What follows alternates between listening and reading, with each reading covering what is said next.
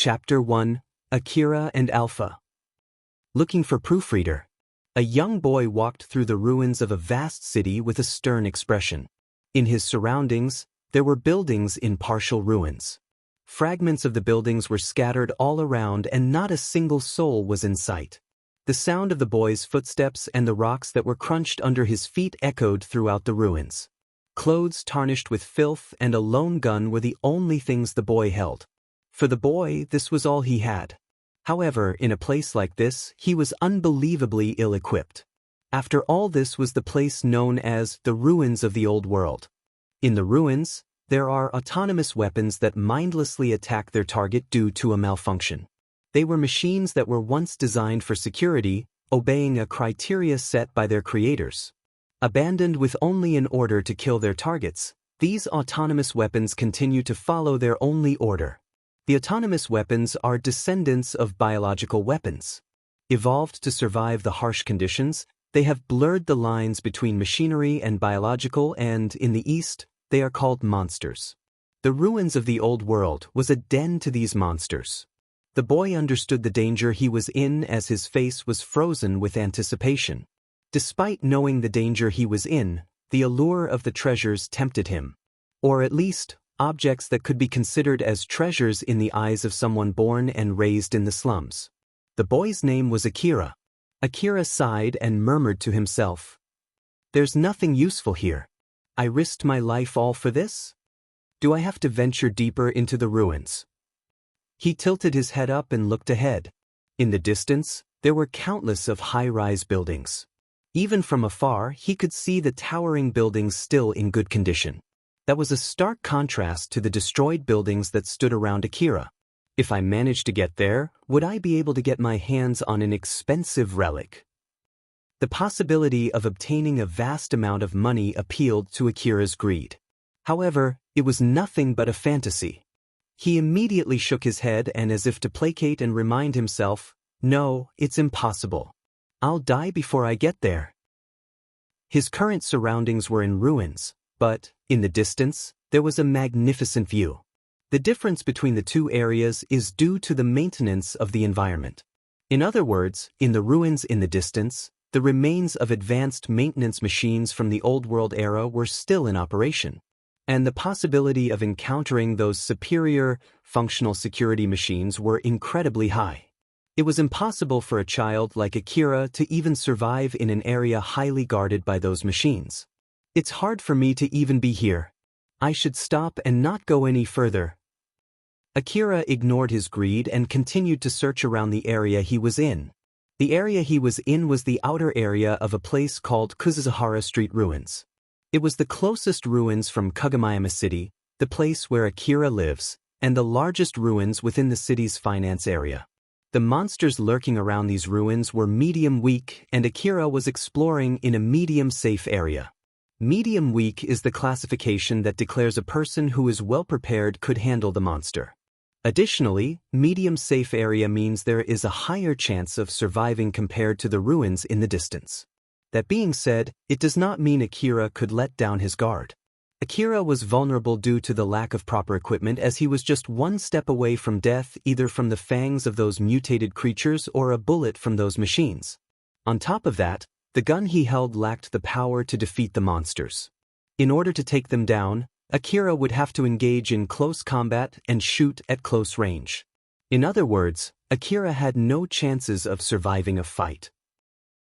If he were to fight, it would most certainly end with his death. However, he had no other choice but to enter the ruins. He lacked the money to survive another day. And so, his desperation spurred him on to entering Kuzuzahara Street Ruins. Although he continued to search further, there was nothing.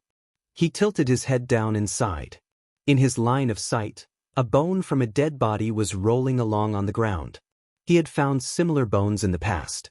And every time, he would search around the corpse in hopes of finding something, but he had never found anything. What did I expect? Even the people before me hadn't found anything. Akira thought, feeling melancholic. Either there had been someone who already searched the area before him, or there had been someone reckless as he was, exploring without the proper equipment, only to be greeted with the consequences of their actions. At this rate, the sun will set and it would be impossible to explore the ruins at night since I don't have any light. And the probability of being attacked by monsters is high. I survived the dangerous ruins, so the experience I've gained is what matters, right? So I should go back. If I stubbornly remained here, I'll just join that pile of bones. Akira began to think of excuses that he could use to return. Because he had risked his life to be here, it was hard to accept his defeat. There's no use in being depressed over this. I'll explore a little more, and if I don't find anything, I'll go back. To Akira, returning without any accomplishments meant that his decision of risking his life was meaningless, and so, Akira decided to explore for just a bit more. He suddenly stopped as he lifted up his head and saw a girl floating in midair. He froze still. That girl had such a fantasy-like, unreal beauty. Moreover, all of her graceful figure and beautiful body were exposed without anything to hide them. Her beautiful skin was so different compared to those from the slum. It was way more lustrous than the skin of those girls living in the upper district of the city, who take care of their skins using fortunes, hard work, and technologies from the old world. Her beautiful limbs even rivaled fine art statues and drawings. Her flawless glossy hair flailed freely down to her waist, and her gallant expression would make anyone fall in love regardless of age and gender. Akira could only stand there captivated by the beauty of that girl as if his soul was being sucked out. Compared to all the girls that he had seen in his still relatively short life, and even if he compared her to all the girls from his imaginations up until now, her beauty was simply peerless. Only with a glance, all the criteria of a beautiful girl inside Akira were all overwritten. The girl was just floating there doing nothing. She didn't even seem to have noticed Akira. Then a moment later, she gracefully turned her face around to Akira. Akira's eyes met hers. She didn't seem to be bothered that Akira was looking at her naked body as she smiled and stared at him. Akira, who was still dumbfounded, slightly reacted to her smile. The girl realized that Akira noticed her.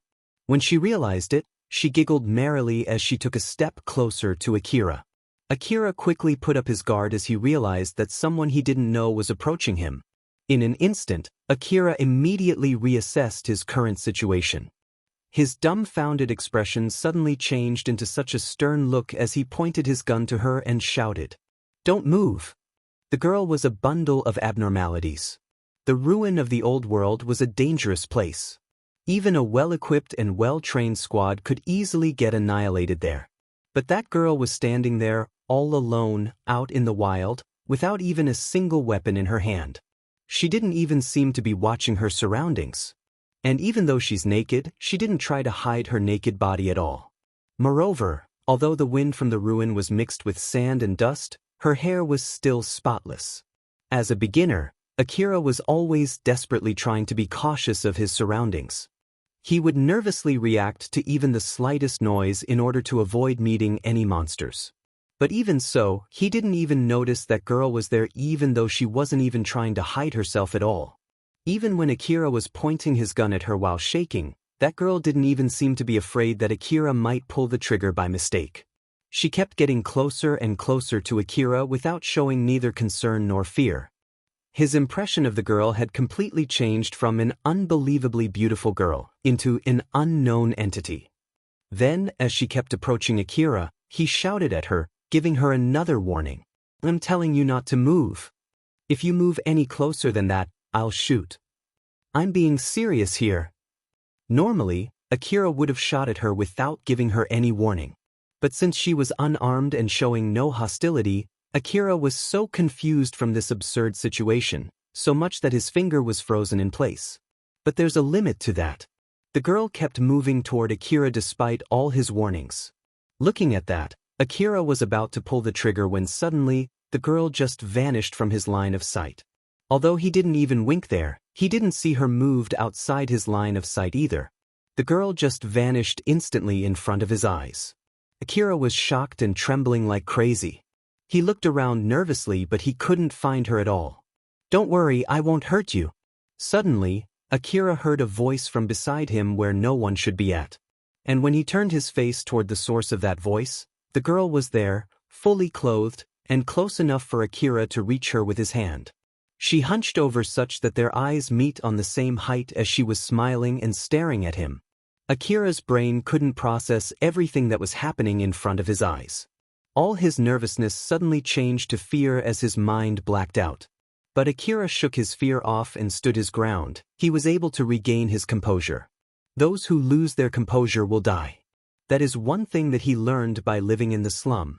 He immediately rose up his gun and pointed it to that girl again, and then he extended his arm with his gun on his hand as he tried to prod the girl with his gun's muzzle. The girl was actually close enough for his gun to reach her. But as he extended his arms, Akira found both of his hands were inside of her chest right until his wrists.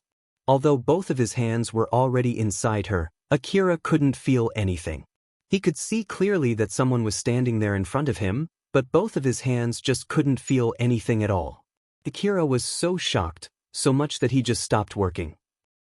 He was frozen still, with both of his hands still inside the girl's chest.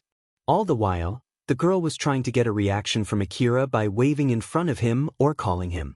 But Akira was just standing there, dumbfounded. A long time ago, a great civilization that spanned across the world was destroyed. What left of it are only half-destroyed cities, crumbling buildings, and broken-down machines. It happened so many years ago that it is hard for people nowadays to imagine the technological greatness of the old world. In that world where even raindrops were artificially made, the rain kept falling there during all those long years, sweeping all the broken building, giving nourishment for trees to grow high enough to reach the sky, and eventually supporting the life of people who live in the surface. The ancient civilization that people call as the Old World had produced a lot of relics with their advanced technologies. Things like piles of unknown materials, half-destroyed buildings that are floating in the sky, and of course, mountains of weapons that are unnecessarily destructive if they're in the wrong hands. Mankind had spent so many years gathering all of these old world relics and reconstructing human civilization. In the end, even a civilization with such advanced technologies that people might even mistake them as magic couldn't destroy all humanity. In the far eastern part of the human civilization, there are countless corporate cities managed by a group called the Governing Corporate. And Kagomayama City is one of these corporate cities. A part of the Kagomayama City was surrounded by a huge wall. Although all the areas both inside and outside of the wall are collectively called as Kagomayama City. There's a big difference between these two areas. The area inside the wall was divided into two districts. The upper district was filled with rich people and people with powerful influences such as the corporate executives, while the middle district is filled with moderately wealthy people. And there are the areas outside of the wall, known as the lower district. People who live there are mostly people who can't afford to live inside the wall. And if you go further away from the city, you can find residential blocks sitting right next to the dangerous area outside the city that people call as the wasteland. These blocks are the slums. Akira is one of the many children living in the slums. In another word, he's just your normal everyday kid. He has no mechanical strength of a cyborg, no enhanced strength like those remodeled humans, and no augmented strength from the nanomachines. Just like all the children in the slums, he has no special skill, no school education, no parents, no guardian, no food, no money, and no one would grieve even if he dies. As for the monsters living in the wasteland, they would attack the city from time to time, and when that happens, the ones who suffer the most would be people who are living in the wasteland and in the slums. Akira had survived 3 times through this kind of attack. In his first and second time, he just ran around and hid. It's thanks to those strangers who got attacked, killed, and eaten in his place that he was able to barely survive. While in his third attempt, he wasn't able to run away from a small dog monster and ended up having a death match against it after he picked up a handgun that he found by chance. Although he had no training in using handgun, he was able to shot its head 3 times by pure luck. But even so, his luck wasn't enough. The monster was drenched in blood but still alive as it ran toward Akira and pounced at him with its big mouth open as if it's going to deliver a killing blow. But before that monster's abnormally big mouth was able to rip off Akira's arms, Akira instinctively thrust his arm to its mouth up to his elbow and pulled the trigger on his handgun. And so the bullet passed through the monster's mouth, straight through under its skull, and pierced its brain, and thus killing the monster. But then in the brief moment after that, as the monster was still alive, it clamped down hard on Akira's arms. Fortunately, Akira was able to survive without losing his arm or his life. After surviving his third time, Akira decided to be a hunter. Although he pretty much understood just how dangerous it was to be a hunter, he was feeling hopeful and brimming with confidence after killing a monster all by himself. There are people who are working as hunters in this world. These people would venture the monster-filled wasteland outside of the city seeking for money and fame despite knowing that it's such a dangerous place. The wasteland is so dangerous that it's actually safer for them to stay in the slums where cheap guns circulating freely and the public order there is just the worst. But on the other side, the wasteland is a place filled with riches and power since you might find the ruins and the relics of the old world there. These monsters that attacking the human are also relics of the old world. The biological monsters are samples of advanced biotechnology, while the machine monsters are treasure boxes filled with valuable components. Anyone who can bring them back to the city will be rewarded with a huge amount of money. Moreover, if you can bring back a highly valuable relic from the ruins, you might be awarded with enough money to even buy a whole city. And if you can take control of the facilities inside the ruin of the old world that are still running even until now, especially if you can take control of its military facilities, then you can even start a nation. Competent hunters stand in a different world in terms of power and money. With that much money and power, they can bring back more valuables relics which give them more power and riches, thus they can aim for more dangerous and valuable relics. In the peak of this cycle, these hunters would equip themselves with overwhelmingly powerful equipment from the old world. There were even great hunters who were able to get themselves powerful weapon from the old world that made them even more powerful than a city. Akira might have killed a monster all on his own, but it was only enough to give him a non-zero chance to come back alive from the wasteland. But that was enough for him to take the gamble. If he kept his living style in the slums like that, he would just end up dead one day. And so in order to get out from there, he had no other choice but to take this gamble. So the day Akira went on a journey aiming to be a hunter. Or, to be more precise, the day he was aiming for a better tomorrow. Akira was still stood frozen in front of the beautiful girl. As for the girl herself, she was giggling while waiting for Akira to regain his composure. It had been quite a while since then, and Akira was still frozen there as he couldn't process the situation that he was in. But even so, nothing bad has happened to him, so he was slowly able to regain his composure. And once he has calmed down to a certain extent, his focus changed from the empty space and back to the girl's face. The girl who noticed that just smiled back to Akira. "Are you okay? Can you see me? Can you hear my voice? Where am I? Who are you?" Akira, who had calmed himself down, had regained his composure enough to answer those questions, so he answering her questions while looking at her with suspicion. "That I can see you, I can hear you well. This place is Kuzuzuhara Ruin, and my name is Akira." The girl laughed merrily. "Thank goodness, my name is Alpha, nice to meet you." At least he knew that she didn't seem to have any ill will against him. Although it didn't change the fact that she's a mysterious entity to him, he understood well that she didn't mean him any harm, so there's no need for him to be overly cautious about her.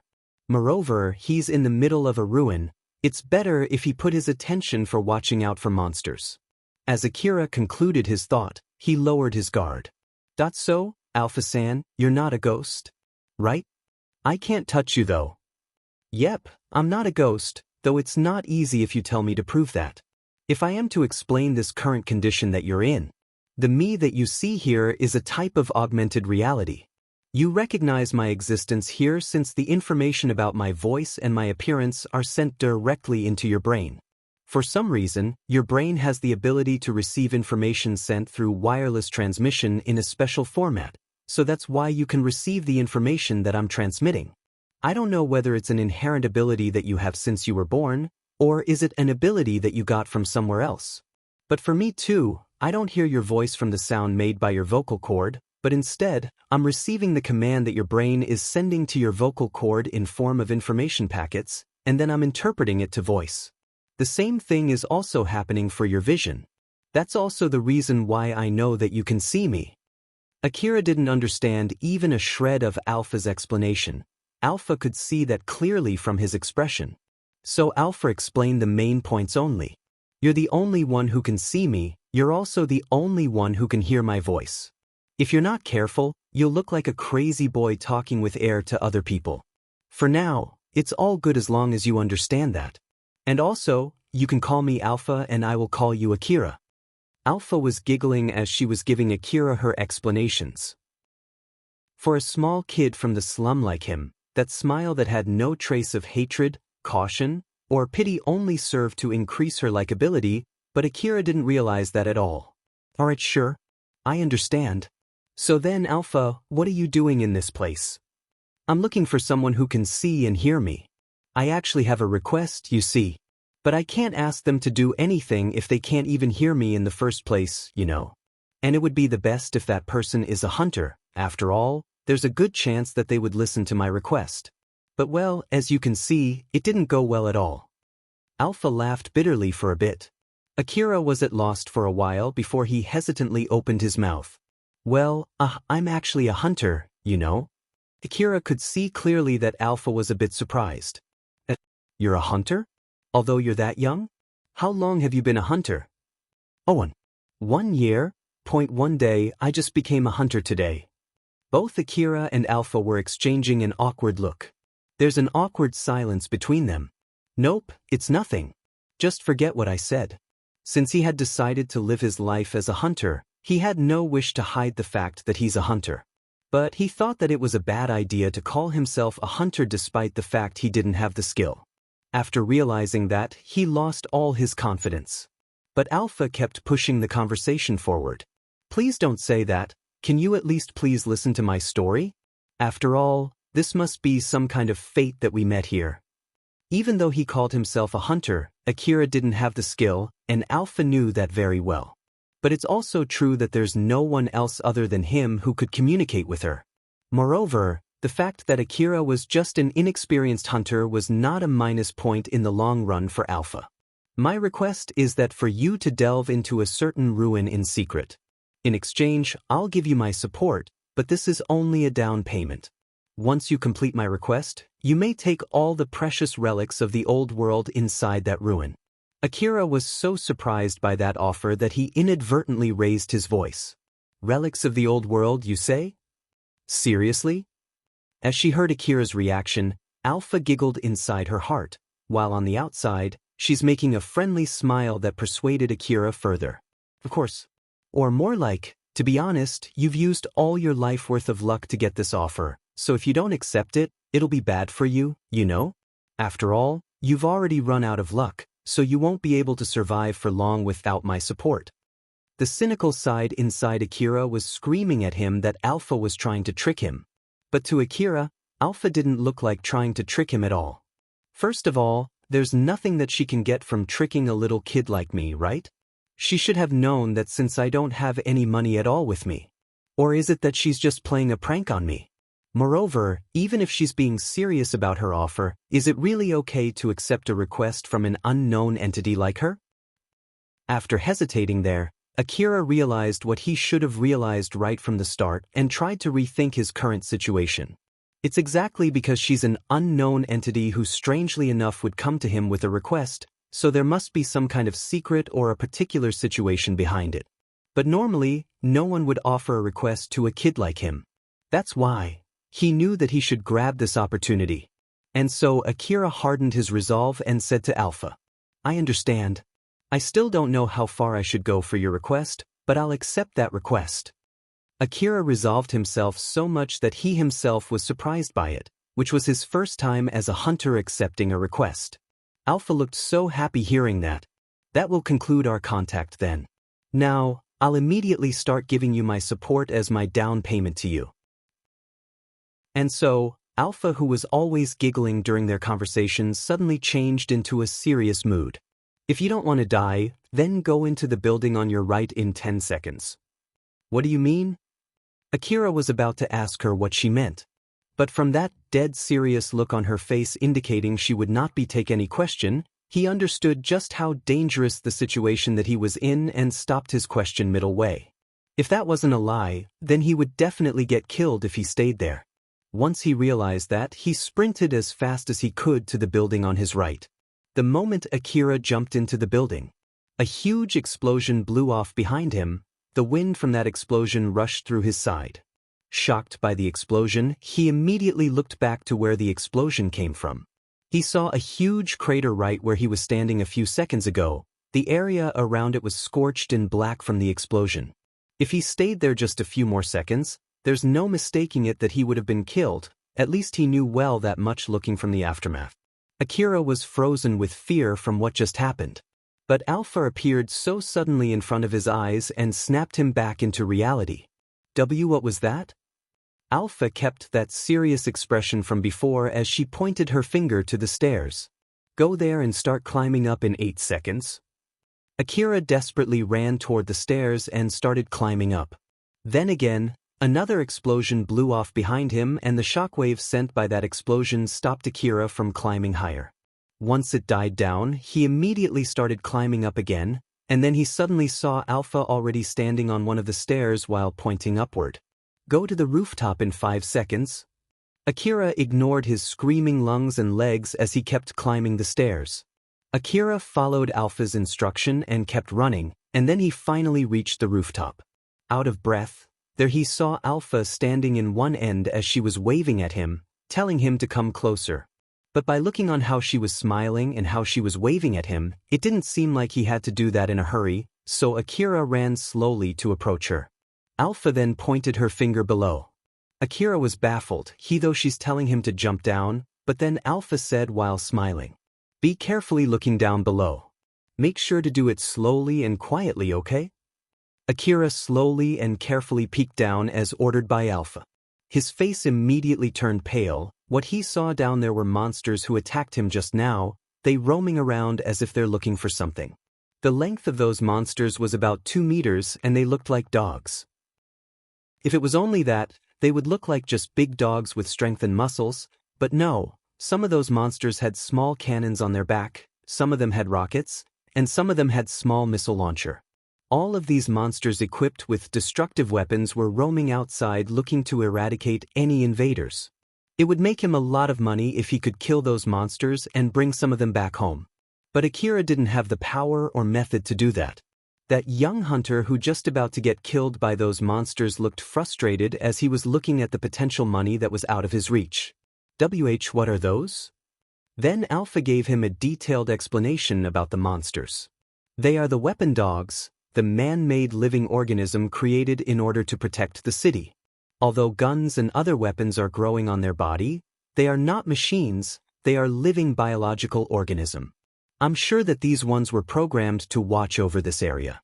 They might evolve differently from one and another, but the weapons behind their back will get stronger as they grow up. Maybe that weapon dog with missile pods growing behind it is the leader of the pack. There's no harm in hearing that information, but Akira wasn't actually asking for an explanation about those monsters.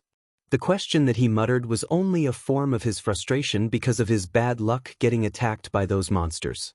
But then, a lot of questions came into his mind after hearing that explanation. But why guns can grow from a living organism? Isn't that just strange? And so Alpha gave a simple answer to Akira's simple question. Their living tissues have become home for the nanomachines inside them. Then these nanomachines use the metal ores that they ingested to grow guns on their backs. I'm pretty sure that they've deviated so much from their original design. Well, I guess they've evolved independently from their original design in order to adapt to the current condition. It is such an important piece of information that would even surprise the people who specialize in these monsters. But someone like Akira, who didn't know just how valuable that information is, could only understand was that there was a particular reason that these living organisms could grow weapons on their bodies.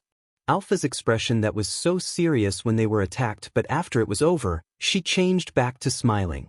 Judging from that, Akira calmed down as he understood that he's pretty much safe in that place. Chapter 2: Alpha's Support. Looking for proofreader. After he got away from the monsters, Akira let out a sigh of relief. Then Alpha laughed proudly as she said, "How was that? I gave good support, didn't I?" "Why, yeah, I was saved because of that. Thanks." As he tried to calm himself down, Akira thought of everything that just happened.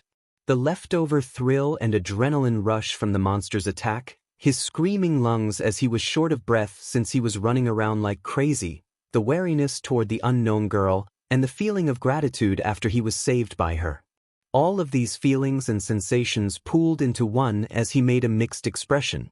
As for Alpha, she was just standing there, staring at him and trying to read deeper into his heart while giving off a wonderful smile that made Akira less cautious of her.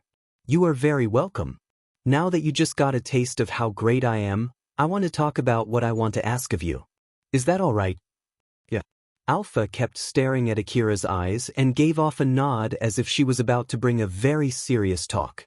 "I'll need you explore a certain ruin. But it's not here, it's in some other ruin, and it's a very dangerous ruin. To be honest, it's impossible for the current you to explore that place.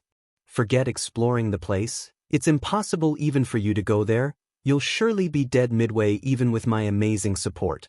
That's why, before going there, I want you to prepare enough equipment and skill to explore that ruin, and that will be our main aim for the time being." Feeling that it would be a long talk, Akira hesitantly opened up his mouth and said, May I say something?" "What is it?" "Just ask away if there's any part that you don't understand." "That's not what I meant. So, I understand that it's an important subject, but can we save that for later? To be honest, I want to talk about how can I get back safely from here first if possible." Alpha stopped talking and gave Akira a meaningful smile as she kept staring at him. The silence made Akira shrunk a bit and his expression stiffened. "Oh crap, did I make her angry? Maybe I shouldn't have cut her talk there."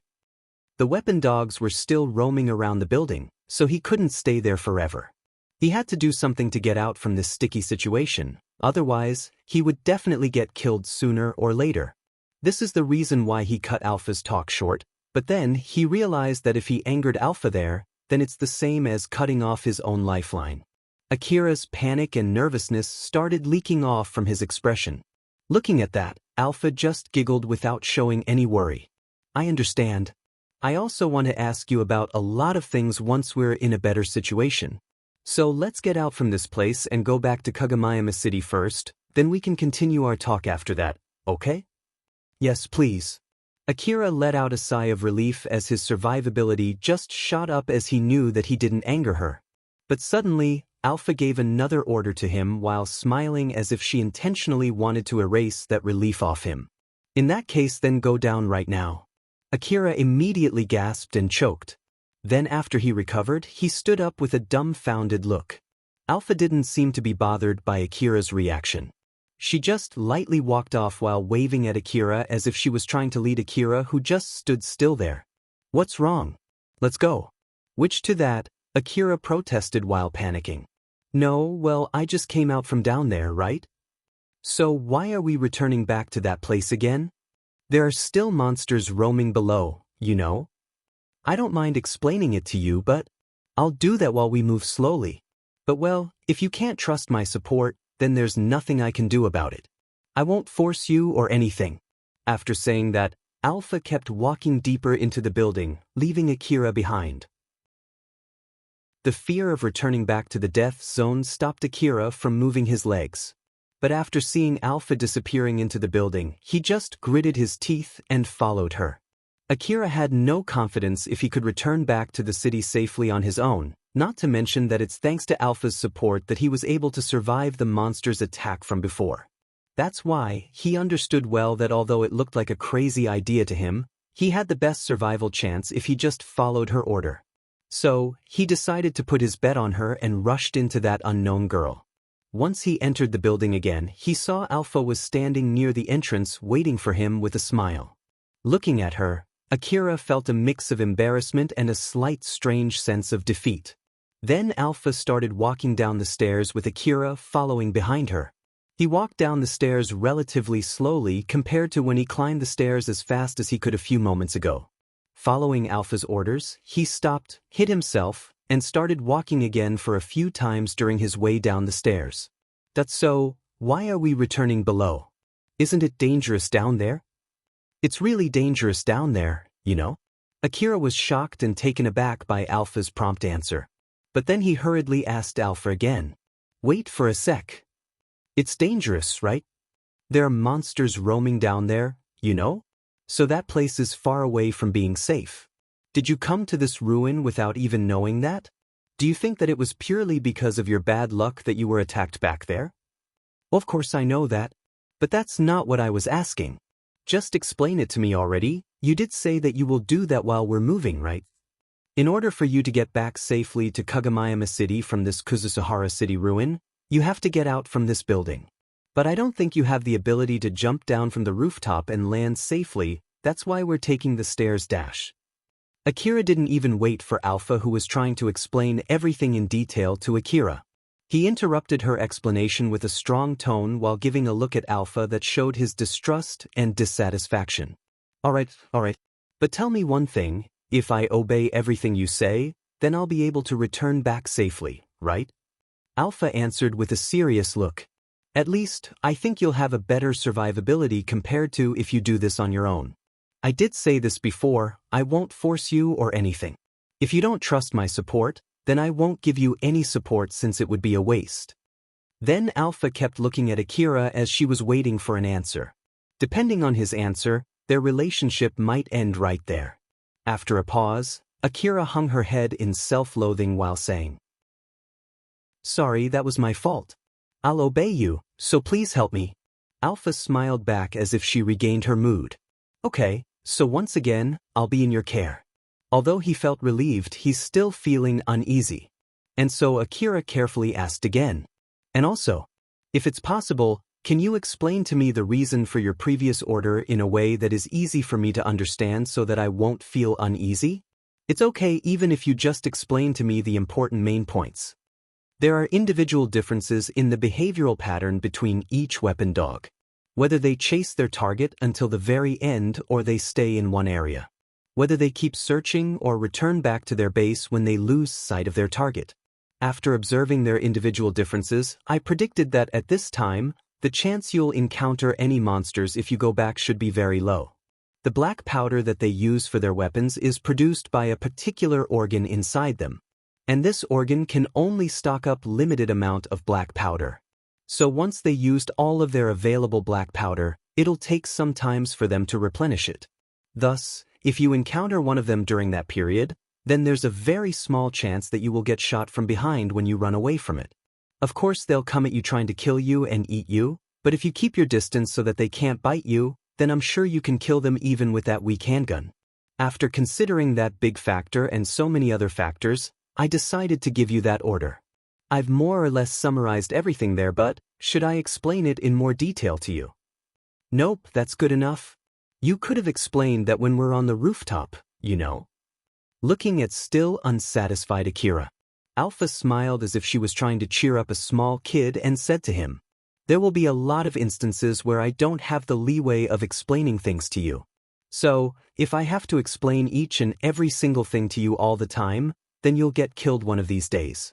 For an example, in case if a bullet will pierce your head in 3 seconds and I have to explain to you why you should get down on the floor as fast as you can, then you'll get killed in the middle of my explanation. The same thing will happen if I tell you to get down on the floor and then you ask me why. After all, I can't touch you, so it's not like I can't force you to get down. So there you have it. If you can't follow my order without asking me the reason, then you'll just end up dead. The same thing is happening right now. The reason why I can give you a long explanation here is because I know we're pretty much safe right now, you know. I understand. Although he's convinced by Alpha's explanation, he also felt that the more he asked, the more he looked stupid. Therefore, he just hung his head and nodded. After arriving on the first floor, his expression turned grim as he glanced at the aftermath of the attack that almost got him killed. He immediately looked around to make sure that there are no monsters left there. Once he confirmed it, he let out a sigh of relief and his expression relaxed for a bit. But all of those were erased when Alpha started giving him orders again with a serious look. Akira, listen closely to my orders and try your best to follow them. Every time you make a move outside of my order, it'll increase the chance of you getting killed. You understand that? I understand. 30 seconds from now, run as fast as you can to exit the building and then go left. Just keep running following the road without looking back no matter what. And when I give you the sign, turn back, put your gun in front of you, and empty it. You understand? That okay?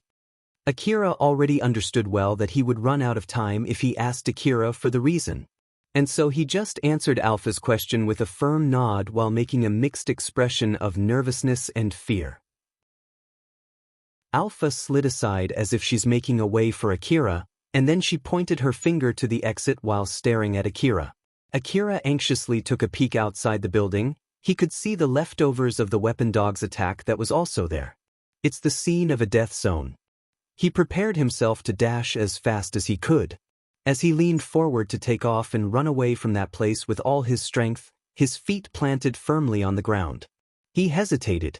Executing and understanding are two different things. He understood it well, but he didn't have enough resolve to execute it. Alpha started counting down. 4, 3. Akira imagined for a fraction of a second what would happen to him if the time ran out. And so he resolved himself and went off. He blazed through the gaps between the half-destroyed high buildings with all he had. He quickly ran out of breath, but he kept running. His heart started screaming in pain, but he kept running. The sole of his feet started feeling the pain from kicking the paved hard road, but he kept running.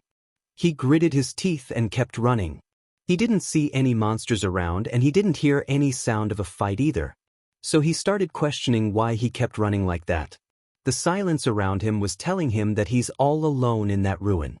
His lungs, his heart, and his legs were screaming in pain, begging for a rest, but he ignored those screams as he kept running.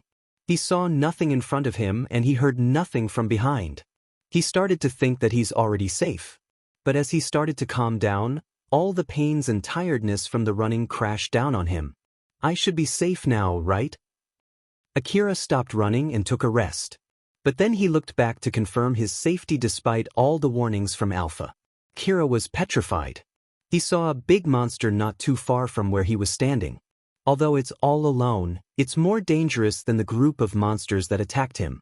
At a glance, that monster looked like the weapon dog that he just encountered from before with a big cannon growing on its back. But unlike them, it had such a distorted body as if it's trying to break the norm with its 8 asymmetric legs. What's so weird about its dog-like head was how it had 2 eyes on its right side and 1 eye on its left side. It's even dubious whether it could see clearly or not with those 3 asymmetric-sized eyes. But there's no doubt at all that those 3 eyes were locked on Akira. The monster opened its mouth and let out a loud roar. At the same time, the cannon on its back raised and shot a round. The explosive round landed not too far from Akira as it exploded and sent rubble flying. But thanks to all the rubble that scattered around, the damage that it caused around the area was reduced. In the end, Akira just felt a weak wind blowing on its direction and ended up just fine from the explosion. The monster once again raised up its cannon as if it's going to shoot another round. But nothing happened, it had ran out of ammo. Letting out another loud roar, its eyes once again locked into Akira and started running toward him. Since the moment he looked back, Akira stood still there surprised of what he saw. And even when the monster started running toward him, he was still frozen in place. Run! Although he couldn't see Alpha at all, he could clearly hear her voice shouted at him. He immediately snapped back into reality thanks to it and started running as fast as he could. But the monster had closed most of the distance between them. He would have standing further away from the monster had he kept running without looking back at all. It's as Alpha warned him, his chance of getting killed skyrocketed every time he doesn't do as Alpha instructed. His whole body was screaming in pain, but Akira ignored it as he kept running. He could hear the stomping sound behind him getting louder and louder. But thanks to its malformed body, its running speed was relatively slow, thus Akira could keep his distance from it. But still, the earth rumbled and let out a thunderous sound every time its huge legs kicked the ground. It reminded Akira just how scary its huge body and legs. Every time Akira felt the vibration and heard the sound of the monster's steps echoed from the distance, it shaved off Akira's sanity.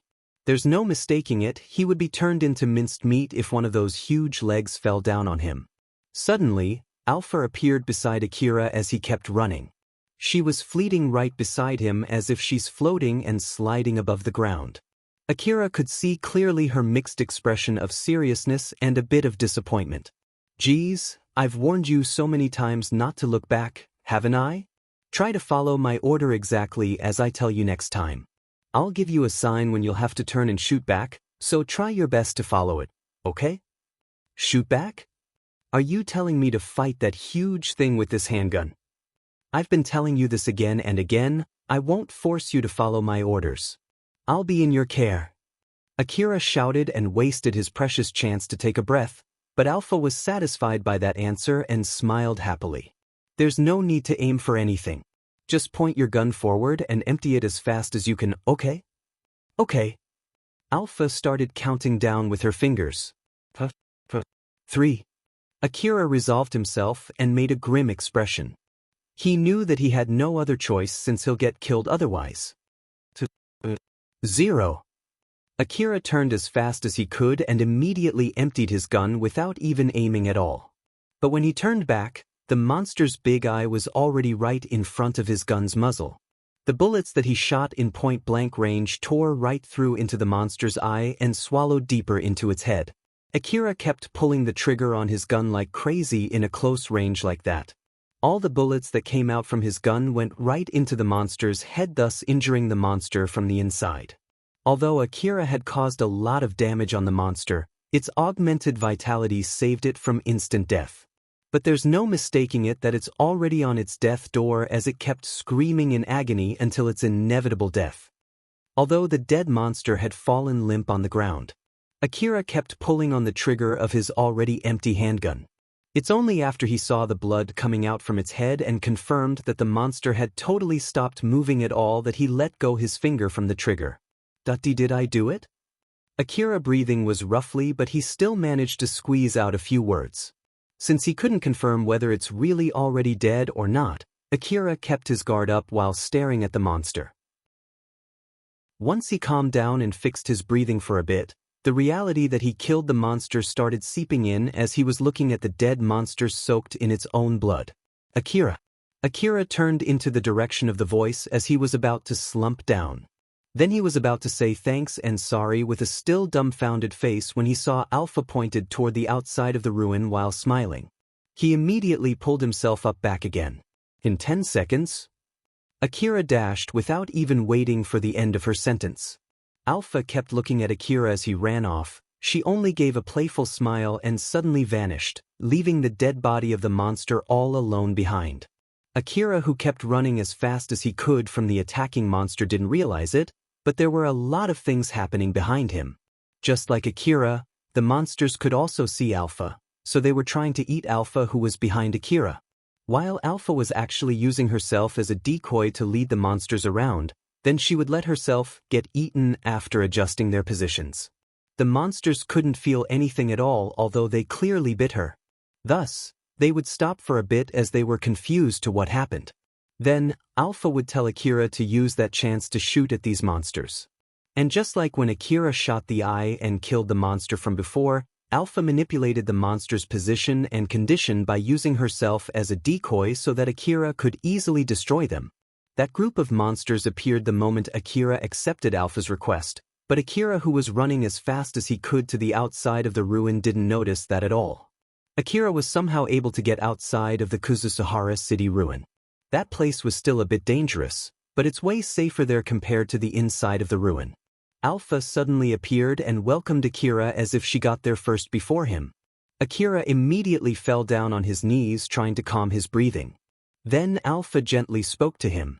I don't mind if you want to take a rest there, but is it okay if I continue our talk?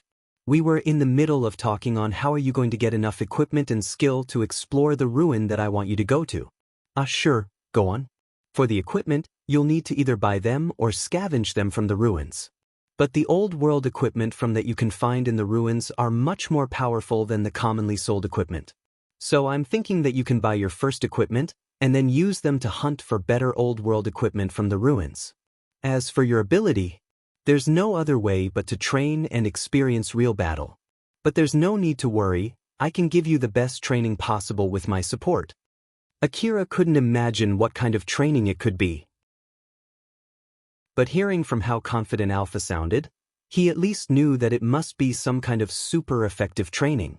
That would be really helpful. But is it okay for you to give me that much help? Don't worry, this is included as my down payment, you know. Not to mention that it's in order so that you can complete my request. So in the end, it's more or less for my own sake too. If you think that I might have given too much for your down payment, then you should give your best in your hard training. Okay, I'll give my best. Akira winced and gave a nod. He could get a feel for just how harsh this special training that she's talking about from her playful smile. Alpha looked satisfied as she gave him a nod back. Our main aim for now is for you to be a good hunter so that you can get enough money to get high-quality equipment. But first, you have to go to the hunter office. You need to register yourself as a formal hunter and graduate from being a self-proclaimed hunter. Just in case, let me ask you about one thing. Have you registered yourself as a formal hunter yet? Akira took out his hunter certificate from his chest. It looked like just a cheap piece of paper with the written proof saying that he's a certified third-rank worker from the Eastern Region corporate government. It also has his number ID as a hunter and his name written on it. Looking at that measly hunter certificate that looked like a fake certificate, Alpha inquired further. That is a hunter certificate? Something that looks that cheap? Please don't take me wrong, it's not like I'm doubting it, it's all fine as long as you can use that as a hunter certificate. So, that thing is okay, right? Thought it should be okay? I think. The staff in the hunter office gave him that piece of paper when Akira registered himself there. There's no mistaking it. But after Alpha pointed out just how it looked so cheap, Akira started doubting himself. I want to ask you a lot of things like where did you register yourself as a hunter, is that okay? Sure. As he was telling Alpha his story from around that time, Akira remembered all the bad things that happened to him and made a mixed expression.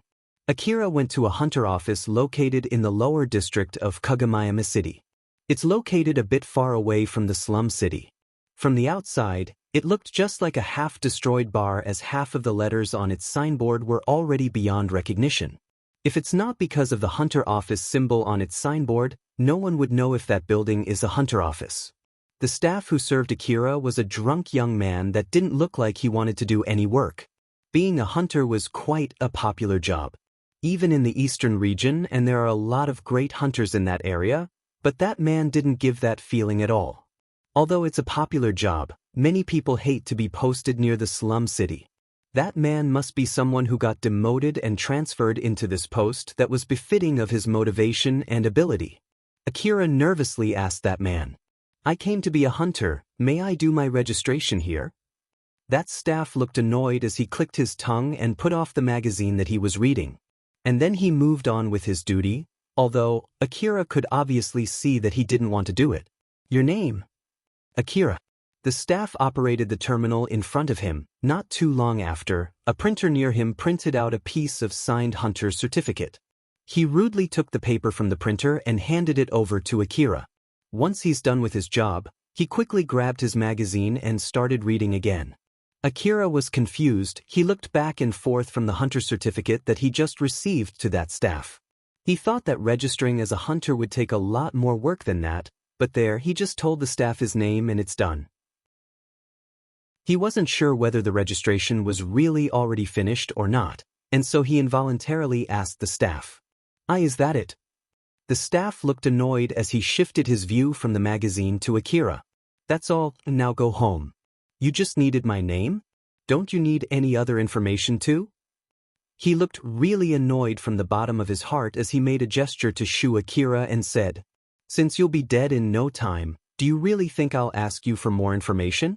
I don't care about any information that you have. To be honest, I don't even really care about your name.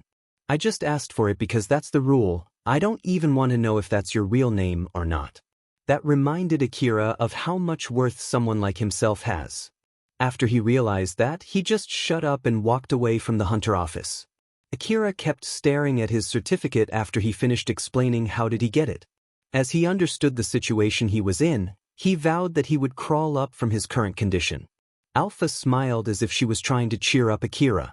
We'll start your training with reading and writing. After all, collecting information is a very important thing. But don't worry, you'll be able to read and write in no time with my first-class level support. I understand. I'll be in your care. By the way, how do you know that I can't read? The name written in that hunter's certificate, it's a Gyra. That man didn't only treat him unpleasantly, he even made a mistake in his job. Akira was desperately trying to hold himself back from crushing his own hunter's certificate. Then Alpha made a suggestion while smiling bitterly.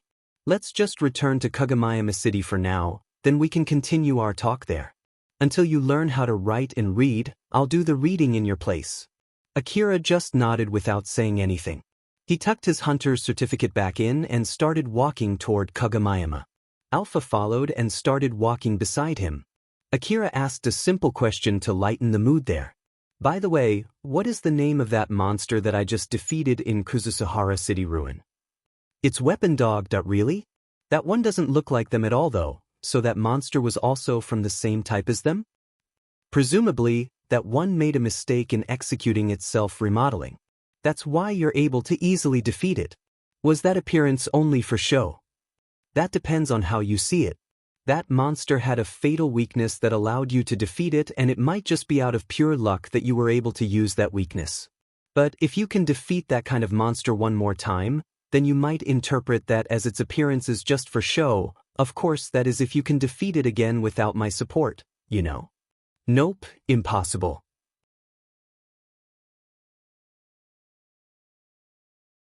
Chapter 3: The One Who is Responsible for Resolve. The slum extends from the outskirts of Kagemayama City and it sits right next to the wasteland. It's a place riddled with crime and bad economy, and not to mention the monsters roaming close to the edges and the bandits prowling in the inside for weak people. It's basically a garbage dump for the city. So, Akira decided to be a hunter in order to get away from such a place. As Akira walked through the familiar road of the slums with Alpha, it reminded him just how strange this Alpha was. A refined facial feature with shiny and lustrous hair. Silky skin paired with a developed body highlighted by her tight sexy dress. Alpha is a being that would tempt any member of the opposite sex. It was just out of place that such a being did not attract any attention. Moreover, this so-called old-world design should have been more than enough to attract people's attention. It's so great in quality that even an amateur could easily understand that it was an expensive dress. If someone that was knowledgeable in the technology of the old world saw it, he or she would immediately be able to recognize that it was made with the advanced technology of the old world. Although it is an ancient relic from the old world, anyone would be able to tell that such a dress was a treasure amongst the other relics. So in short, it is an object that would garner a lot of attention. Normally, it would have caused an uproar with all of those conspicuous things gathered in one place, but no one reacted to Alpha at all. Thus, the fact that he's the only one who could see Alpha finally hit him. And so Akira whispered to Alpha, "So other people really can't see you, huh? Didn't I tell you so before? You didn't believe me, huh?" Seeing Alpha's mood had turned a bit sour, Akira tried to make excuses in panic. I didn't mean it like that, it's just that it's not like I can normally notice it. After all, it's only normal to think that others can see what I can see, right? So I thought that there must be someone else other than me who can see you too." "Oh, I see, that's what you meant, huh?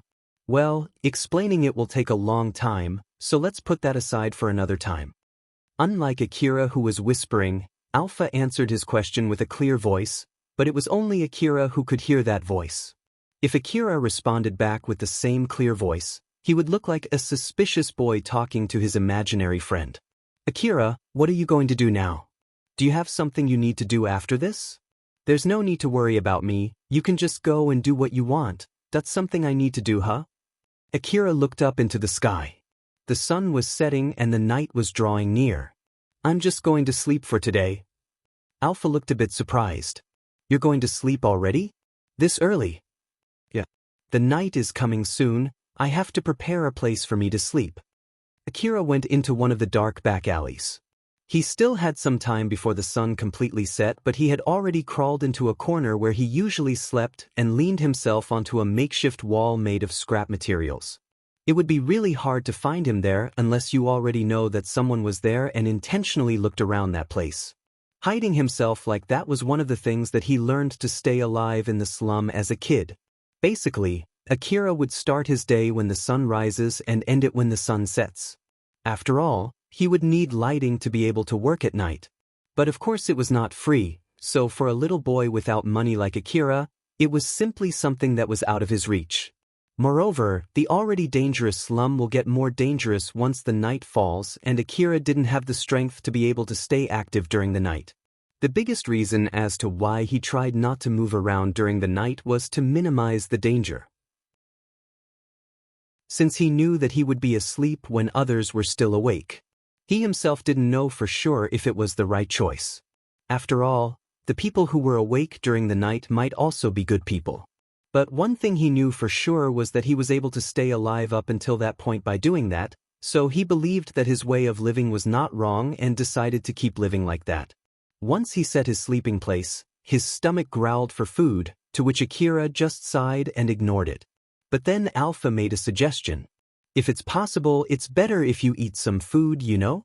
If you keep yourself starved like that, your physical ability will diminish, which in turn will lower the success rate when you explore the ruins.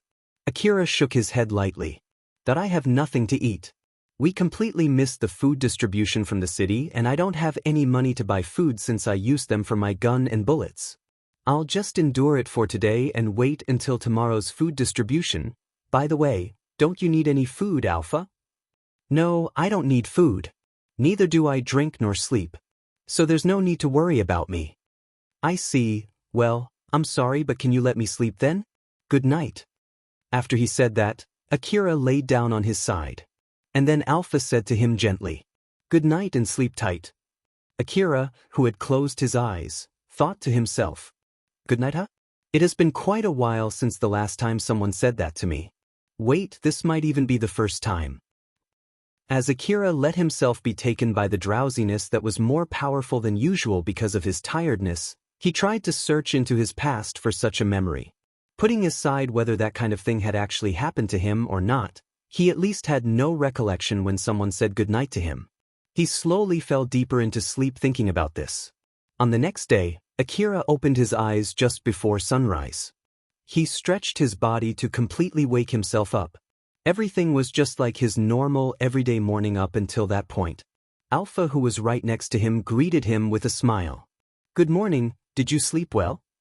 Akira jolted and immediately fully awoken as he pointed his gun toward the source of that voice. He showed a level of caution as if someone that he didn't know suddenly appeared beside him. Alpha looked a bit surprised seeing his reaction, but then she gently said to him, "I'm sorry, did I surprise you?" Akira's expression changed from one that showed a caution towards a stranger to one that showed a little bit of trust, although with a bit of hesitation. Then he finally remembered about Alpha. Alpha? In contrast to Akira, Alpha showed a graceful smile. "Yes, it's me. Did you forget about me?" Akira finally calmed down. He let out a sigh of relief as he lowered his gun and awkwardly apologized to Alpha. "Sorry, I was just a bit surprised there. After all, most of the time, when you wake up with some unknown person by your side, there's a good chance that the person is a robber." "It's okay, don't mention it." Akira confirmed that he didn't make Alpha mad, and so he felt relieved as he didn't end up losing the only supporter that he just acquired. "Now that I think about it, bullets won't be able to hurt her, so I guess she didn't feel that threatened when I pointed my gun at her. Thank God, that was really dangerous." Although he had quite a hardship yesterday, for Akira, this day was different from yesterday. Today is the day when his life together with Alpha starts. After that, Akira went to the food distribution area. It's a place where food from the city is distributed for free. They do this twice per day as the morning distribution is done early in the morning. Although there was still some time left before it started, there were people already lining up for food. Akira added himself at the end of that long line of people. Everyone should behave and line up nicely during the distribution. If someone were to cause trouble or cut in line, that person would not get any food. There were even times where the food distribution was stopped because of that, and of course, the person responsible for that was beaten to death. This was also some kind of teaching method from the city. The city would be better if the people in the slum at least learned how to stay in line. It also reminded them that everyone in the slum will share the consequences if even a single one of them did not follow the rules set by the city. Thanks to that, and the sacrifices from the people who were beaten to death in the past, even the most ruthless people in the slum would line up orderly during the distribution. The food distribution also functioned as an event to gather people from the slum who couldn't get food on their own. It's also a way to maintain the civil order. After all, people of the slum wouldn't just quietly wait for their death when they have no food and money. Instead, people who have met their wits' end would pick up guns, that strangely enough were circulating freely in the slum, and turn into robbers. So the food distribution minimized these kinds of people by only distributing a minimal amount of food. It's thanks to this food distribution that Akira could survive up till this point. The distribution had started and it was finally Akira's turn to get his food. Once he had gotten his food, he moved a bit away from the line. Keeping a certain distance from the line is very crucial for a kid like Akira. If he moved too far away from the line, then someone would come to rob his food, but he also needed to put some distance from the line so that he wouldn't disrupt the line or cause any trouble. So it's the best line of action for him to eat his food at a safe distance. And since both the robber and the robbed had guns, it was best to avoid any needless fighting that might get someone killed. Akira stared into the food that he received. It was a sandwich wrapped in transparent plastic with a unique code written on it. Due to some unknown reason, he didn't start eating immediately. Looking at that, Alpha inquisitively asked him, "You won't eat?" The food that he received was synthetic food produced by a still-functioning suspicious tool excavated from the old world ruins. The food was relatively safe to eat with vegetables that have been experimentally cultivated in the wasteland, though it was hard to measure in terms of the level of contamination of the area. It also came with meat from a biological monster that was believed to be safe for consumption. These kinds of food were distributed freely to the poor people of the slum with goodwill. After giving out the food, they would wait for a while to check if someone died or mutated because of it. If nothing like that happened, they would sell it to the commoners. And then another food made from ingredients that no one knows for sure whether it's safe or not, would be distributed next time. That was the real identity of contents in his sandwich, its bread and everything inside it. That no, I'll eat it. The people who distributed the food would not say anything about it, but the people who received the food had a slight idea of what was going on. It was the same for Akira, he had noticed it more or less, but not eating was something he could not choose to do. He would die if he didn't feed himself with that food. The food's taste was rather weird. Leaving the price and the safety aside, it's not something that you would eat because you want to. You would only eat it if you wished to survive. Akira said to himself that he would become a successful hunter so that he would be able to eat safe and delicious meals. As he kept eating his weirdly flavored and potentially toxic sandwich, he glanced onto the person who he thought would be able to grant him that dream. Alpha reacted by showing him a gentle smile. Eventually, the people of the slum who survived by relying on the free food would pay back the generosity that they received. After all, they're the first line of defense against the monsters that attack the city. They'll be fighting against man-eating mutated creatures and autonomous weapons that would attack humans, using their raw flesh, blood, and guns that circulate freely in excessive amount in the slum, thus buying time for the city's defense squad to completely exterminate all attackers. Among all the people that survived the attacks, there would be some who still remembered how to fight against these monsters. These people would become the lowest level of hunter. If they do well, they'll be able to bring back relics from the ruins and contribute to the economy of the city. Some portion of the profit from this will be used to maintain the free food distribution in the slum. So in short, Akira becoming a hunter meant that he did what the city expected from him. You might think that as someone without power, he had no other choice but to do so.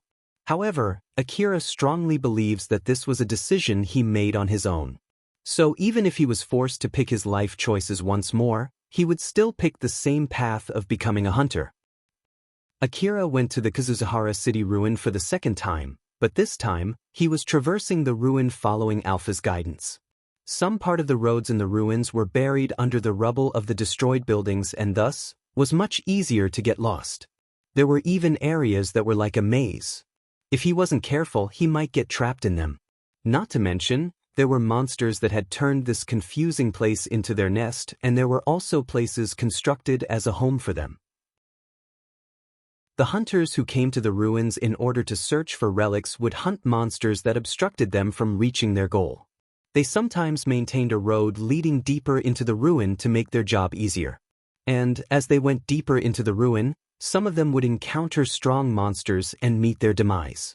After repeating this process multiple times, the terrain would be harder to traverse and filled with stronger monsters as you go deeper into the ruin. But of course, thanks to that, there would be fewer people who were able to go to the deeper part of the ruin, thus you could find valuable relics still left behind there. In short, the deeper you go, the more dangerous it is and the more money you can earn. Akira knew that as well, that's why he only explored the outskirts of the ruin yesterday. But today, he aimed to go deeper due to Alpha's suggestion. Of course, Akira hesitated at the beginning, but Alpha convinced him, and so he decided to follow her suggestion. He knew that he couldn't get any expensive relics if he didn't go to the deeper parts of the ruin. And since Alpha told him that she would lead him and that everything would be all right as long as he followed her instructions, it was rather hard for him to refuse.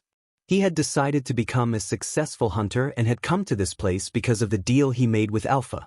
So if he couldn't move forward despite Alpha's guarantee for his safety, then it would be impossible for him to be a successful hunter.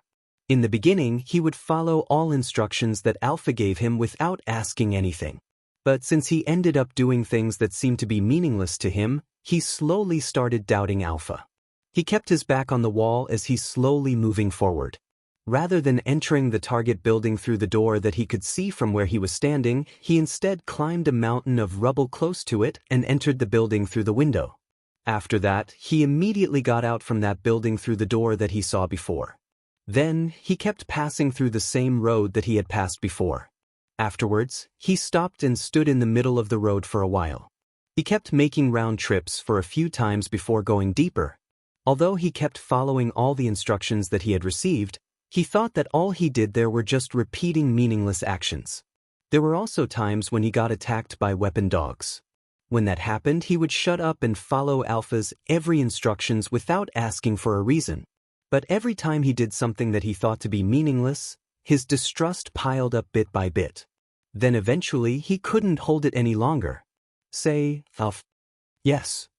It's not like you're actually lost or that you're picking the road in random, right? I'm not. Alpha gave him a straight reply. Really? Yes. I feel like I went through the same exact road a few times though. That's because it was necessary. We had to take that road in order to avoid dangerous routes. But if you want to hear more reason for that, then it would be because of your bad luck. Alpha answered his question in a way as if she was teasing Akira, and so his face twitched a bit. That's so it was my fault. Yep. Alpha gave another straight answer to him. Although those short and straight answers were convincing enough to stop him from saying anything back, they weren't enough to clear up the dissatisfaction and distrust inside him. After they continued walking deeper for a bit, Alpha suddenly turned back near the end of an alley and gave a similar instruction that she's been giving for a while. Let's turn back, again. Alpha passed through Akira's side. He was about to follow her, but suddenly he stopped. His legs just wouldn't leave the ground. He could see a big road by the end of the alley. He was curious about what's going on in the other side.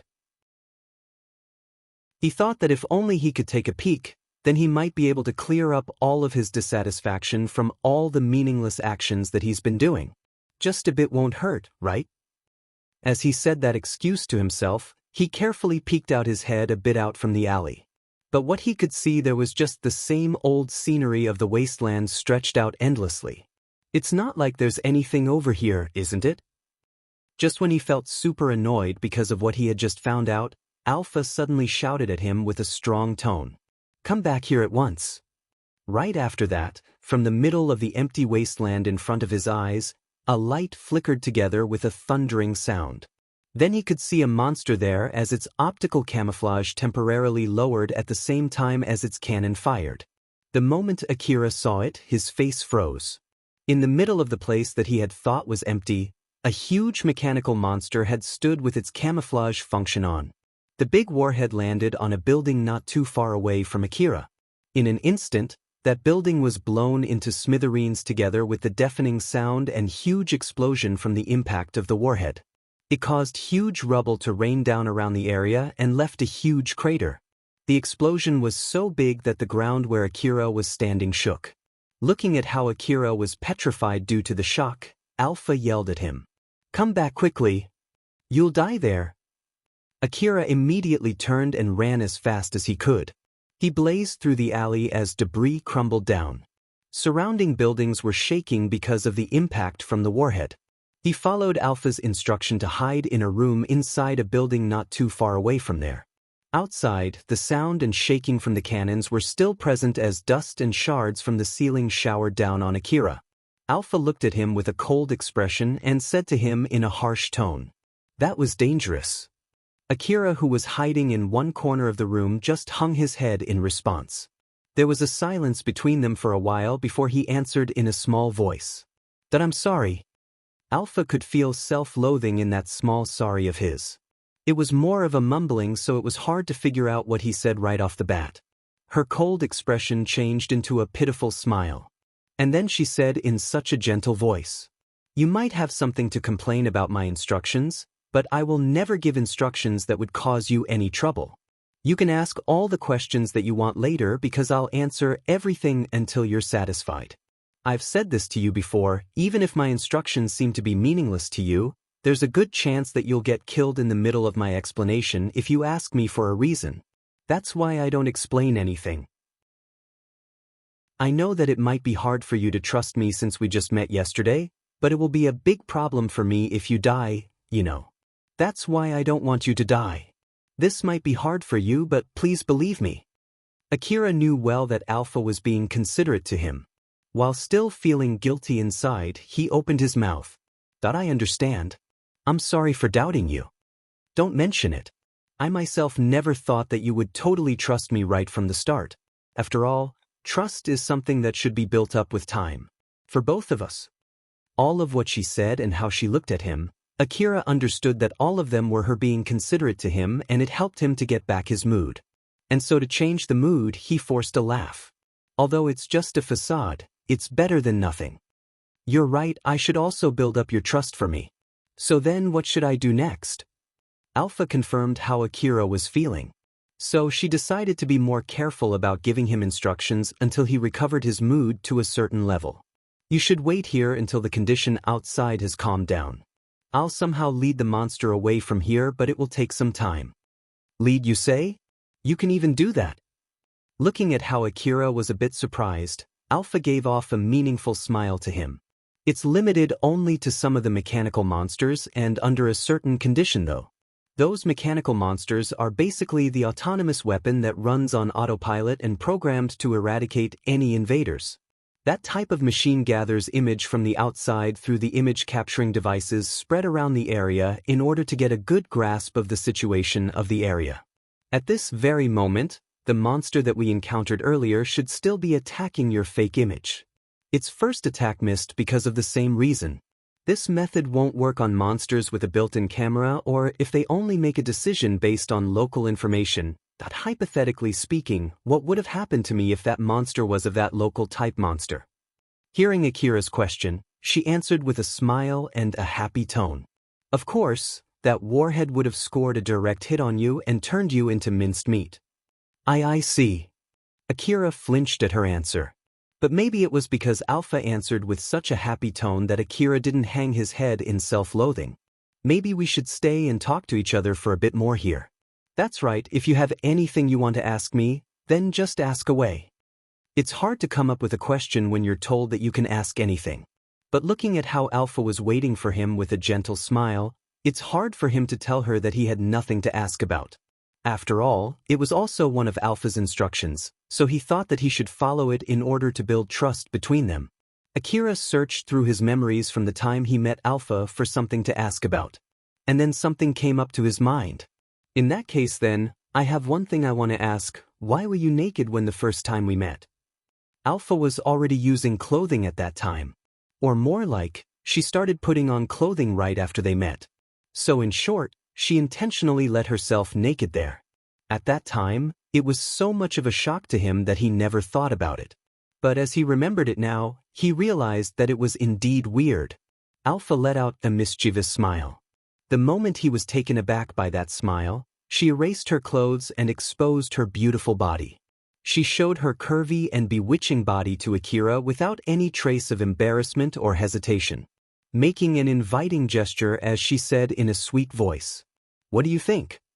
Although he was taken by surprise, Akira was captivated by it.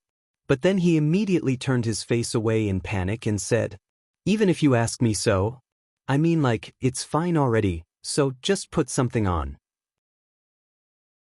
Alpha showed a bit of disappointment as she returned her clothing on. "It is a pretty nice body, is it not? It is attractive, right? Don't you think it would gather people's attention? After all, you had a good long look back then." I couldn't help it, you know." In short, that was the answer to your question. "What do you mean?" "It's a very effective method to look for someone who can see me. Only hunters would come to the Kuzusahara city ruin and there are not that many of them, so it's really not easy looking for someone who can recognize me, you know. That's why I was naked to attract people's attention. Moreover, after a lot of testing, it was the best choice so that people won't run away or hide in caution when they see me for the first time." I immediately felt cautious of you there though. But even so, you didn't run away on the first sight, right? What would you do if what you saw back then from afar was an armed soldier? Well, I would run, or at least, I wouldn't approach that person. Right? That's why, if I thought of an appearance that would let people to immediately know that I was unarmed and attracted their attention, followed by some kind of reaction that would not be fear, then being naked was the best choice. But well, I never thought that you would react like that and would be so cautious of me back then. I'm sorry. Akira frowned a bit. He had indeed overreacted for a bit now that Alpha pointed that out. Although her explanation was convincing enough for him, Akira had some urge to retort back since she teased him by showing him her naked body. But still, I think being naked was going too far, you know. No worries, after all, this body is only a fake body. So I don't really mind as long as I could reach my goal. Fake body? Yep, my body is not real and is made with the help of computer graphics. I can freely modify my body's gender, age, body form, attires at will. As if she wanted to prove her point, she suddenly transformed into a small girl younger than Akira. Then she kept changing her appearance from one to another across all ages in front of surprised Akira. After that, she changed back into her original appearance. But this time, she changed her hair to be short and then changed it to be long enough to reach the floor. She even made it float as if gravity didn't affect it and made it turn into a rainbow-colored strip.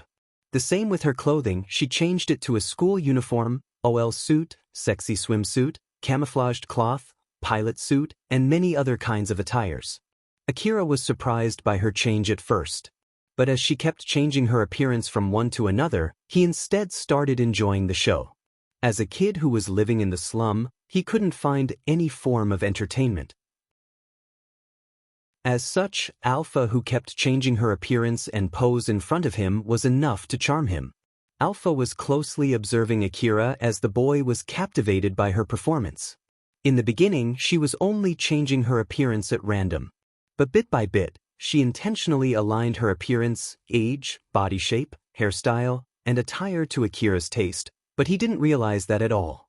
She kept changing her appearance and observing Akira while making a gentle and charming smile as if she was enjoying herself. "Just tell me if you have any request for my dress." "Ah, or is it that you prefer me to be naked?" "Naked? As I thought, since you can enjoy this beautiful body like that, maybe naked is the best one." In response to such a seductive question, Akira retorted in panic. "Anything is fine, just put on something." "Geez, why the heck are you so interested in going naked?" "I think it's better if you get used into something like this so that you won't get caught in a honey trap later, you know. Don't you think it's important to have a special training for this?" As he let out a bitter laugh, he thought that he would sound like a pervert if he answered, "Yep, I do." So in place of an honest answer, he instead pouted in order to hide his embarrassment and said, "That no one would try to seduce a little kid like me, you know." But Alpha retorted back as if she wanted to close his escape route. "There might be no one that would seduce you right now, but there are many people who would seduce a successful hunter. I just don't want you to get into some trouble with that kind of people when you become a successful hunter. Ever since ancient times, there have been many men who fell to ruin because of women, you know? Of course, he wanted to be that successful as a hunter, but if someone asked his honest opinion, he actually had no confidence if he could achieve that himself. Do you really think I can be that successful? To his question, Alpha answered with full confidence. Of course you can. After all, you have me as your support. I promised that I would help you with everything except for a few things. That is, I won't help you in working on your own inner will, motivation, and resolve. Or more like, since I can't do anything about those things, you should do something about them yourself.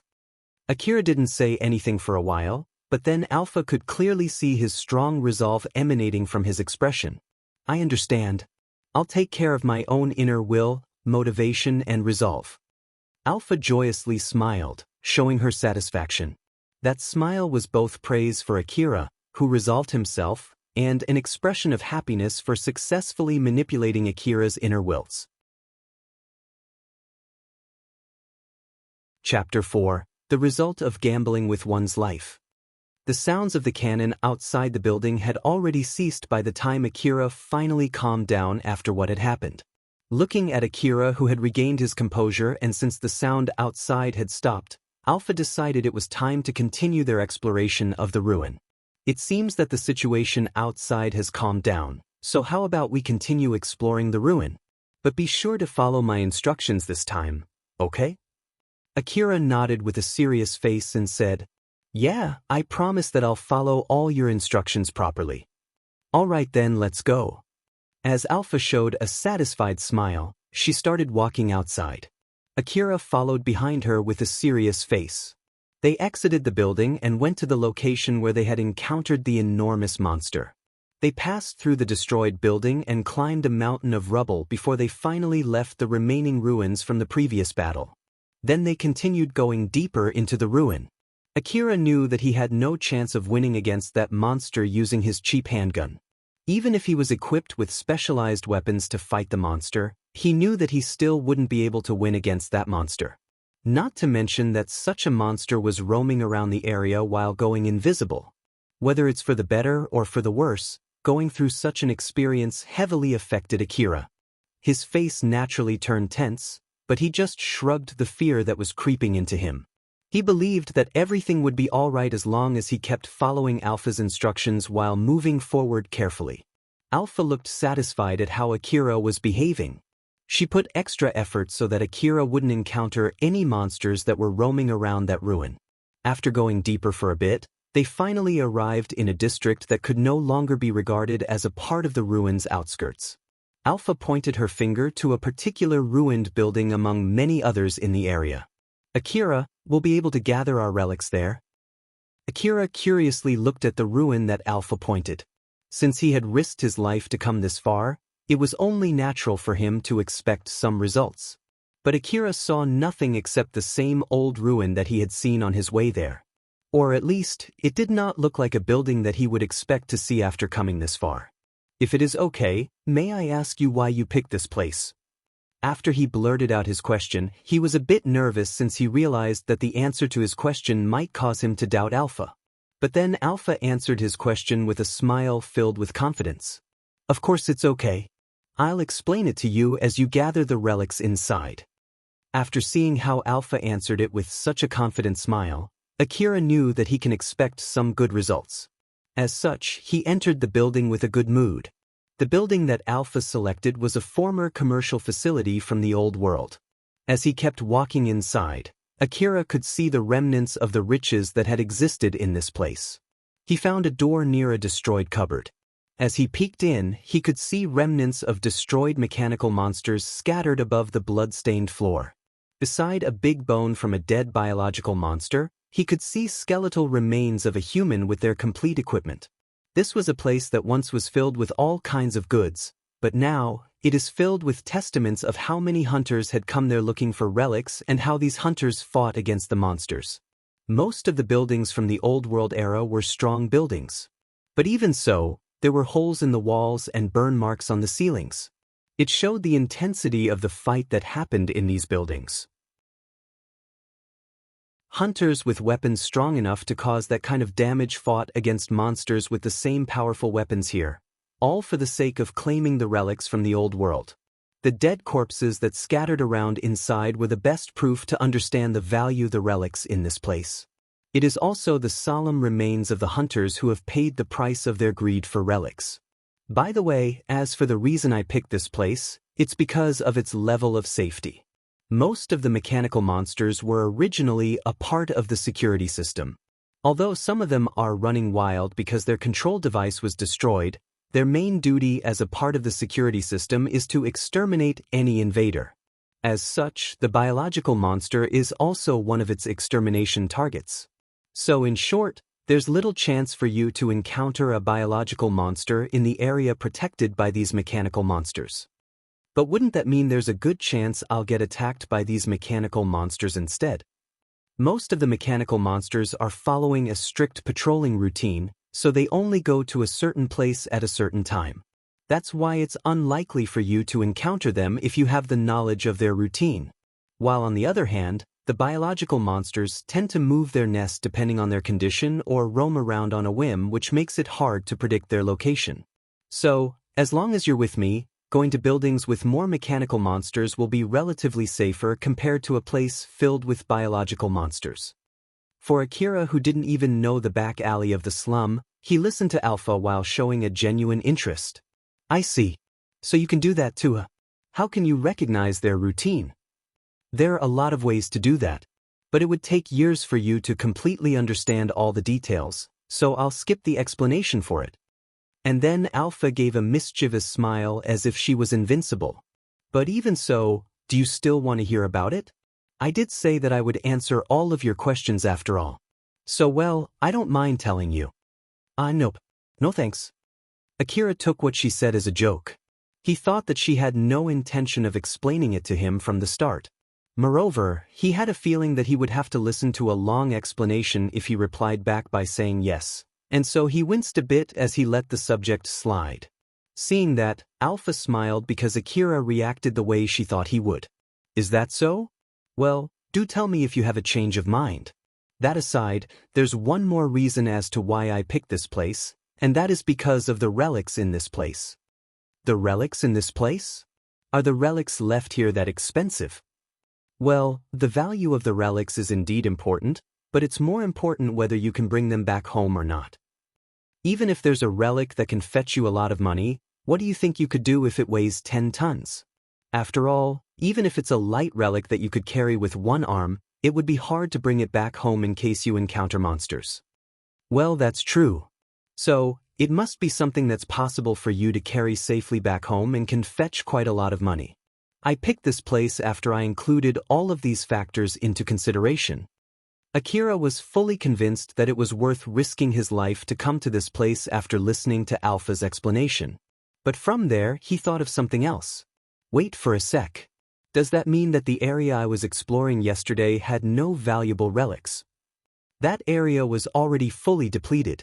It's a place where even a kid like you could explore, so if it still had a lot of valuable relics, then it should be flooded with hunters right now. But that wasn't the case, right? That you're right, that does make sense. As Akira thought all his risk that he took yesterday were for nothing, he was finally hit with tiredness. I always thought that I would be able to find relics in the ruin as long as I work hard. It seems that I was too naive. So it was pointless, huh? Looking at how dejected Akira was, Alpha gave off a smile to him as if she was trying to cheer him up. But thanks to that, you were able to meet me. So I think it was worth risking your life going to that ruin yesterday, you know? You'll see from here on just how lucky you are to be able to meet me. So you can look forward to it, okay? Akira laughed as if he cheered up for a bit. You're right, I'll be looking forward to it. Just leave it to me. Alpha showed him a smile full of confidence as she replied back. There were quite a lot of cheap relics in the outskirts of the ruin that he was in. Normal hunters usually wouldn't even bat an eyelash for such cheap relics, but those relics were valuable enough for a kid from the slum like Akira. As such, Akira didn't need to work hard to search for the relics. Alpha knew this as well, That's why she had guided him into that ruin. There are a lot of people other than the hunters who visit the ruins. For example, companies usually spend a lot of money to send soldiers into the ruins. These people would sometimes help each other and sometimes kill each other as they search for relics. They will stop only when both sides think that the relics aren't worth the bloodshed. When they finally decided that the ruin isn't worth all the fighting, they would leave the place by themselves. First of all, the companies would pull back their soldiers. Since these soldiers cost a lot of money, it's only reasonable that they have abnormally good equipments and skills. But because of that, every death of soldiers bleeds money. Thus, the companies would quickly call their soldiers back unless it was a rare and priceless relic like the production equipment from the old world that the current technology cannot hope to replicate. After all, if it's just the common relics, they can buy it from the hunters. 4 big organizations loaded with money, like these companies, they would solve anything with money as long as it's possible. After the soldiers have left the ruins, the hunters will pull back but only after weighing the consequences of their decision. They will compare the threat from the monsters against the reward that they can get from the relics. They will decide to go back after calculating that they will still get quite a lot of profit from selling the relics already in their possession. Then finally, both the skilled common people and the unskilled common people will withdraw from the ruin. The skilled people are those who use their skill to barely stay alive and fight back the monsters as they gather relics. While the unskilled people are those who get baited by their own greed and run into their death. Thanks to both of these people, the number of relics left in the ruin will decrease as the number of dead bodies pile up. They'll leave the ruin only when the number of dead bodies outweighs the value of the relics that they can find. Only after these people withdraw will the ruins be finally left alone. Today, Akira had stepped into that lonely ruin that was more desolate than usual due to the huge number of monsters roaming around that place. Normally, he wouldn't even be able to reach that place. For a place that had been left behind by hunters with full equipment since they thought that it wasn't worth their risk, it still contained quite a lot of expensive relics. But Akira had no idea of the value of these relics. He just kept stuffing things that Alpha pointed into his paper bag. Even the paper bag that he was carrying was something that he found inside the ruin since the bag that he brought from the slum tore open due to the weight of the relics. After he finished collecting all the relics in the area, Akira looked rather worried. The grocery paper bag was rather thin and didn't look durable. But it's not like it will rip before we reach the city, right? Don't worry. That paper bag is from the old world. In other words, it's also a relic from the old world. It's stronger than it looks, so it will be fine. I see. The old world technology is really something. After that, Akira peeked into the bag. It was filled with relics carefully chosen by Alpha. These relics were small objects that even a small kid could carry around. There were a lot of objects that Akira didn't know about. A fine knife with its sheath, some unknown mechanical parts, some boxes that Alpha said were filled with medicines, something that looked like a bandage, an object that resembles a wristwatch, and so many other things. There was still some space left in the bag and it wasn't too heavy. But shouldn't we take back some more relics? Since he had come that far, he wanted to carry as many relics as possible. But Alpha responded to his naive question by shaking her head and making a serious face. Oh, this is already the limit of how much relics you can take. It is the maximum weight limit with which you can move freely on your way back home. I'll try my best to be careful on our way back, but in case if you encounter a monster, then you would be run away while carrying this paper bag. Thus, if it's too heavy, then you won't be able to run away and end up getting killed. Even if you have the choice of just ditching the relics behind, it's better if it's not too heavy so it won't consume a lot of your stamina. So don't be greedy, okay? Akira did value his life, and more than that, he had decided to obey Alpha's instruction as much as possible. So, although it's rather frustrating, he nodded and gave up his naive thinking. Thought I understand. So then, just how much will all these relics fetch me? To be honest, I don't know. After all, the price of relics changes with demand. And also, it's not like you'll sell everything.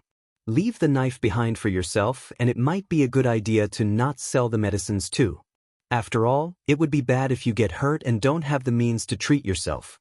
Just think of them as some kind of insurance. Then that means that I have even less to sell now. Those are necessary things, so just bear with it, okay. And so, it was decided that he would only sell half of all the relics that he had. Although he was rather displeased, he knew that it was the best that he could do at that time and quickly got over it. Well then, let's go back to the city. Our way back home won't be easy, so let's be careful, okay? Okay. If you step into an area protected by those monsters while carrying these relics, then your movement will be slowed down. If the previous situation occurred again, then this time you'll surely turn into minced meat. So you really need to be careful. As Alpha gave off a meaningful smile, Akira winced a bit. Alright. Well, let's go then. Once again, Akira nervously followed Alpha while she was giggling cheerfully. Akira was somehow able to come back to the outskirts of the ruins. It's still a part of the wasteland, so it's pretty much a dangerous place. But compared to the deeper parts of the ruins that was filled with monsters, it was way safer here since he did not come across any monster here. His nervousness vanished after getting out of the ruins. Knowing that he was not completely safe yet, all the tiredness suddenly hit him and he let out a big sigh. Looking at him sighing, Alpha smiled and said, "We can rest for a bit if you're tired, you know? I'll watch over our surroundings so you can rest easy." "I see, but I want to get back to the city as soon as possible, so let's continue for a bit longer." "Alright then, how about we have a chat while walking back home?" Even if she said so, Akira, a kid who grew up in the back alley of the slum, didn't have much to talk about. In the end, Alpha would talk while Akira simply responded to her. "By the way, did you know that Kagemayama City was actually built for exploring this Kuzusuhara ruin?" "Oh, I see. You do know a lot of things." "I might look like this, but I actually know a lot of things, you know. Although, it's all about the eastern region. I know nothing about the center and the western region." "The western region? I don't know much about it, but I heard that it's the territory of the demons." "I don't know much either. I have only heard rumors about that place, like the technology in that place doesn't advance at all, or like mages exist in that place." "As for the central region, what do they call it again? Nation state? I heard that there is a lot of stuff happening there." If I have to give a rough explanation, the Central United Nations, or in short, the United Nations, all the nations united under that government is considered as a part of the central region, and their government system is called as the nation states. All the area east of the central region is called as the eastern region. The corporatocracy of the eastern region refers to all the regions under the corporate government. Finally, all the area west from the central region is called as the western region. It's a place filled with rumors that I don't guarantee are true or not. Rumors like there's no gun there, or magic exists in that place, or a species known as elf lives there. Since it's a place filled with mysteries, there are a lot of people wanting to explore that area. Akira, do you have some interest in that too? Nope. Rather than that, I'm more interested in learning the common sense of the eastern region. After all, I can't read letters yet. I understand. Besides reading and writing, I'll be adding common sense lecture to your special training. So just leave it to me.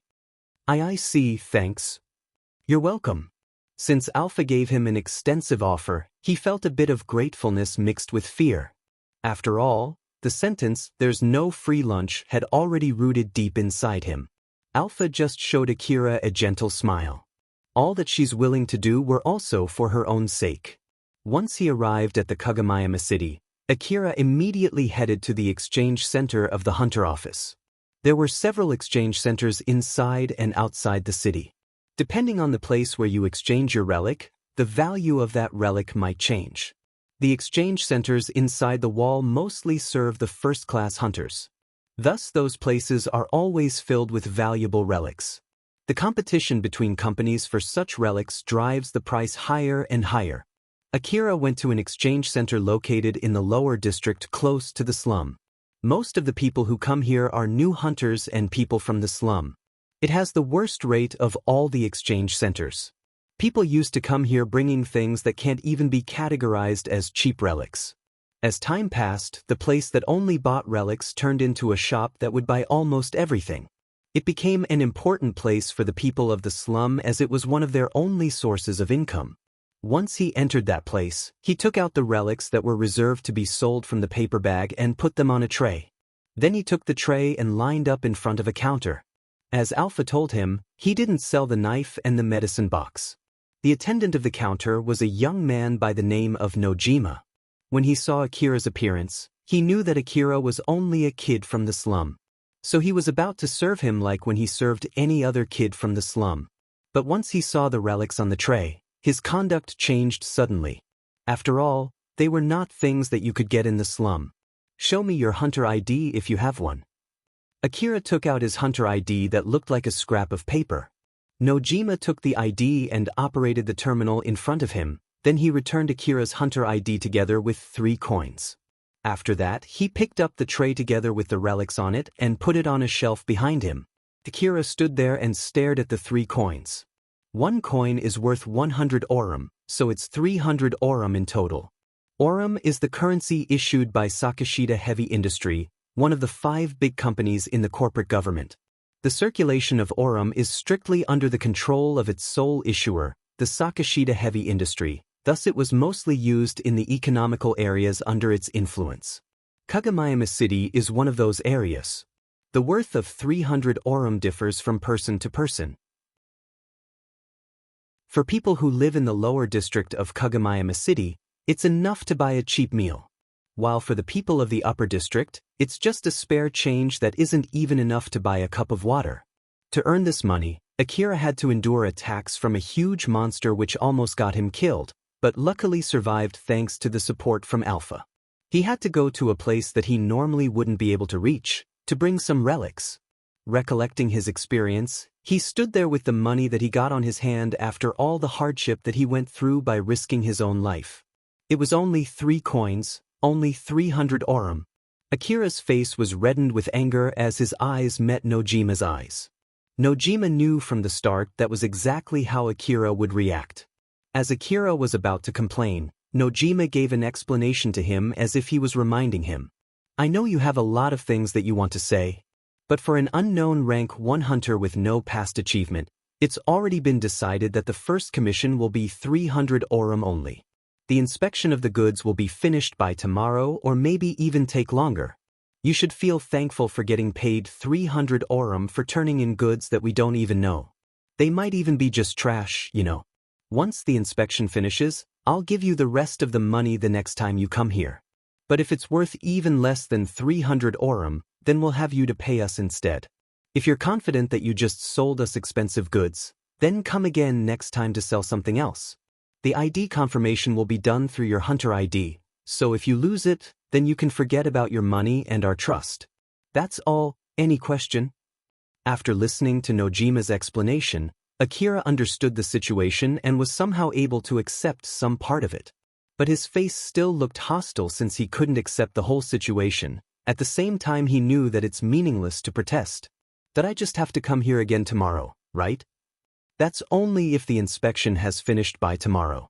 The more expensive a relic is, the more time it will take to inspect it. And even if we finish the inspection, it's still meaningless if you don't bring any goods, so bring something to sell with you.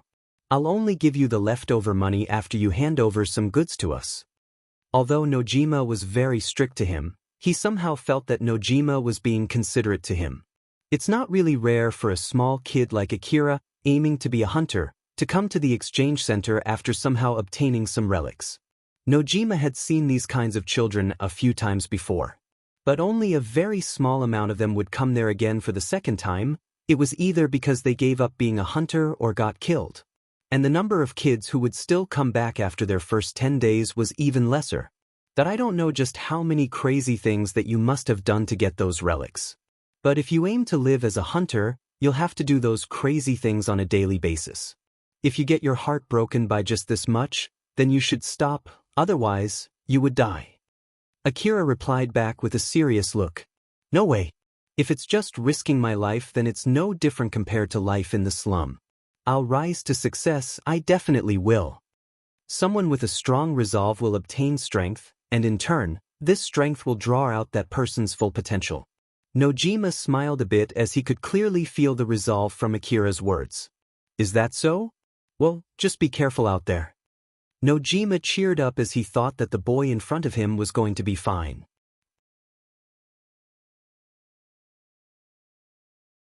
Chapter 5: The Value of One's Result.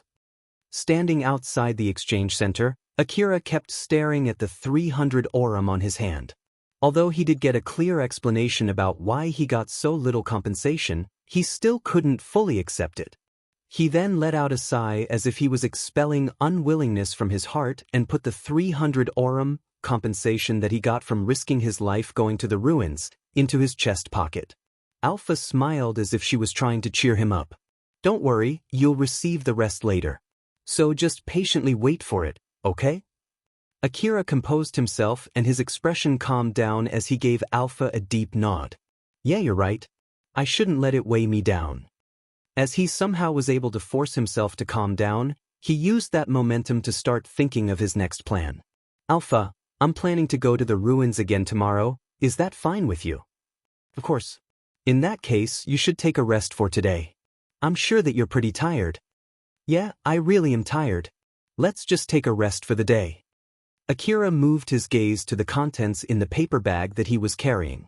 The bag was filled with a knife, medicines, and many other things that he didn't sell. For the current Akira, those things were really valuable. Well, we still have to hide these stuff though. So let's head to the back alley first. As he was heading to the place where he had slept yesterday, Alpha suddenly gave Akira a signal to stop. What's wrong? Akira, be careful. At the direction where Alpha was pointing, 3 children appeared from a small branch road. As Akira was alerted by those children, 2 more children appeared behind him. All these children were from the slum just like Akira, and their ages were more or less the same as him. The leader of these children was the boy named Darb, who was standing right in front of Akira. He laughed and started making demands to Akira. Take out your money, you do have some with you now, don't you? As expected, after hearing such a demand, Akira's expression turned stiff. But he decided to try to defuse the situation. I have no money with me. You should know that by just looking at me. If you're going to rob someone, then look for someone who is carrying money. At a glance, Akira's argument did look valid. If these children actually came to him only for screwing around and not for money, that should be enough to discourage them at least. But Darb laughed repulsively and tilted his head as if he was mocking Akira. Stop with the lie, I saw it, you know? You just came out from the exchange center, right? You headed to the ruin today and yesterday, but unlike today, you didn't go to the exchange center yesterday. So you did find something, didn't you? Which means that you have some money with you right now. Darb and his gang had seen Akira go to ruins and decided to stand by around the exchange center. Compared to venturing into the ruin looking for relics themselves, it is way safer to just rob the people who return from the ruin.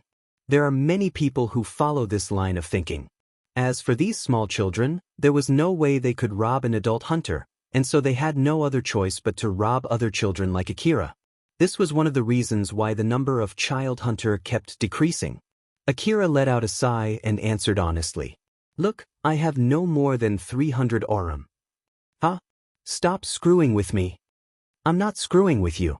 They didn't give me anything more than 300 orum for all the things that I brought here. I'm not lying, they said that it's the rule.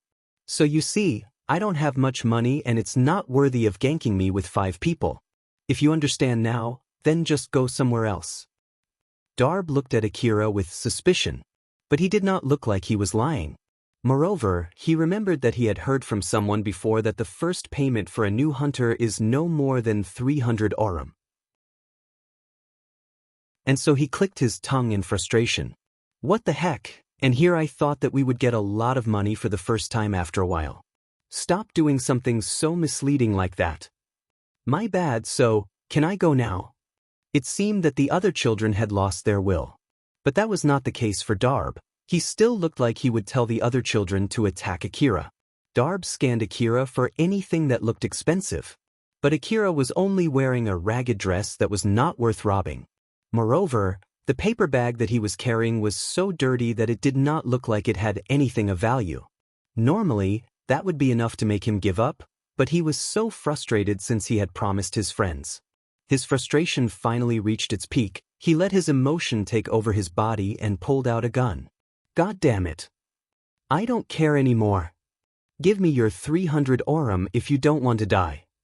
Akira, who was already tensed, stiffened even more. You won't get anything from trying to shoot me, you know? After all, I would definitely fight back.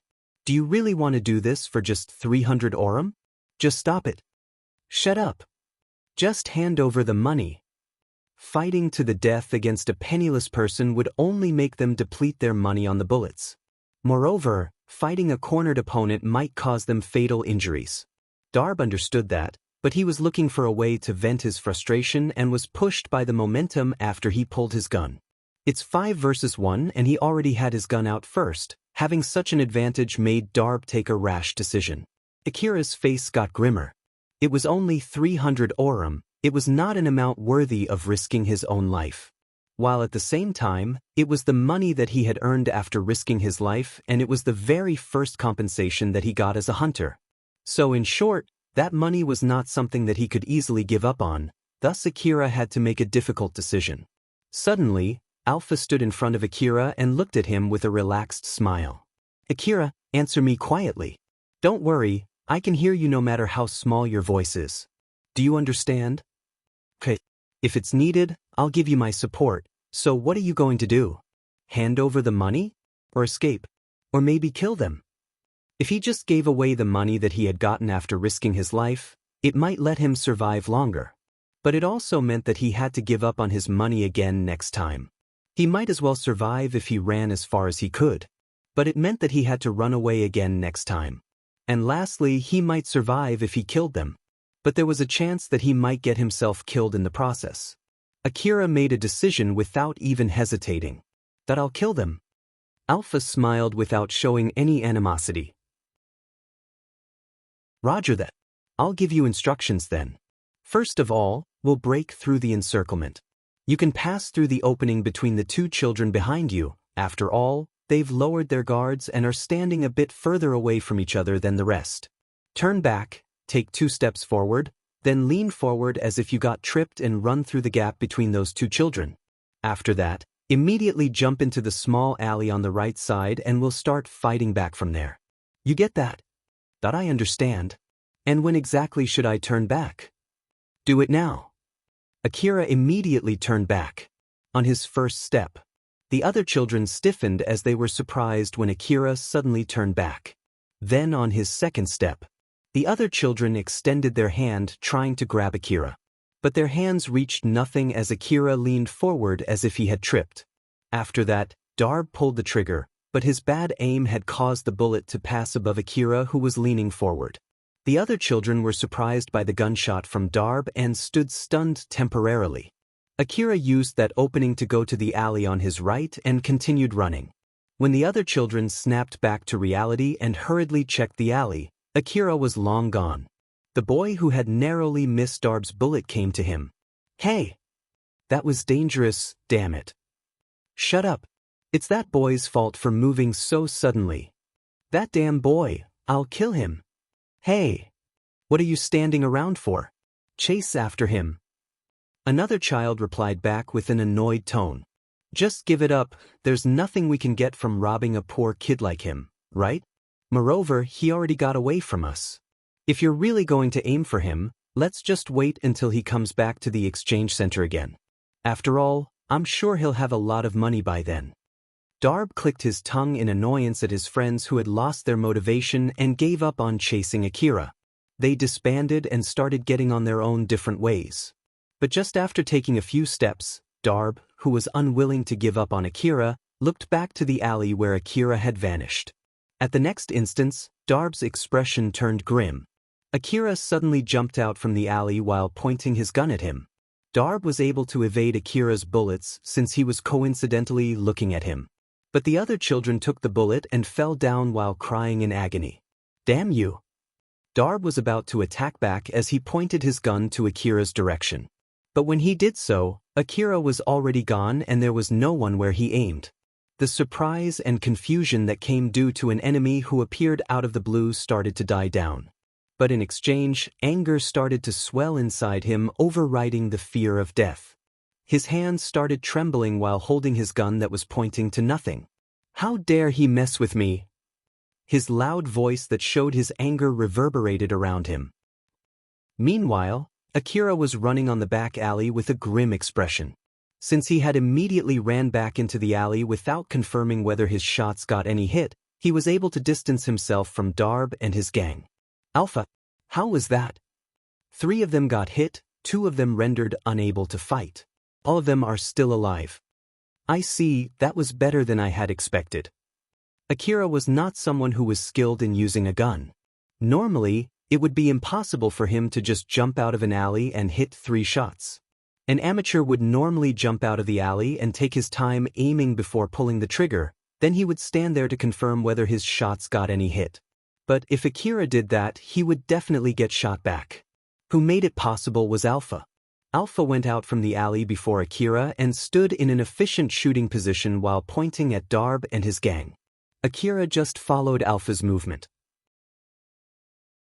He jumped out of the alley to the position that Alpha showed and pointed his gun to the directions that he already knew beforehand by looking at Alpha, then he shot a predetermined number of bullets in those directions as fast as possible before running back to the alley.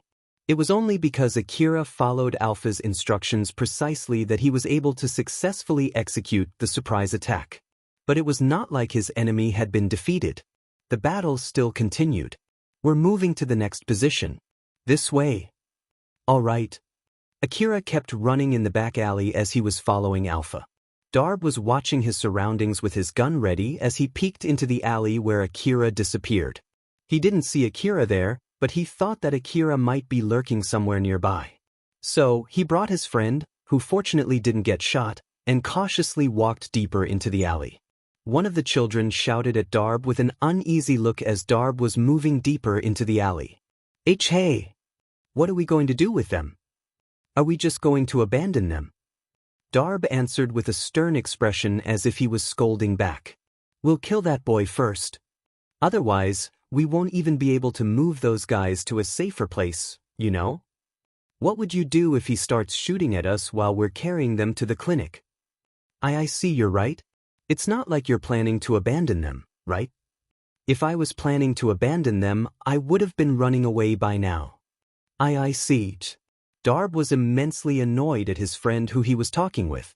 He thought that if only these guys didn't stop him, then they wouldn't be in that situation. Akira took a long detour to avoid encountering Darb and his gang. Finally, he arrived back to where they were. He then carefully took aim at one of the boys' head while keeping watch at the other children who were already injured. The dead kid, the fainted kid, and the kid who saw Akira and whispered something, all of them were silenced as Akira pulled the trigger. There were 3 gunshots followed by 3 bodies rolling over the ground with holes in their heads. That's 3, only 2 more left. Get back to hiding now. Roger that. Akira withdrew to another alley and hid himself.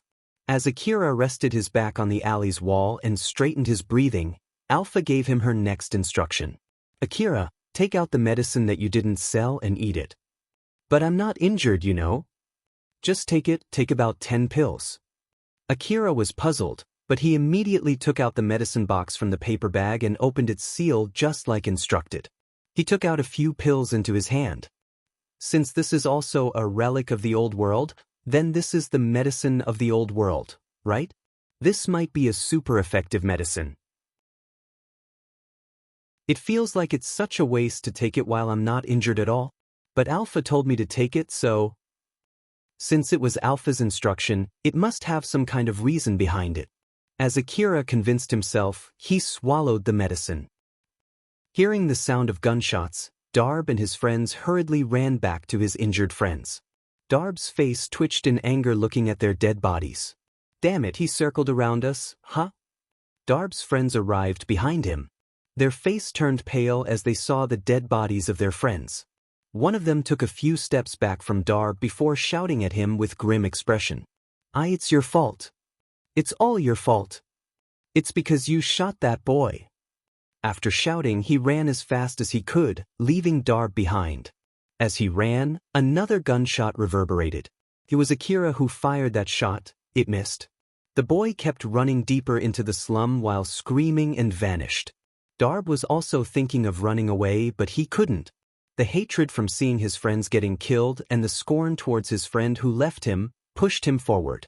He just stood there without running away and shouted, "That damn kid! He's screwing with me!" There was only one branch road from where Akira could take a shot at the boy who was running. Darb just shoved aside his fear of getting killed and ran towards the branch road. As for Akira, he was getting himself ready for a shootout against Darb. He hid himself in the alley as Alpha was standing in front of him and telling him Darb's position. Akira was planning to shoot Darb's head the moment he peeked into the alley, and for that, Akira was holding his gun with both of his hands and getting himself ready as he waited for that moment. But something unexpected happened. Akira thought that Darb would stop and carefully try to take a peek into the alley. But on the contrary, Darb threw caution out the window and blazed into the alley. Darb thought that Akira would have run deep into the alley. That's why he sprinted full speed and plunged into the alley, but instead he found Akira standing right beside him. He never expected such scenario. Both of them were surprised. They found themselves in a close distance between each other. They hurriedly pointed their guns at each other and pulled the trigger at the same time. Both of them fell to the ground. The bullet hit each other's arm. Both of them were severely injured. But as they were on the ground and writhing in pain, they thought of the same thing: the opponent was still alive and that shot wasn't enough to kill the enemy. Thus, they hurriedly tried to finish their opponent and pointed their guns at each other again while ignoring the pain. When Darb was about to point his gun, he already found himself at the end of Akira's muzzle. Akira pulled his trigger and a bullet flew from his gun and hit Darb in point-blank range. It wasn't a killing shot, but it was enough to rob Darb from his power to fight back. Darb dropped his gun and fell down into the pool of his own blood, thus ending his short life. After killing Darb, Akira immediately looked at his injuries. There was a hole in his dress and quite a lot of blood was flowing out from it. It was a severe wound. But even so, he did not feel his movement dulled. He did not even feel any pain. As he was wondering at what was happening, Alpha suddenly shouted at him with a serious face, "Akira, you have to tend to your wound." "Alpha, for some reason I don't feel much pain." "That's the effect of the painkiller, the medicine that you took before. But it doesn't heal the wound." "I see, so that's why you told me to take the medicine beforehand, huh?" It was all thanks to the painkiller that he could still move just fine. Moreover, since he got shot right after he took the medicine, he could immediately focus on tending his wound. Although the effect was light, it allowed Akira to survive. First of all, swallow 10 pills of the same medicine. Then take another 10 pills, open them up and sprinkle them onto your wound. And finally, dress the wound with the healing tape. Hurry up, if you faint and become unable to tend your wound, then you'll die. Akira was somehow able to move his body that had gone numb. He took the paper bag that he dropped not too far from him and swallowed 10 pills. And then he opened up 10 pills with his still shaking hand and sprinkled them directly into his wound. The very same pain as when he got hit assaulted him as he sprinkled the painkiller on his wound. He just clenched his teeth and somehow was able to bear the pain. And when he was done, he turned to Alpha while looking worried. "Alpha, is this good enough?" Applying the painkiller directly to the wound would reduce the effectiveness of the painkiller.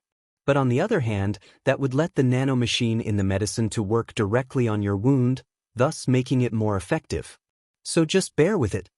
Then for the final touch, Akira pulled out the object that looked like a bandage from the paper bag and dressed his wound with it. That should be enough. Let's hurry up and move away from this place. It's dangerous if we stay here for long. I don't even know if I can move. But I have to get away from this place no matter what, or something bad will happen. Akira was somehow able to bear with the pain when he stood up and started walking. Every time he took a step, he could feel pain stung his whole body. But he managed to keep walking. Looking at how bad his wound was, it was actually a miracle for him to be able to move around like that. It only showed just how amazing the medicine from the old world was. It was able to heal him that much in such a short time. But Akira was in so much pain that he didn't have the leeway to think about that at all. His face was twitching with pain as he kept walking. Alpha looked at Akira, who seemed like he was so close to fainting. To keep him conscious, she cheered him on with a serious face. Give your best. Yeah. Akira somehow managed to get to a different sleeping place from yesterday. He tried to keep himself awake as he was preparing his sleeping place, while watching his surroundings and being more careful than usual. He thought that he would definitely get killed if someone approached him in that situation. So he hid himself in the back alley in such a way so that no one would be able to find him. And when he finished preparing his sleeping place, he just dove into it and laid on his side. Alpha, I'm on my limit. I'll sleep now, good night. Alpha replied back with a soft voice while looking worried. Good night, have a good rest. As Akira closed his eyes while still holding off the pain, his consciousness immediately flew off. I hope I will still be able to open my eyes again tomorrow morning. Although he just made a wish there, he himself didn't know to whom he was wishing to. Strangely enough, Akira woke up into a refreshing morning. As he was surprised by what happened, he was deeply moved when he found himself still alive. That I'm still alive, huh? HM? When he checked his arm that was feeling weird, he found something on the place where he got shot yesterday. After looking closer, it was as if something was lodged in between his skin and the healing tape. So he cautiously peeled off the tape and found a malformed bullet. It seemed like the bullet was stuck in his body, and his body had pushed the bullet out. That is this the bullet from yesterday? So it was stuck inside my body, huh? That seems to be the case. It looks like the nanomachine tried to get the bullet out from your body, but then it was obstructed by the tape. It might be a good idea to take the tape off. Akira was a bit surprised to find Alpha right beside him, but he was not as surprised as he was yesterday. This just means that Akira started to get used to having Alpha beside him. After he forcefully pulled out the bullet that was planted on his skin, he put the tape back on the wound but did not feel pain any longer. Alpha smiled again. Akira, good morning. You've had a rough day yesterday, but did you sleep well? Yeah. I really had a good night's sleep. I even overslept for a bit. The sun was already up, so it was way over Akira's usual waking time. His stomach grumbled. He had not eaten anything since the night before, and at this rate he would miss his morning meals too. Oh crap. The food distribution hasn't ended, right? Akira hurriedly went to the food distribution place and he barely made it in time. Originally, he was planning to go to the Kuzusahara city ruins, but he cancelled it due to Alpha's instruction. In the end, he decided to take rest for a whole day to fully recover his condition. It was actually weird that he only needed a day's rest after getting shot at. Akira himself understood that it was indeed weird. But the pain had already gone and the numbness had, for the most part, disappeared. Akira finally realized that it was all thanks to the medicines from the old world. He was feeling odd as he was taking a rest in the alley. The medicines and the tape are both made by the old world civilization. So they are relics from the old world. They should fetch quite a lot of money if I sell them. As I thought, it was such a waste to use them. But then I would have died otherwise. There are many objects created by the advanced technologies of the old world that can't be reproduced by the current technologies. And that is not only limited to medicines. As an example, once, a certain small knife relic was found in the ruin. It could easily cut anything by only applying a very small amount of force, forget fish or meat, it could even cut steel and concrete. While at the same time, it couldn't cut human flesh no matter how hard you tried. At a glance, these two functions seems to contradict each other. Moreover, it wouldn't get dull even after you use it to split steel into two, it wouldn't rust even if you get it wet, and it wouldn't corrode even when you dip it in aqua regalia. When the researchers from the companies turned off the safety check of the knife, it cut a tank that was totally unreachable to it into two before disintegrating it into nothingness. More than half of the current mathematical knowledge were developed by decoding the mathematical knowledge of the old world. But even for the researchers who had spent their whole life studying, there were still so many relics that they were using without adequate knowledge of its operation. That's exactly why people will pay a lot of money for these relics. Also, the real pleasure of being a hunter is using these relics yourself rather than selling them. His survival was all thanks to that highly effective medicine relics of the old world. Thus, even for Akira, who was not really knowledgeable, knew well that the medicines could get him a lot of money if he sold it. But he hadn't realized yet that something much more amazing than the medicines was right beside him.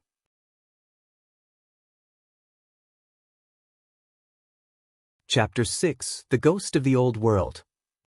Once again, Akira came back to the Kuzusahara city ruins. He faithfully followed Alpha's every instruction as he moved deeper into the ruins. This time, they tried to not take the same route as yesterday. Even though he got shot not too long ago, he had to do a lot of physical work like climbing the ruins just like last time. But strangely enough, he did not find any difficulties at all. Alpha gave Akira a smile as she was satisfied with how Akira was behaving and moving around. "Look at you, it seems that your body is already fine." "Yeah, I don't really understand why, but I'm really in a good condition today. Although I only rested for a day, I'm somehow feeling better than before I was shot. To be honest, this is rather scary." Strangely enough, Akira's condition was abnormally superb. There was not even a single trace of tiredness on his face, and his mind was sharper than usual. He could feel the power that was flowing inside his body right till his fingertips. Akira came to realize his own physical condition and found it unnatural, even a bit creepy. Alpha spoke to him as if there was nothing weird about this.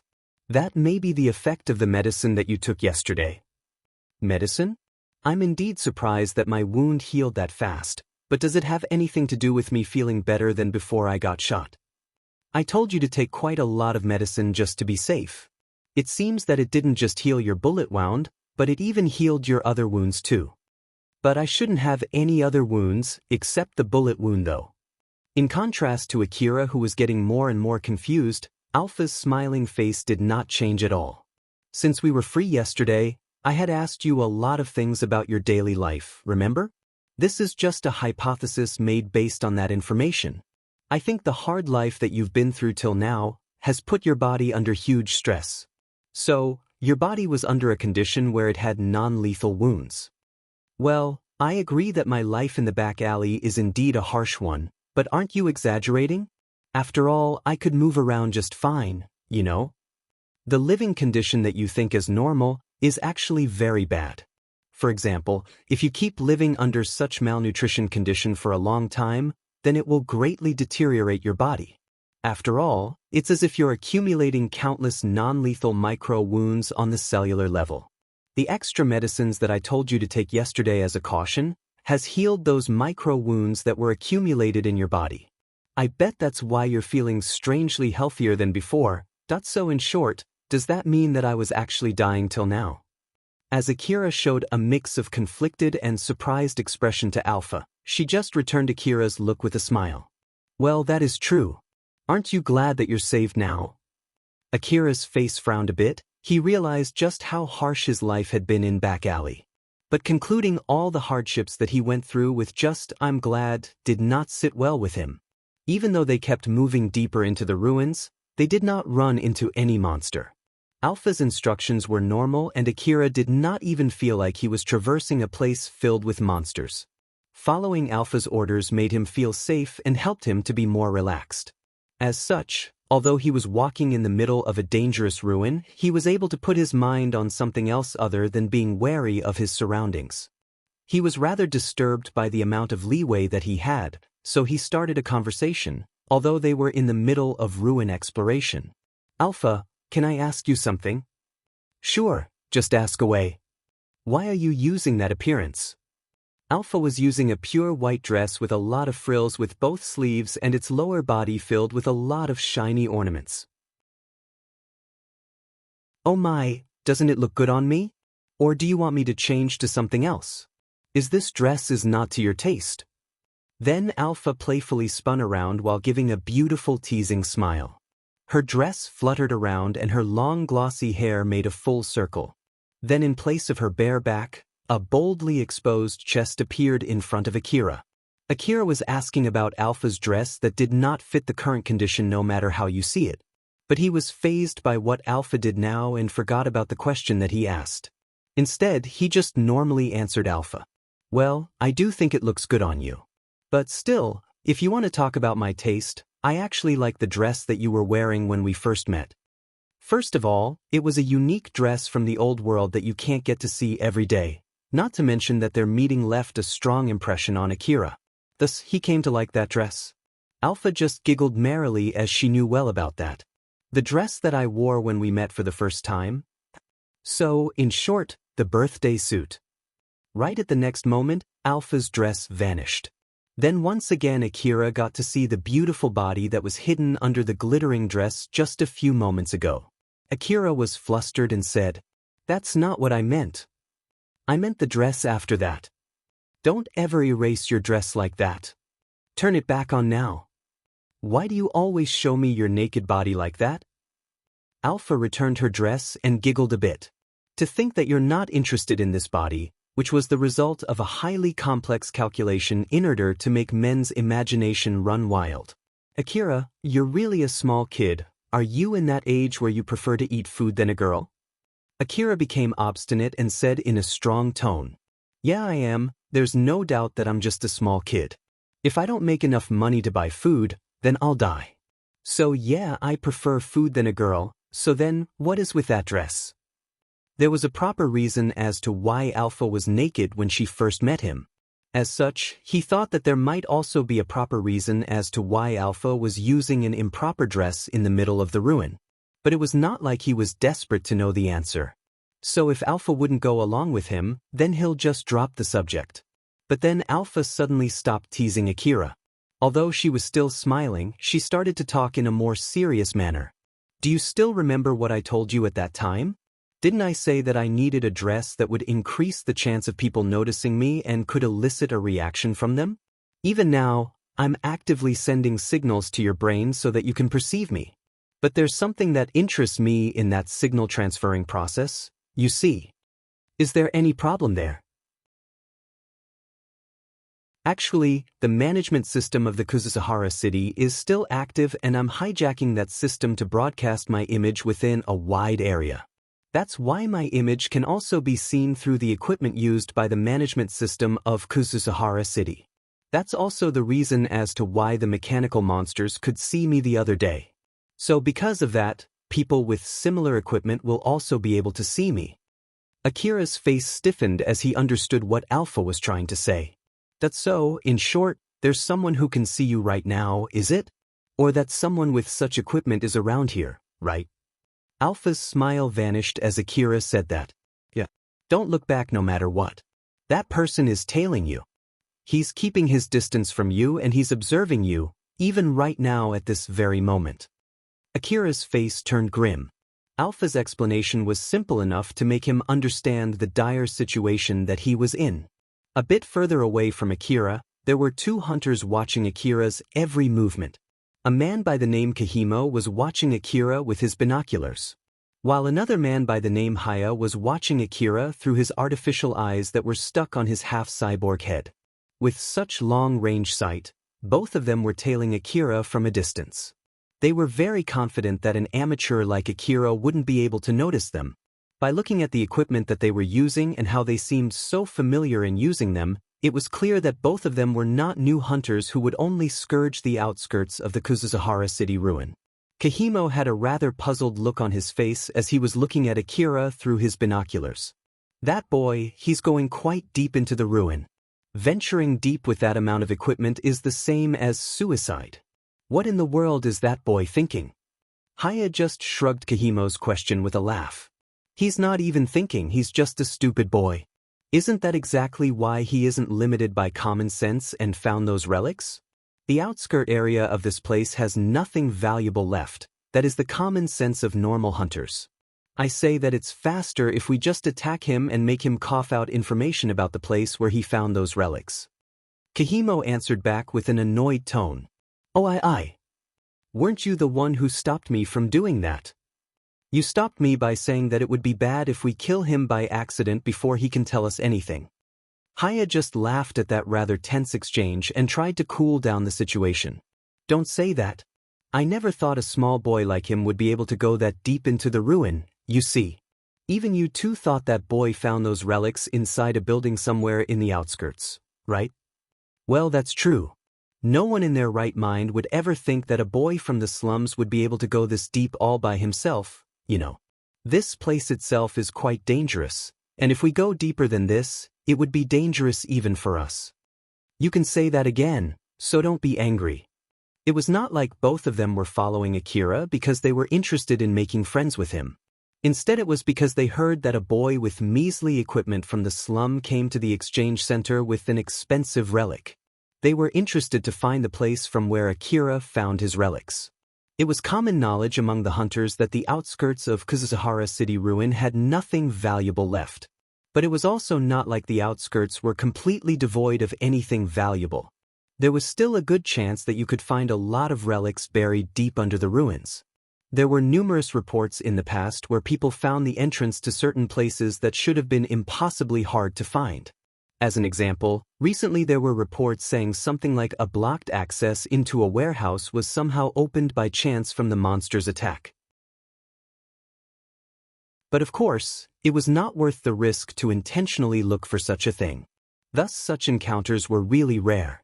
But when it did happen, a lot of hunters would once again flood the abandoned ruin. If the first one who found the site could not bring all the relics in one go, then of course the leftover relics would be up for competition. So for that goal, there are people who keep their ears up for such a rumor to appear. Kahimo and Haya were among those people. There was a rumor going around saying that a small kid from the slums brought an expensive relic to the exchange center and got himself involved in a shootout against other kids for the money that he received. Kahimo heard about this rumor, checked it, and confirmed it. This also led them to believe that there existed a place which was accessible to a small kid from the slum and was filled with expensive relics. They believed that this place was located in the outskirts of Kuzuzahara City Ruin. After all, there was no other place around the Kagamayama city other than that site where a small kid could explore safely. They thought that if there were a lot of such relics lying around in the place found out by the kid, then that kid would definitely return to that place to explore again. So, they decided to stand by near the ruins looking for a kid who met the description in the rumor in order to get details about the place from him. And so they finally found Akira. Kahimo was actually planning to capture Akira and make him cough the location of the place. But Haya stopped him by saying that it would be bad if it turned into a fight and they accidentally killed him. Thus they changed their plan to follow Akira, who would hopefully bring them to the relic's location. But now they started to doubt their plan. Haya, as I thought, we should just force him to cough up the location. After all, he's just a small boy with poor equipment. We should just be careful not to kill him by accident. You also want to do this the fast way, don't you? Haya did not reply at all. So Kahimo became visibly annoyed. Hey, what's wrong? Haya finally opened his mouth and muttered. The boy. He should be alone, right? Yeah, he should be alone. It doesn't seem like he has a friend hiding around here. Kahimo was puzzled. He picked up his beloved binocular and looked at Akira one more time. The binocular he was using was a pretty powerful binocular. It can see well from a very long range. It also had the night vision function, so he could see clearly during the night as if it was during the day. Moreover, it can detect invisible light or see through simple optical camouflage. Then to top it off, it has the function to highlight monsters and people. Other than this high-tech binocular, there were a lot of other equipment that uses network access, thus allowing them to retrieve the augmented reality information broadcasted from the ruins. But that function wasn't available for this binocular. After all, there was a time when the mechanical monsters used that function for their advantage instead. At that time, they could not see enemies that were visible with naked eyes and almost got killed. Because of that experience, they set the binocular only for local function. He's all alone. I don't see any monsters, it's only him. Haya's face twisted a bit and replied back in a fashion as if it was something that was hard to say. Oh, let me say this first, I'm not under the influence of any drug. I'm not drunk, and I'm not trying to tease you or something. Okay, then what? You're being weird, you know? That I can see a girl beside that boy. A girl? Kahimo decided to recheck and looked back at Akira once again while making a puzzled face. Nope, nothing. It's only him alone. I don't see any girl, you know, that I get it, you can't see her, right? But I can see her clearly. A beautiful girl is guiding that boy. If that is so, then tell me how she looks like, down to all the details, that she's wearing a white frilly dress that looks super expensive. A frilly dress? Have you gone nuts? Where do you think we are? We are in the middle of the goddamn ruins, you know. It's true. I'm not lying. And I'm not drunk either. It's definitely not an illusion.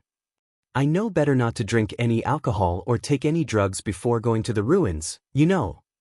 Looking at how he reacted, Kahimo knew that Haya was not lying. But it was also true that he could not see the girl. He made a puzzled look as he was confused by what was going on, but then he realized something. Haya, both of your eyes parts are connected to the network, right?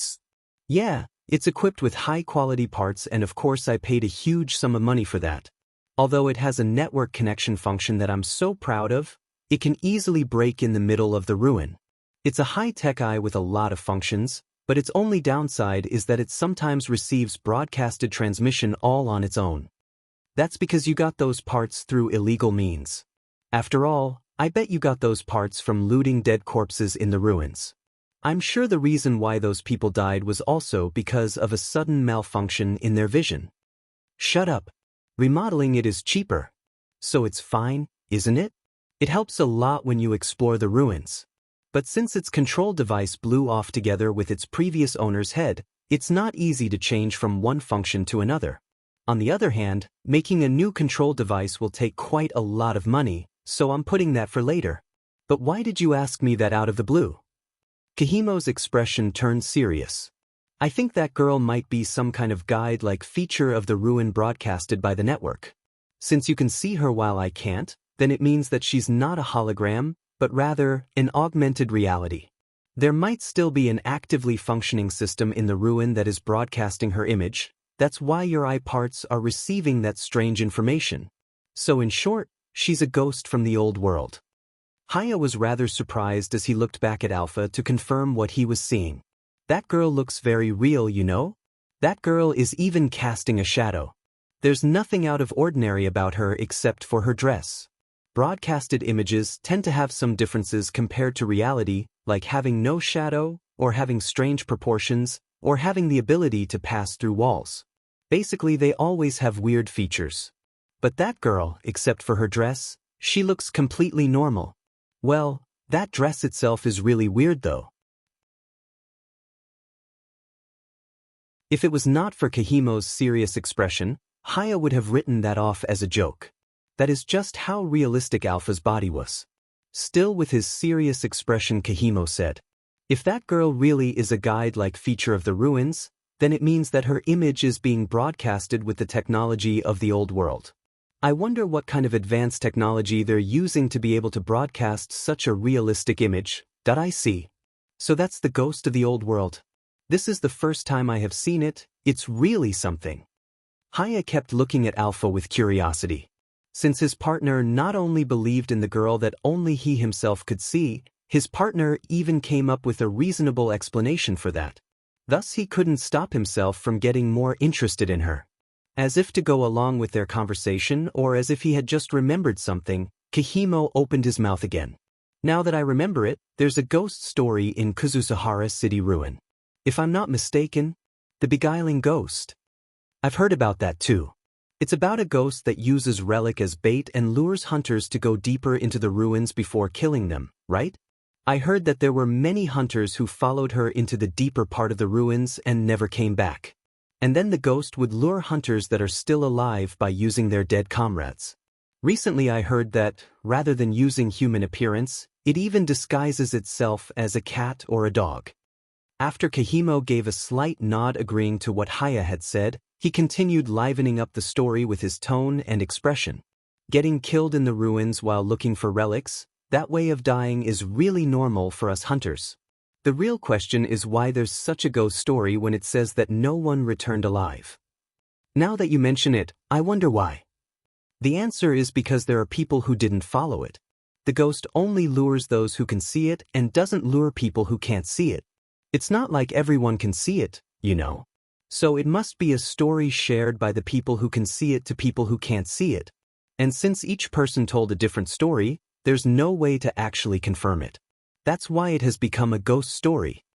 Haya shivered a bit. He realized that following Akira meant that they were also following the ghost. Wait for a sec, then that means that we'll be dead if we keep following that girl, right? To Haya's question, Kahimo just laughed. You can also think of it this way. Why do you think that boy was able to find an expensive relic? That's because that boy can see that girl just like you. Then if that girl is a part of the guide function of the old world that is somehow still functioning right now, then she is guiding people who can still see her. That boy must have asked that girl for a place where he can find relics, and so that girl must have guided that boy to such a place while avoiding any monster encounters. So what do you think? That's a good hypothesis, isn't it? I see. Wait a sec, if just following her is enough to get relics, then why was that ghost story even created? Following her guide would only lower the chance of meeting the monsters. It's still possible to encounter them. Moreover, the hunters who knew about her guide function might have spread that rumor to keep her for themselves. By repeatedly coming here and following her guide, they would quickly deplete the relics in the outskirts, so they had to go to the more dangerous deeper part of the ruins. And while venturing deep in the ruins, one day they unfortunately encountered strong monsters and got themselves killed. That's why only the "if you go with her, then you will get killed" part was left in the rumor. Basically, it's a ghost story that has been built over a long time. As Haya was convinced by Kahimo's explanation, he let out a laugh. So that's why, huh? Then that means that it's not a problem if we follow her, right? Not to mention that boy was able to return alive. We won't get killed as long as we move carefully. There's no guarantee whether that assumption is true. But if it is true, then it will greatly increase our chances of finding relics. But well, the rumor says that it might get us killed, so it's still a dangerous thing. Kahimo was trying to calm Haya down. But Haya was not able to suppress his excitement. He had found something that could easily find him a safe way to explore the ruins and find expensive relics. There is no hunter who does not know just how valuable that is. It's fine, isn't it? You worry too much. I won't simply let this chance slip by. Calm down, let's keep watching him for a bit more. Kahimo looked at Haya with a calm look and thought. People must have killed their own teammates in order to monopolize it. And the one who survived would tell other people that his friends were killed by the ghost of the old world. Of course, the one who could see that ghost was the one who killed them. There's a good chance that this guy will also do the same. But well, this guy is just too stupid. It will be fine if I can come up with a reason for him to go ahead of me. As he looked back at Akira, Kahimo was being too careful so that Haya would not notice his plan. Akira asked Alpha with a grim expression. Do you know what kind of people are following me? Two guys. Judging by their equipment, they must be hunters. They're pretty well armed. But is there any chance for it to be just a coincidence? I mean, maybe it's not like they are really tailing me, but more like they saw a small boy going into the ruins alone and decided to follow him out of curiosity. Or maybe it's just that they are going in the same direction as me by pure coincidence. No, that's highly unlikely. I've been observing them for a while now, hoping for such a possibility, but it seems that there's no mistaking it that they're tailing us. They kept their distance from us when we stopped to watch our surroundings earlier. So it's obvious that they're tailing us. As Akira kept his grim expression, he showed a glimmer of hope as he asked. But why are they following me? Even if they attack me, I don't have any money with me, you know. They should be able to clearly see that, right? That question was phrased as if Akira was hoping that Alpha's assumption was wrong. She had already thought about his reaction when she revealed the truth out on Akira's face. My guess is that they want to know how a kid like you were able to bring an excessive number of relics to the exchange center. The real reason why they're tailing you is because they hope that you will lead them to a place filled with relics. And while they are at it, they might as well just kill you and take the relics for themselves. I think that they had someone standing near the exchange center in order to look for hunters who seem to be easy targets, easy enough to kill while also bringing expensive relics to the exchange center.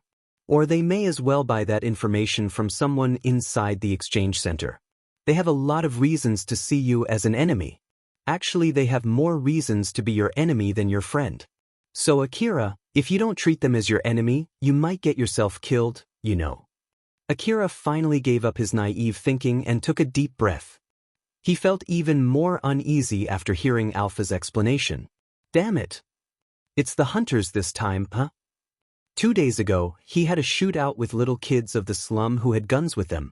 But even so, he almost got himself killed and barely escaped alive. Now this time, he was going to fight with fully equipped hunters. Akira got a headache from this sudden jump of difficulty level. Akira, just get into that building for now. Just do it as naturally as possible and try to be careful so that you won't be spotted by them, that I understand. Akira moved carefully just like he was ordered to. But he was still feeling rather annoyed as he was dragging his heavy feet into the building. Then after he arrived in a room that Alpha guided him to, he rested his back against the wall and sat down. There's no monster in this building, so you can be at ease, yeah? Akira's reply was gloomy. He was thinking about how he should fight the hunters who were tailing him, but he could not come up with any good ideas. He had thought up some scenarios, but all of them ended up with him getting killed. Akira lifted up his face in reaction to that rather strong-toned call. He suddenly saw Alpha's face really close, right in front of him. He let out a small shriek as he jumped back in surprise and hit his head against the wall. That pain and surprise woke him up from all the bad scenarios that were running inside his head. When the pain and the surprise had subsided, Akira returned to his senses and calmed down.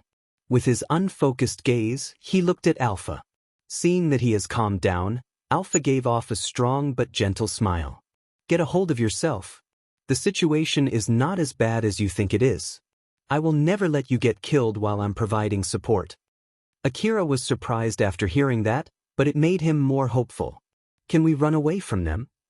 But Alpha's answer to that question was totally unexpected for Akira.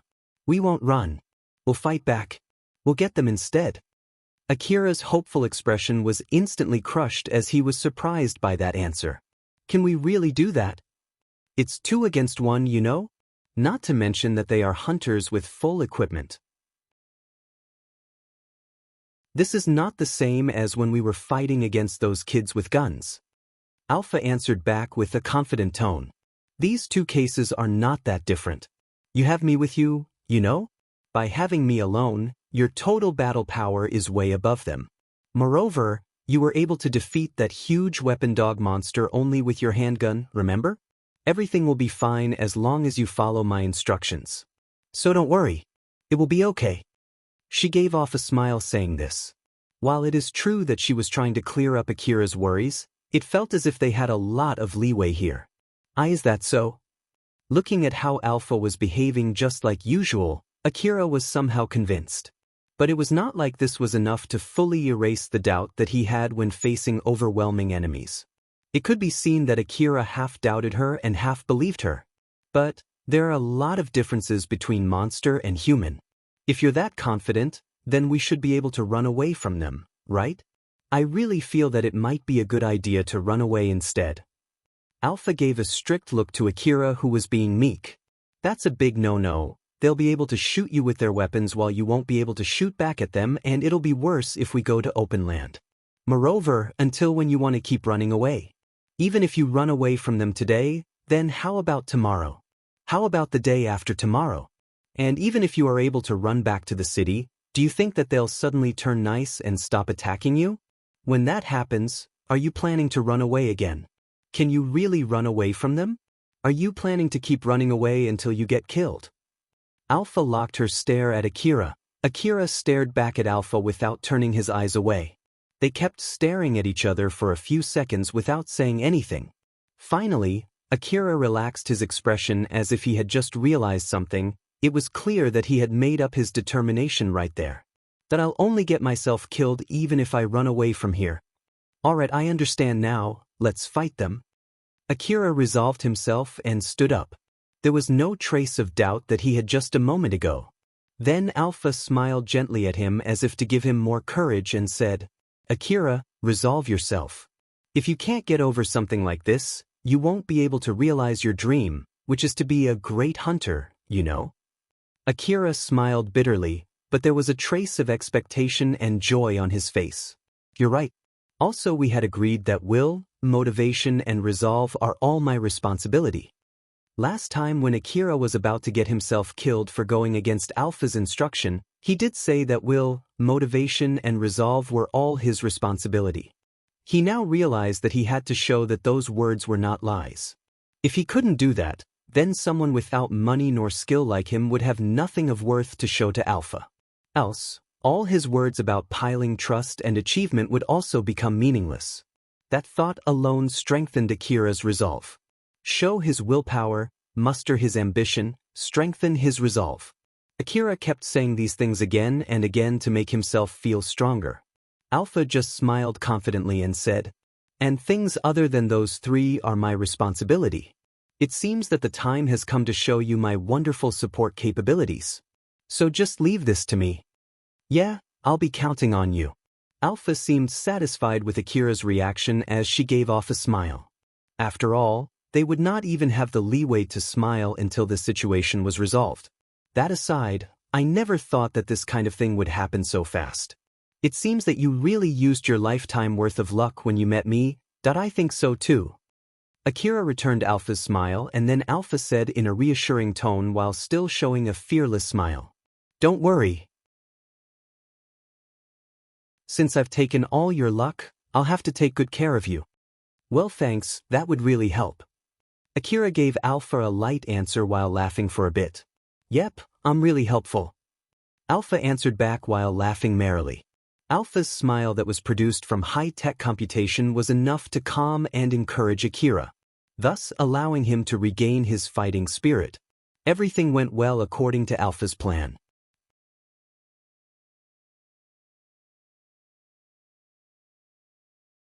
Chapter 7: The Beguiling Ghost. Kahimo felt strange when he saw Akira walking into a building. It was a feeling that he got when he knew something fishy was going on. And since he knew that someone invisible to his eyes was accompanying Akira, it only made him more cautious. The boy started moving again. "Hiya, how about the girl? Does it look like she's guiding him there?" "Yeah." The girl is pointing at the building and leading the boy into it. She entered the building together with the boy. The relics might be inside that building, so what to do now? Should we go in too? No, let's wait outside for a while. Are you sure? We might lose sight of the boy, you know. We know that boy's face. Even if we lose him now, we still can find him if we look in the slum. So, there's no problem. That aside, we have to move carefully so that we are not spotted by them. And, if that boy comes out from the building just fine, then that means that the building is safe. Oi oi, you're really being too careful, you know. Since only Haya could see Alpha, he was observing them closely. He really did not want to miss this chance, so he was urging Kahimo to follow them. But as Kahimo replied back with an unmotivated answer, he started showing his dissatisfaction. Then Kahimo made an ultimatum. "If you don't want to wait, fine, just go ahead by yourself. After all, you're the only one who can see the ghost, and if the ghost story is true, then you can go ahead and die too." Don't say that." "Alright, I understand that I was being too hasty." Haya was sweating a bit as he tried to dodge the suggestion with a laugh. Kahimo and Haya stayed there for some time, while observing the building.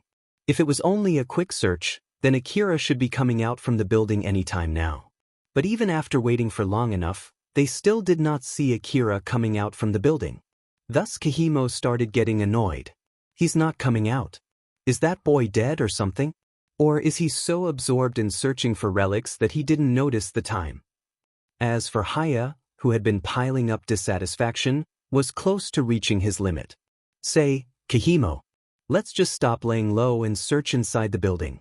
If the boy is dead, then there's no meaning waiting for him here. We'll only be wasting our time, you know. You're right. But there are dangerous monsters around this area, so just because we might find expensive relics, we should not lower our guard, okay? I know. Seeing Haya acting all excited, Kahimo made a stern face. Despite all the warnings that he had given, Haya was still not being careful. Kahimo stopped in front of the entrance of the abandoned building. "Haya, I'll be staying here so you won't mistake me for the boy. You go ahead and search the building. If you find the boy or the girl, or if anything happens, contact me immediately. Also, come back here after 1 hour, no matter what, okay?" But what should I do if I find the boy? Should I just drag him here? You can do that if the situation allows it. If he fights back or if you are suspicious of him, then just kill him. If you find something wrong with him, then just kill him. Don't let him fool you and take advantage from it. Kill him when you have the chance. Haya looked surprised at all the kill him orders from Kahimo. Kill him, you say? You sure we don't need to interrogate him? We can't be sure whether he would give in without a fight. So we can interrogate him only after shooting his leg or arm at least. And be careful not to get lured by the girl. They might have prepared a surprise attack for you.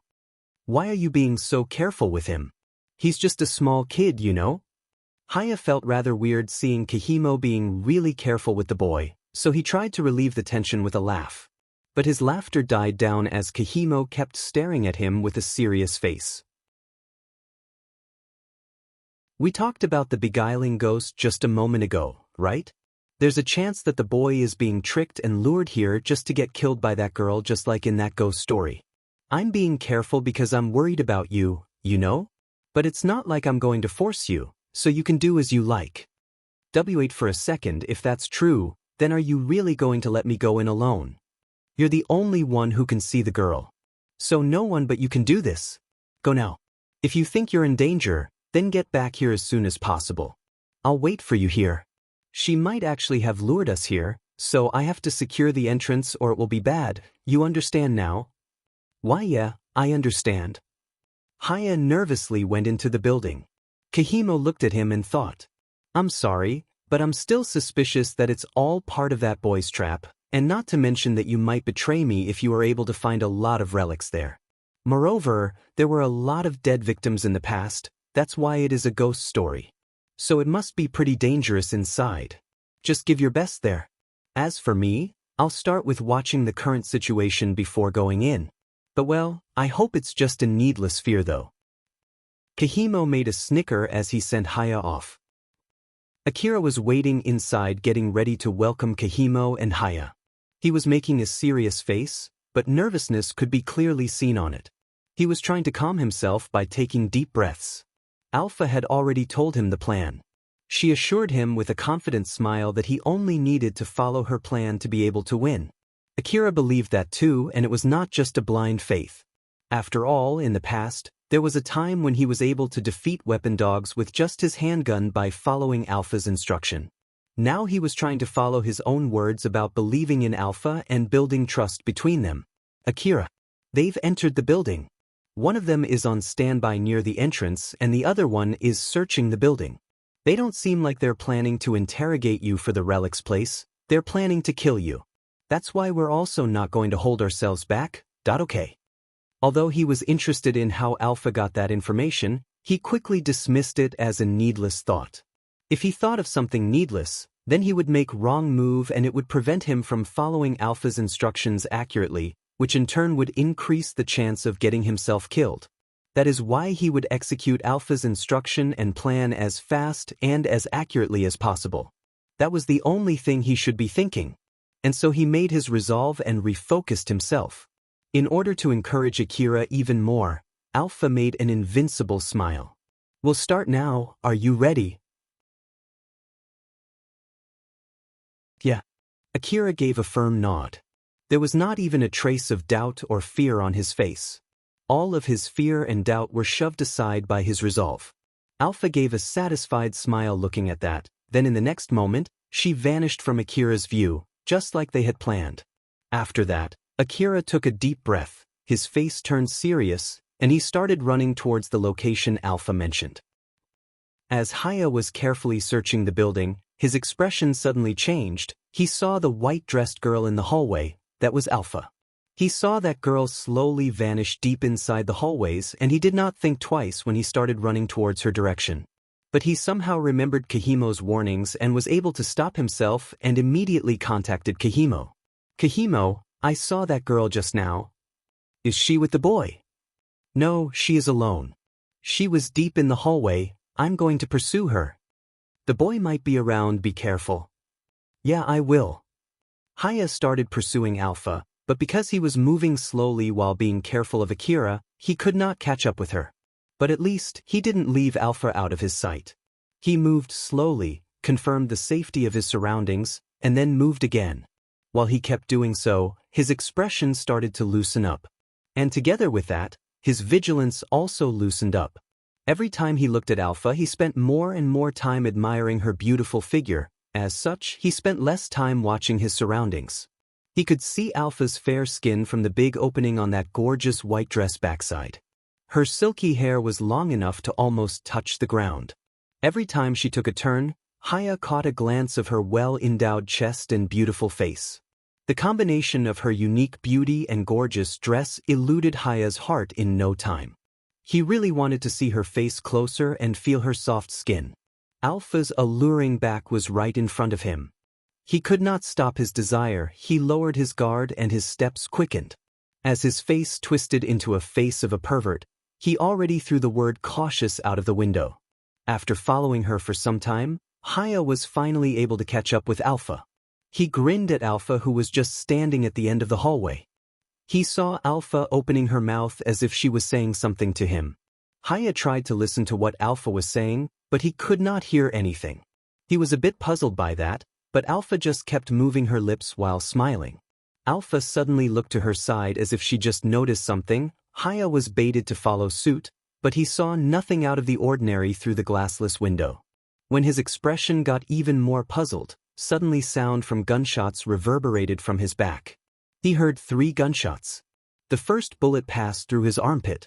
The second bullet hit the floor where he was standing, while the third bullet brushed and tore off some flesh from his right ear. The one who shot him was Akira.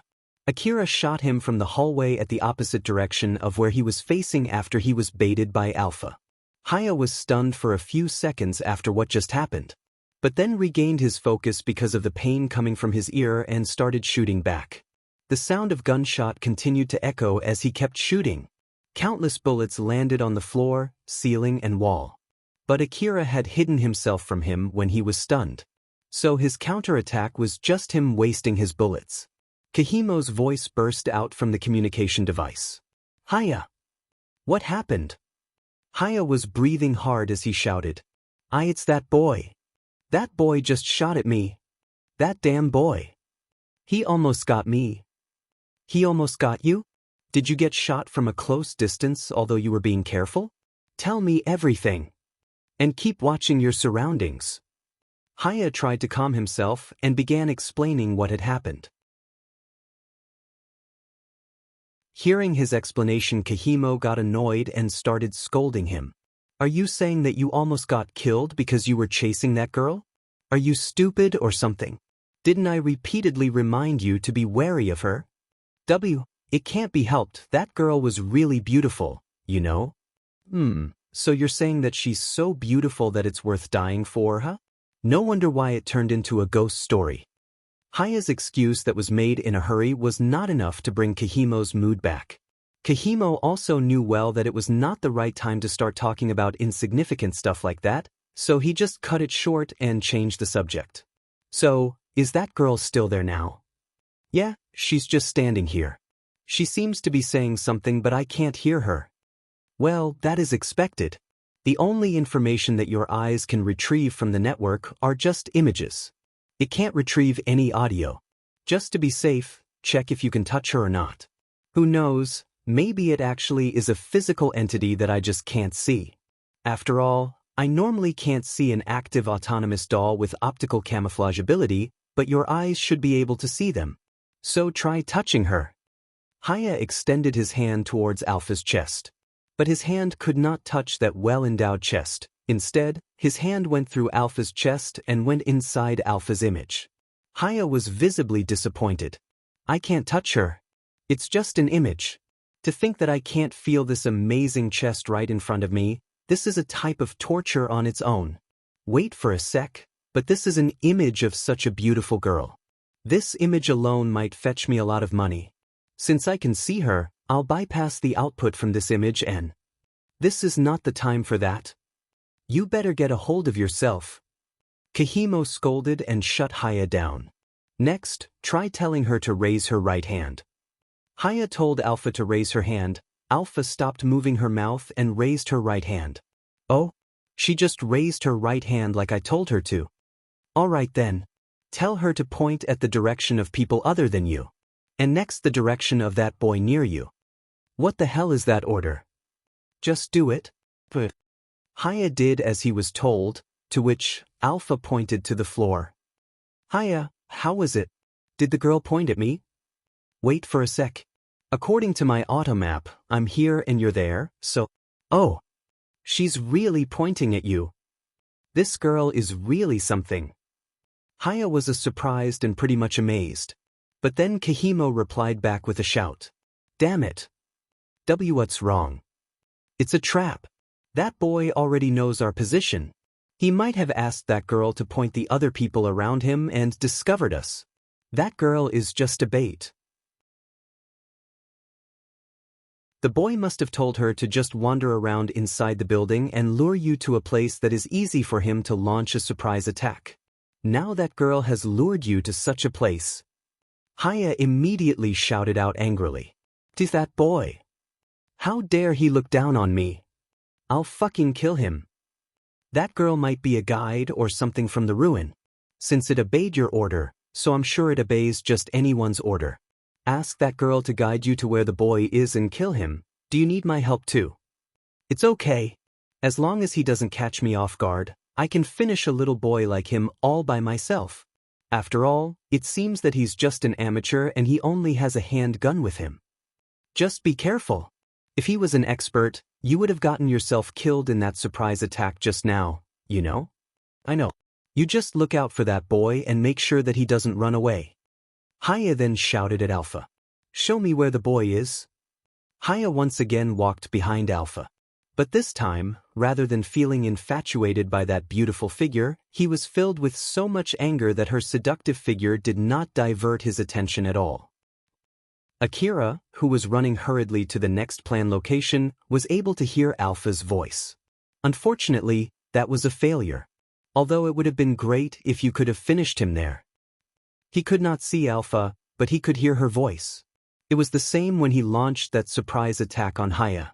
He listened closely for Alpha's signal for him to jump into the hallway and took shot at Haya. The dead corner where he hid himself, the timing for his surprise attack, the number of shots he took before withdrawing just as fast as he shot, all of these were done as instructed by Alpha. Akira tried his best to follow Alpha's every order as accurate as possible. But even so, he could not defeat the enemy.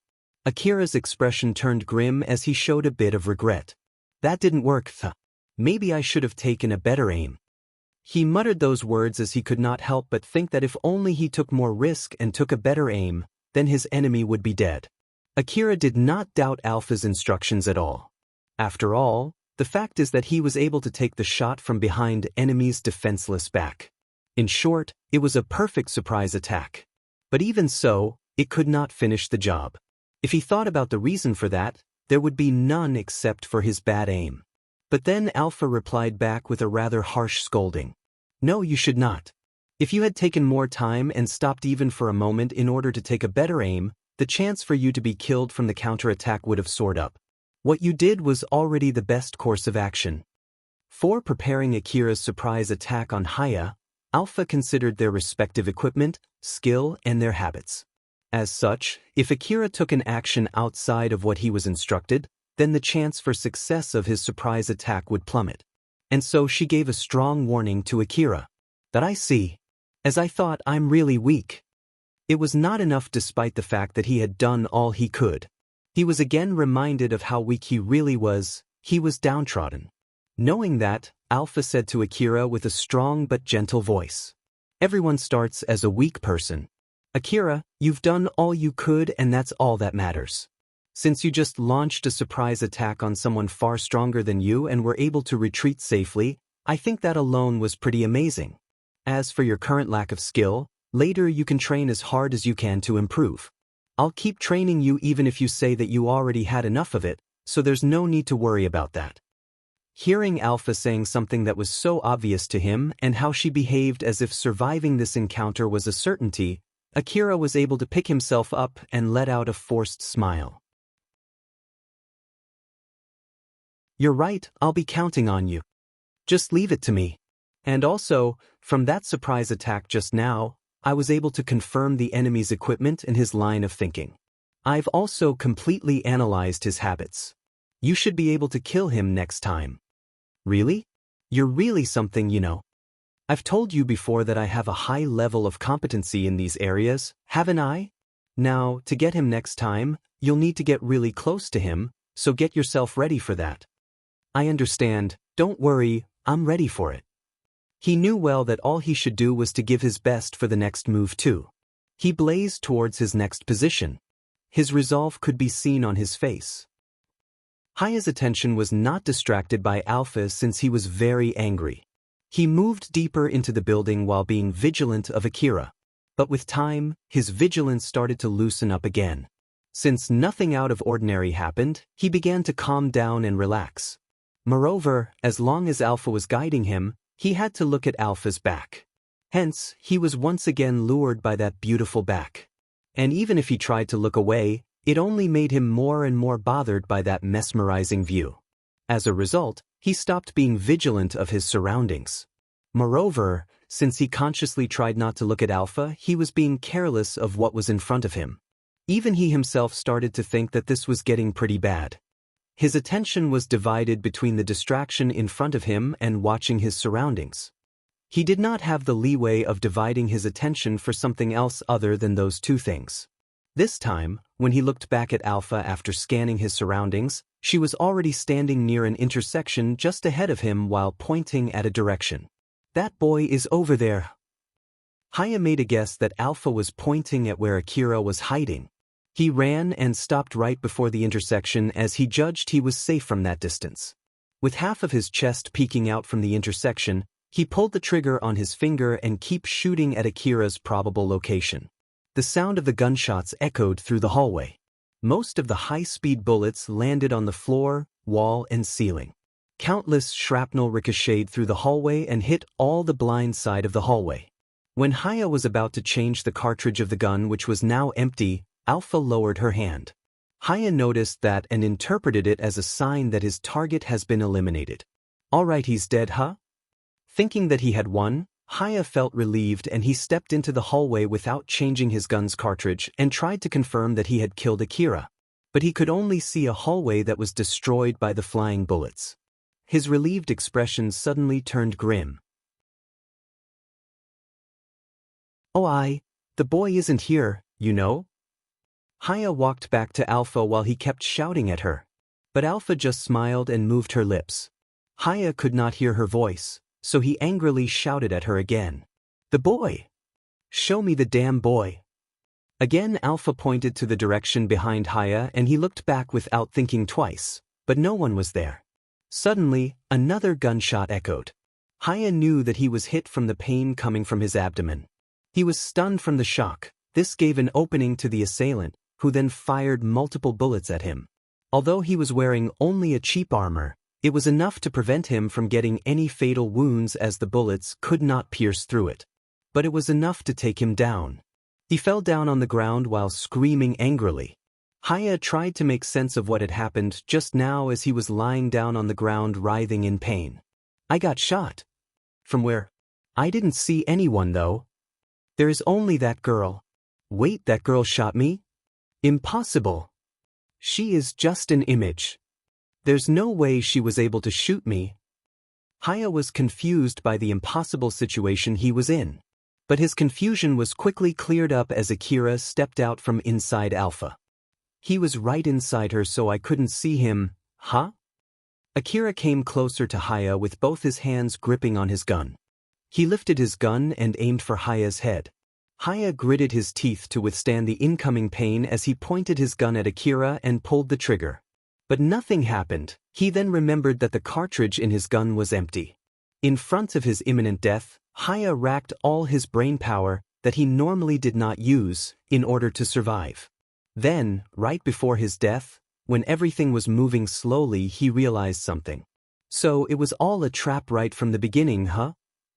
Alpha made him look away when Akira launched his surprise attack in order to take his attention away from Akira. She stopped in a strange location and pointed her finger so that he would waste all his bullets. She stopped pointing her finger so that he would stop exchanging the cartridge. She looked and smiled at him in order to lower his guard. Once he realized that everything about her, her dress, the hallway that she lured him into, her movement speed when she was guiding him, and all the other minor things, all of them were in order to kill him. He kept thinking of all these useless things in the short time that he was still alive. He just wasted his precious time and brain power for these meaningless things right before his death. And like that, Haya had spent all the time he had left. Haya muttered while making a crooked smile out of fear. The beguiling ghost. After that, Akira's bullet pierced through his head and ended his life. The last thing that he saw was Alpha's ruthless smile as she approached and hugged Akira. Kahimo's voice burst out from Haya's communication device. "Haya, what happened? Did you finish that boy?" But then Alpha warned Akira. "You shouldn't answer that. He would notice the situation if you do." Akira quickly stopped himself from making any sound and nodded. "Let's quickly take off his equipment. With this, we'll have more weapons." Akira took Haya's equipment. Although it did not really fit him, at least he had better equipment now compared to before when he had his gun only. Then for the next step, throw his corpse out through that window. Akira was rather surprised to that unexpected order. But Alpha just smiled at him like usual. Kahimo, who was on the first floor of the abandoned building, more or less understood what was going on and his face turned grim. "There's no mistaking it, I heard gunshots." After that, he stopped responding. It means that he's at least in a condition where he can't answer me, or he might even be dead already. Did he do something stupid and was caught off guard again? No, judging from the sound, it was at least a shootout between them, huh? Kahimo was at a loss as to whether he should go and check the situation or just keep standing there. If I go and check them, I might get lucky and get to monopolize the relics. I can also sell his equipment for money. But there's a good chance that we were actually lured here. The problem is, how far are we going to get lured in? And what if the fabled relics actually don't exist? What if that boy is actually luring hunters that can see that girl in order to kill them and then take their equipment? What if this building is actually his hunting ground? If that's true, then it's dangerous to assume that boy as a novice. Wait, am I overthinking here? The fabled relics and his dead companion. Both of these factors made Kahimo more suspicious. His mind was telling him to run away. He involuntarily shifted his gaze towards the exit of the building. But right at that moment he saw Haya's body falling down. Haya's corpse was stripped off its equipment. It made a huge sound as it landed on the ground. Kahimo was surprised and approached Haya's corpse. But he stopped right before he stepped outside the building. The boy took Haya's equipment. He is still alive and he deliberately threw his corpse outside. He knows my position. Kahimo raised his head and looked up with a dreadful expression. He could see the boy who killed Haya running towards him with his handgun aiming to shoot him. That damn boy. His opponent was just a small kid. The word patience and vigilance had gone from Kahimo's head. He changed his mind and started moving in order to kill Akira.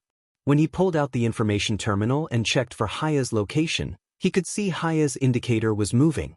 It showed that Akira had Haya's information terminal. I knew it, he's upstairs. It would be great if he misunderstands that he is the only one who knows others' position. I can still outsmart him then. Kahimo let out a small laugh and rushed inside the building. Akira received another instruction from Alpha for the next place for the surprise attack. Akira, take out the knife that you didn't sell back then. This one. The knife that he took out was a relic of the old world that he found during his first time in Kuzuzahara City Ruin. Its blade looked dull and it looked as if it would not be able to cut anything.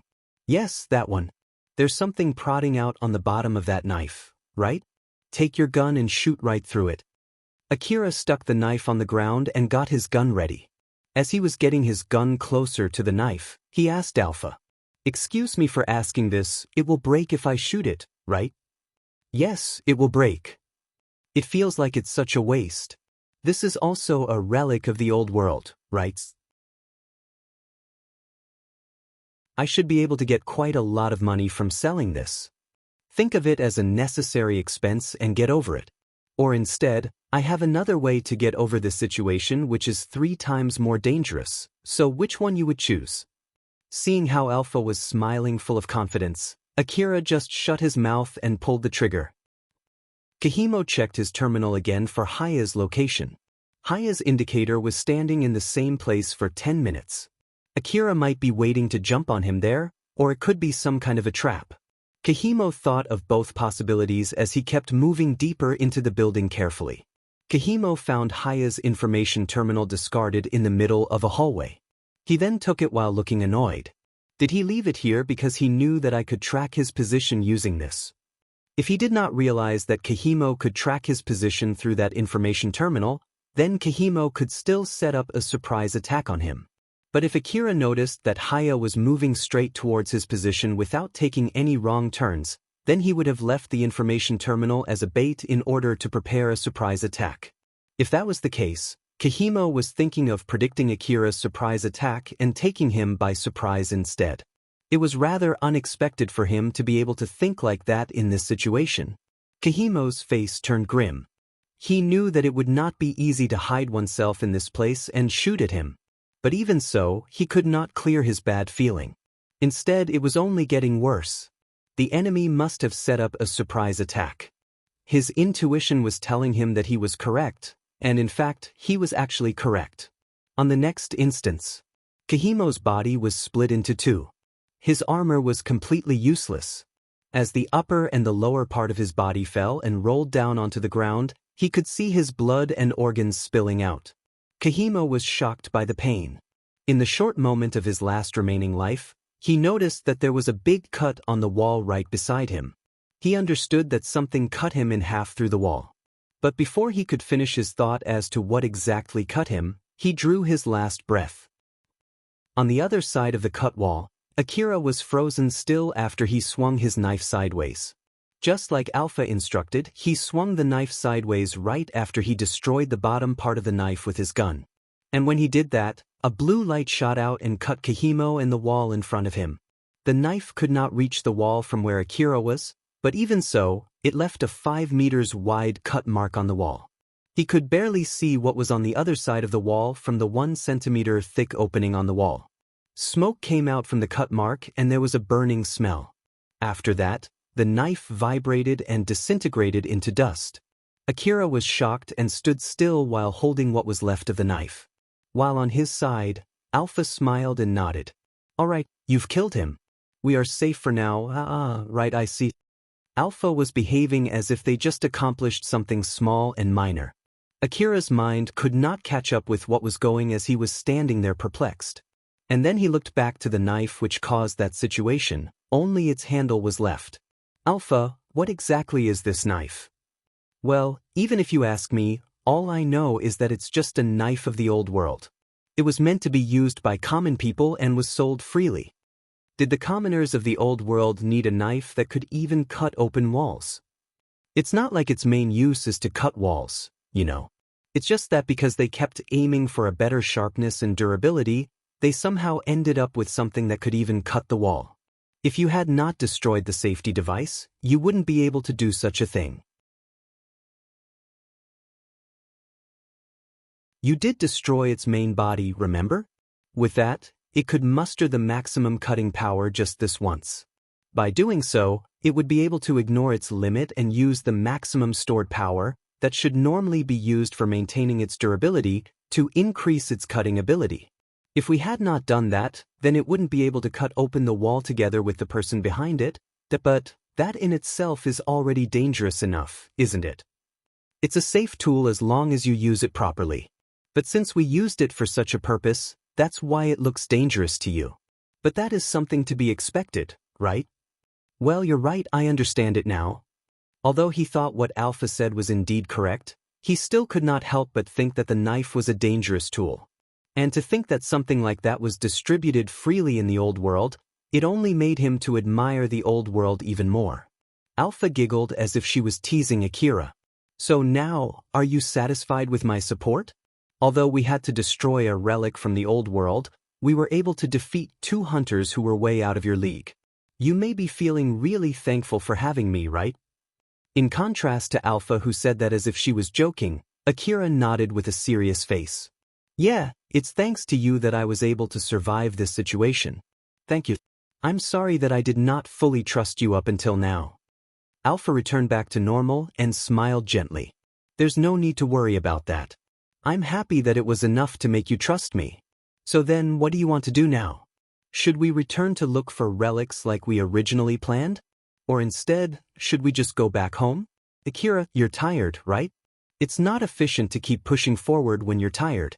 There's no need to push yourself too hard. Akira made a difficult face. Thought if I am to be honest. I'm really tired right now, so I want to go back home. But we still haven't gotten anything yet. If I want to get the rest of the money from the exchange center, I should bring something home. In that case, how about we only search around this place? If I help you, we should at least be able to find some relics that other hunters have missed. Akira then decided to follow Alpha's suggestion to look only around that place before going home. He was only able to find some handkerchiefs. But these handkerchiefs were in such a bad condition that normal hunters would have ignored them. Even for Akira, if it was not because Alpha told him that they were relics of the old world, he would have ignored them too. But even so, he decided to take them and concluded the search. And then he took as much stuff as he could from Kahimo and Haya's corpses before returning back to the city. The building was left empty except for Kahimo and Haya's corpse. Hunters fighting against each other and not going back home was a common happening in the eastern region.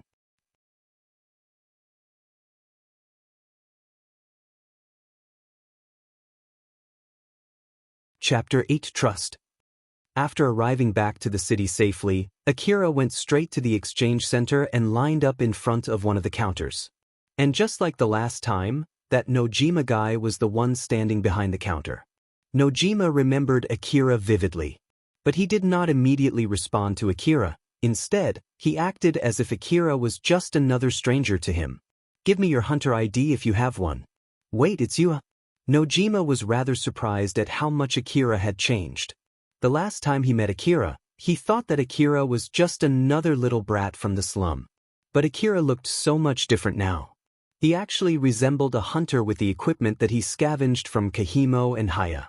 But that was not all. The biggest difference was the faint aura that he was giving off. It was an aura of someone who had gone through the baptism of the wasteland. Just registering yourself as a hunter does not make you one. But the person standing in front of Nojima was indeed a hunter, despite being only a newbie. Looking at him, Nojima laughed a bit as he thought that Akira would not die anytime soon. Then he recomposed himself and started moving into his order of business. So, what do you have this time? That's weird. Was that one you brought before due to pure luck alone? Although it did not look expensive whatsoever, it was an item that he brought back after putting his own life on the line. Thus, Akira was a little bit annoyed when Nojima badmouthed the item that he brought. Well, I'm sorry that it looks awful. But even so, it is a relic of the old world that I brought back from the ruin. I should be able to get the rest of the money from the previous relic with this item. And also, what do you mean by pure luck?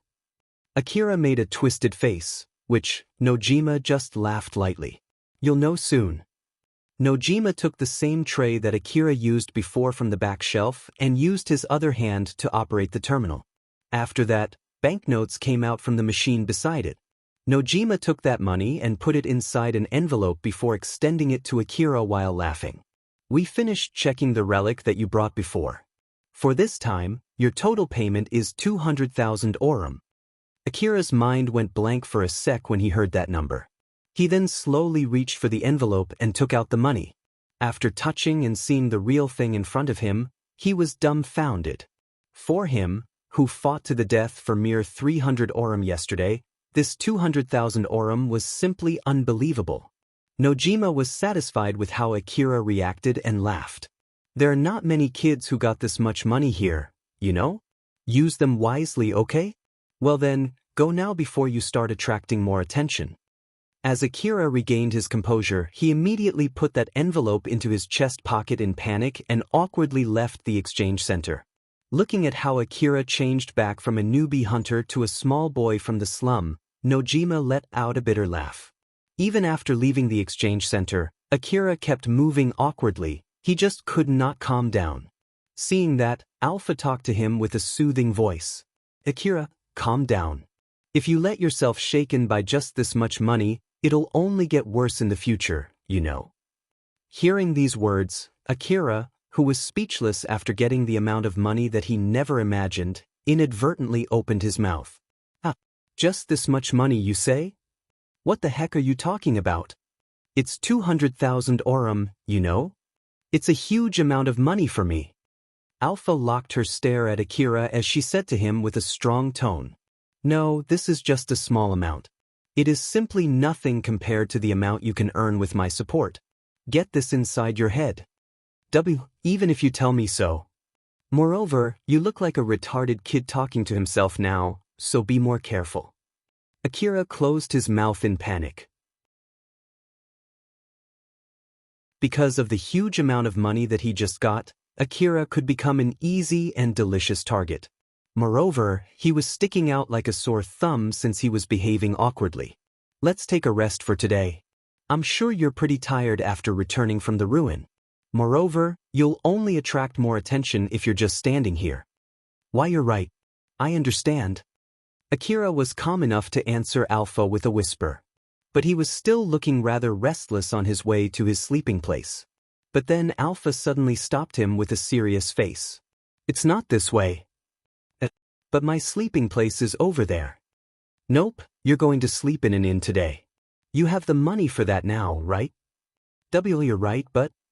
Because he just received an amount that he could never imagine, Akira felt really heavy parting with the money. But then Alpha smiled gently to him as if she was reprimanding a small kid. If you feel really heavy parting with just this amount, it will only lower the worth of your life, you know. And it's not like we're going to use it needlessly. Since you acquired it properly, so you should use it properly too. I'll give you my support on how to efficiently spend money too. So, you trust in my support, right? Akira just could not say no after being told that. Both of them had promised to build trust between them. And so he made a firm nod while trying to calm himself down. Okay. Thank you. So then, shall we go to the inn now? By the way, is it really okay if I pick the inn for you to stay? Yeah, I'll leave it to you. This way then. Alpha giggled as she walked in front of Akira to guide him. As he was following Alpha from behind, he could not help but to worry just how much money he would need to spend for the inn. It was normal for inns to let their customers bring their weapons. But since they would bring strong and destructive weapons, it would cause death victims and huge damage to the inn if they used those weapons to cause a ruckus. As such, all the customers were expected to behave nicely. It was a basic rule that all the customers should adhere to. Now then, even if you cause someone's death or some kind of loss to the inn, you would still be considered as a well-behaved customer if you properly pay the inn enough compensation. But since Alpha picked a cheap inn near the slum city, the rule was not very strict here. The inn would gladly accept an armed kid from the slum as long as that kid paid them. Thus, Akira was able to make a reservation without any problems. Akira reserved an average-priced room. The room was pretty big, and because it was an inn designed for hunters, it had a big empty area for hunters to do maintenance on their equipment or to just keep all the relics that they had on them. The room even had a bath and a bed too. Not to mention, there were also a variety of foods inside the refrigerator. It was definitely safer to sleep here than outside. There was a stark contrast comparing it to Akira's sleeping place in the back alley. 20,000 orum for a night, huh? That is simply a robbery. Akira fully understood why he had to pay so much money for the room. But Akira did not look happy, even though he was able to sleep in such a luxurious place that was way better than his sleeping place in the back alley. Instead, he made a rather complicated face. Understanding why he should pay so much money was not the same as actually paying the money. Akira's hand was shaking as he was paying for his room. Alpha was the one who picked that room. If it was up to Akira, then there was no mistaking it that he would opt for a cheaper room. Akira let out a sigh. It was clear that he was rather disappointed since he had to spend his money on some needless expense despite the fact that he was against it. Realizing that, Alpha just laughed awkwardly.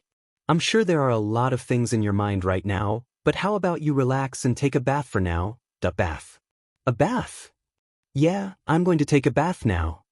Akira immediately beaming with happiness the moment he heard the word bath. There were buildings equipped with baths even in the slum city, But there were only certain people who could enjoy such a facility. Unless it was someone who owned the bath or someone with enough money to pay for the bath, it was impossible to have the chance to enjoy one. For a small kid who was living in one corner of the back alley like Akira, the only thing that he was able to do was to wipe off his body with a piece of cloth using the water not good enough for drinking. Akira was only able to vaguely remember the last time he went into a bath.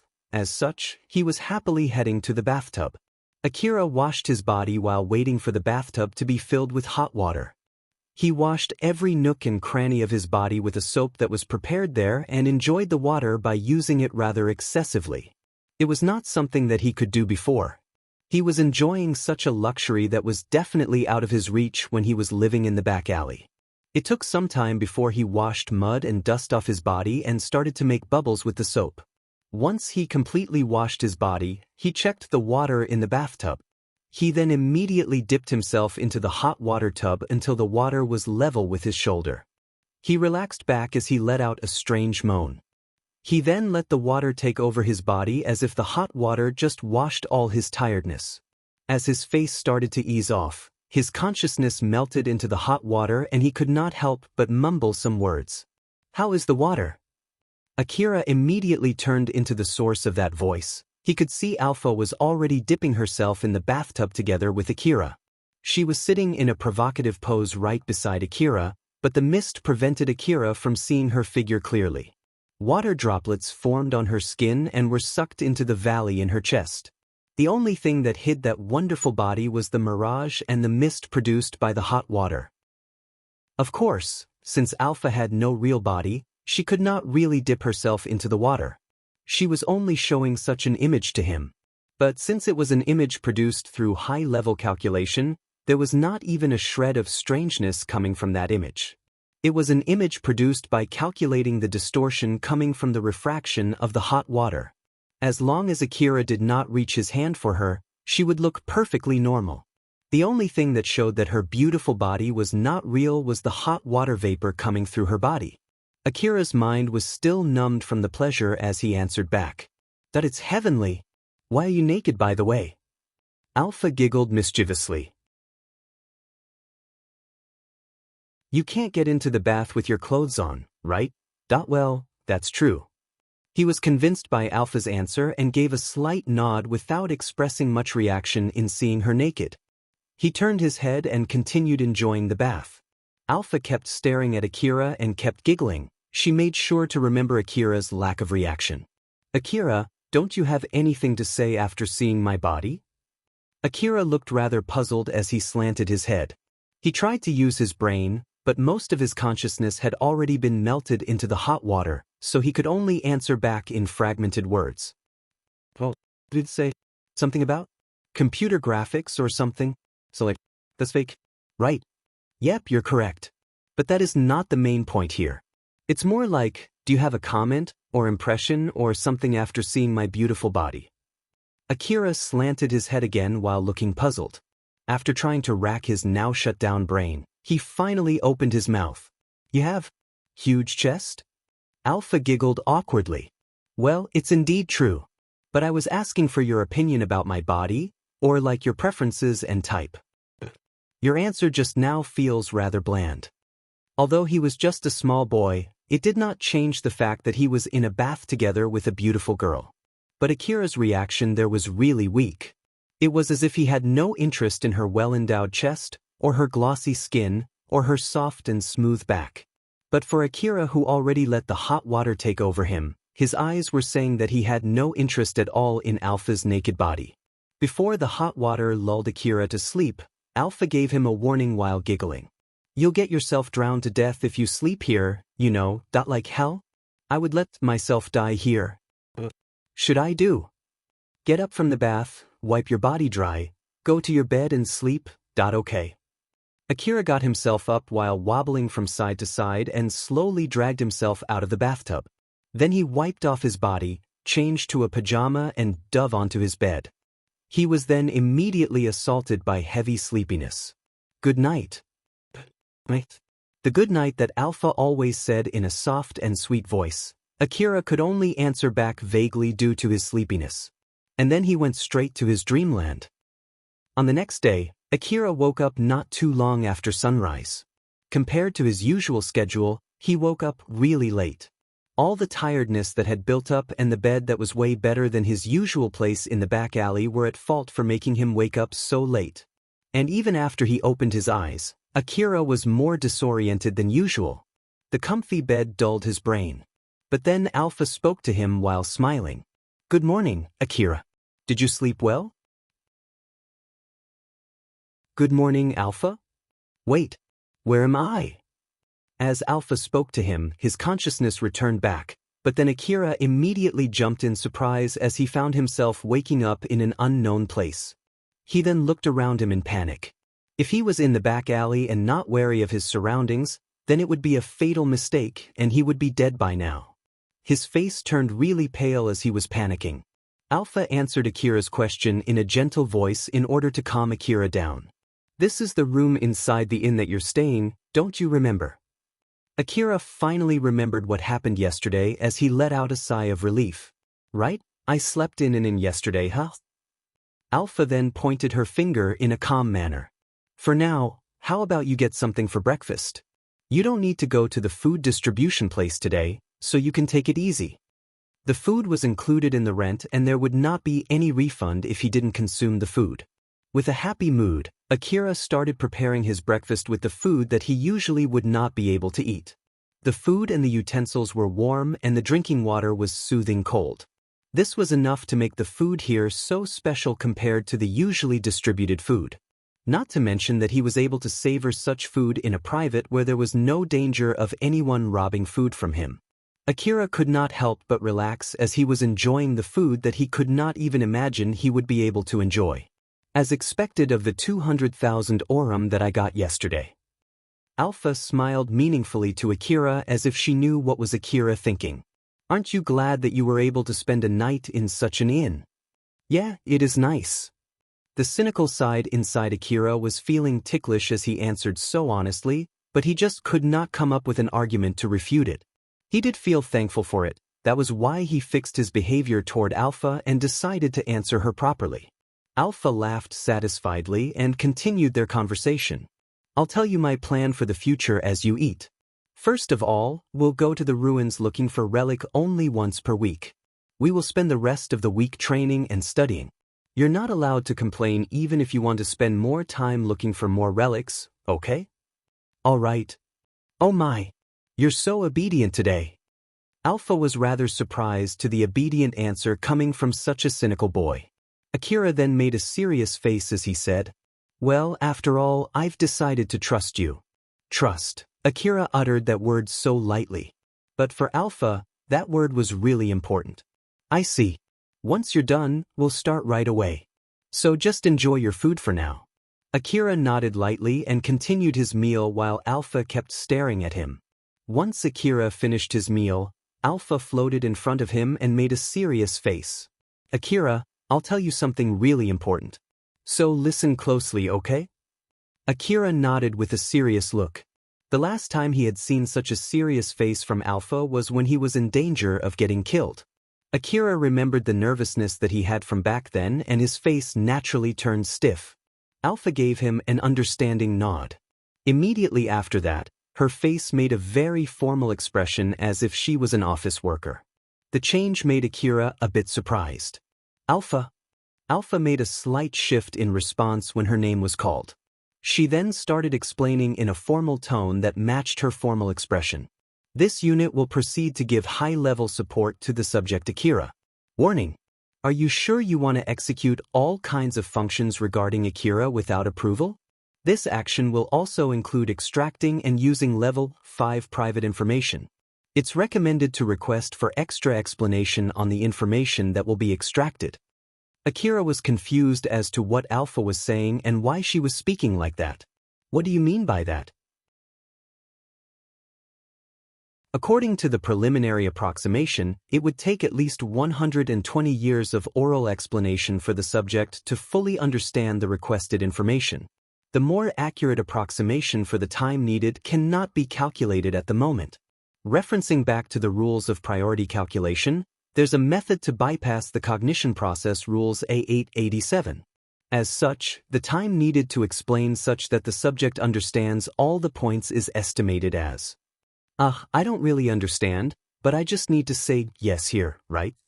It is assumed that the subject agrees with all the items that do not violate the agreement. This includes narrow-sense mind adjustment and broad-range free will interference. Regarding the preservation of the subject's life, the unit will follow the stand-alone self-sufficient Article 213873.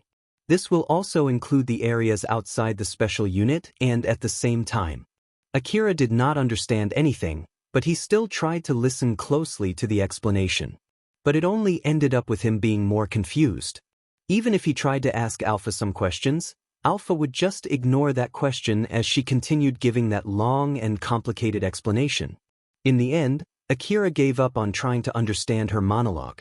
Akira did not fully understand the details, but he knew that Alpha was asking for some kind of approval and that going against her instruction will bring her immense danger. Akira promised in the past that he would build up trust between them. As such, according to the decision that he made back then, his past experience, and his resolve, he finally made a decision after he hesitated for a bit. He answered back with a serious face. My answer to your first question is yes. Reconfirming. This unit will proceed to give high-level support to the subject Akira. Warning. Are you sure you want to execute all kinds of functions regarding Akira without approval? Yes. Once Akira gave an assertive answer, Alpha's behavior turned back to normal. And then she gave Akira a happy smile. Thank you. It's okay, I won't do anything bad. So you don't need to worry. Akira felt relieved when he saw Alpha was back to normal. But then Akira showed a bit of dissatisfaction. You could have said that right from the start, you know? There was some annoying stuff to take care. I had to say all of those things in order to say that I won't do anything bad to you. You'll need to do some annoying stuff to avoid more annoying stuff. It's something common in this world. By the way, Akira, about what we discussed yesterday, what do you really think about my chest? Alpha asked that question while making a meaningful smile. But then Akira answered back in panic. What the heck are you asking me out of the blue? Yesterday, when I asked about your opinion of my naked body, you said that my chest is huge, you know. Did I really say that? Yep, you did. Although, you answered back as if you just gave a random answer to my question. But you did vaguely answer me. So as I thought, you really do have some interest in women's chest. Want to have a touch? Alpha giggled mischievously as she was teasing Akira. He was a bit annoyed by that, so he had no intention of answering seriously. But he remembered that he had made a promise to build trust with Alpha, so it was not like he could lie. As such, he decided to neither deny it nor approve it. But I can't do that, right? That's only for now. But you know, Akira, if you want it, you would be able to do it once you finish exploring the ruin that I asked you to explore when we first met. So what do you think? Does that interest you? Do you want to try touching it? Why can I only touch it if I finish exploring that ruin? It's rather complicated to explain. But do you want to try? Akira was visibly annoyed with Alpha, who was pestering him. What the heck are you trying to say, huh? Alpha just giggled mischievously. I'm just offering a concrete reward to motivate you. So, in short, a honey trap, huh? Yep, you can say that.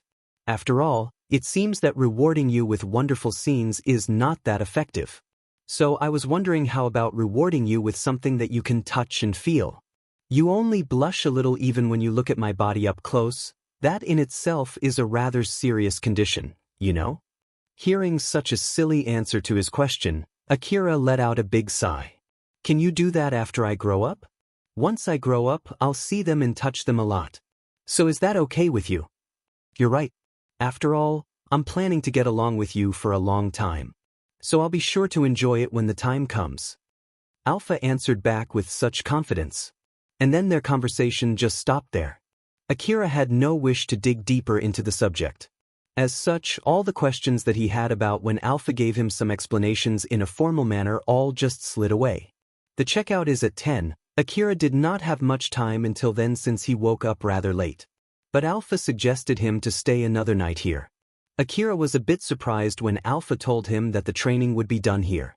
So, Akira contacted the staff and completed the booking for another day. With this, it means that you can take a bath again today. It also meant that he had used 40,000 orum out of 200,000 orum that he got yesterday. Akira let out a sigh, trying to hide his regret. But he could not skillfully hide it, as he ended up making an awkward forced laugh. Alpha let out a light laugh and made a serious face. Well then, let's start the training. Are you ready? Akira immediately changed his mood and replied back with a serious nod. I'm ready. Alpha nodded back satisfiedly. First of all, I want you to learn to communicate telepathically. Communicate telepathically. For now, I'll have you learn to talk without making any sound, or at least you can think of it as that. Let's start our training. After all, accurate and high-speed information exchange is very important in the middle of a fight. Moreover, it will stop making you look like a retarded person talking to himself. Akira was planning to do all kinds of training without saying any complaint, but he was rather puzzled to that strange instruction.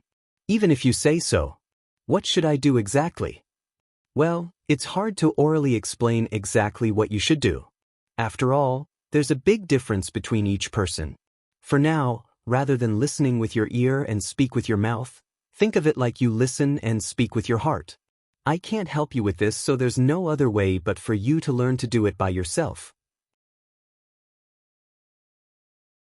For the first trial, how about you try calling me using telepathy? You may come up with anything. You can even try giving me easy order like, look to your right or something. I'll react to whatever you come up with. So let's check whether the message is properly sent or not. You can start now.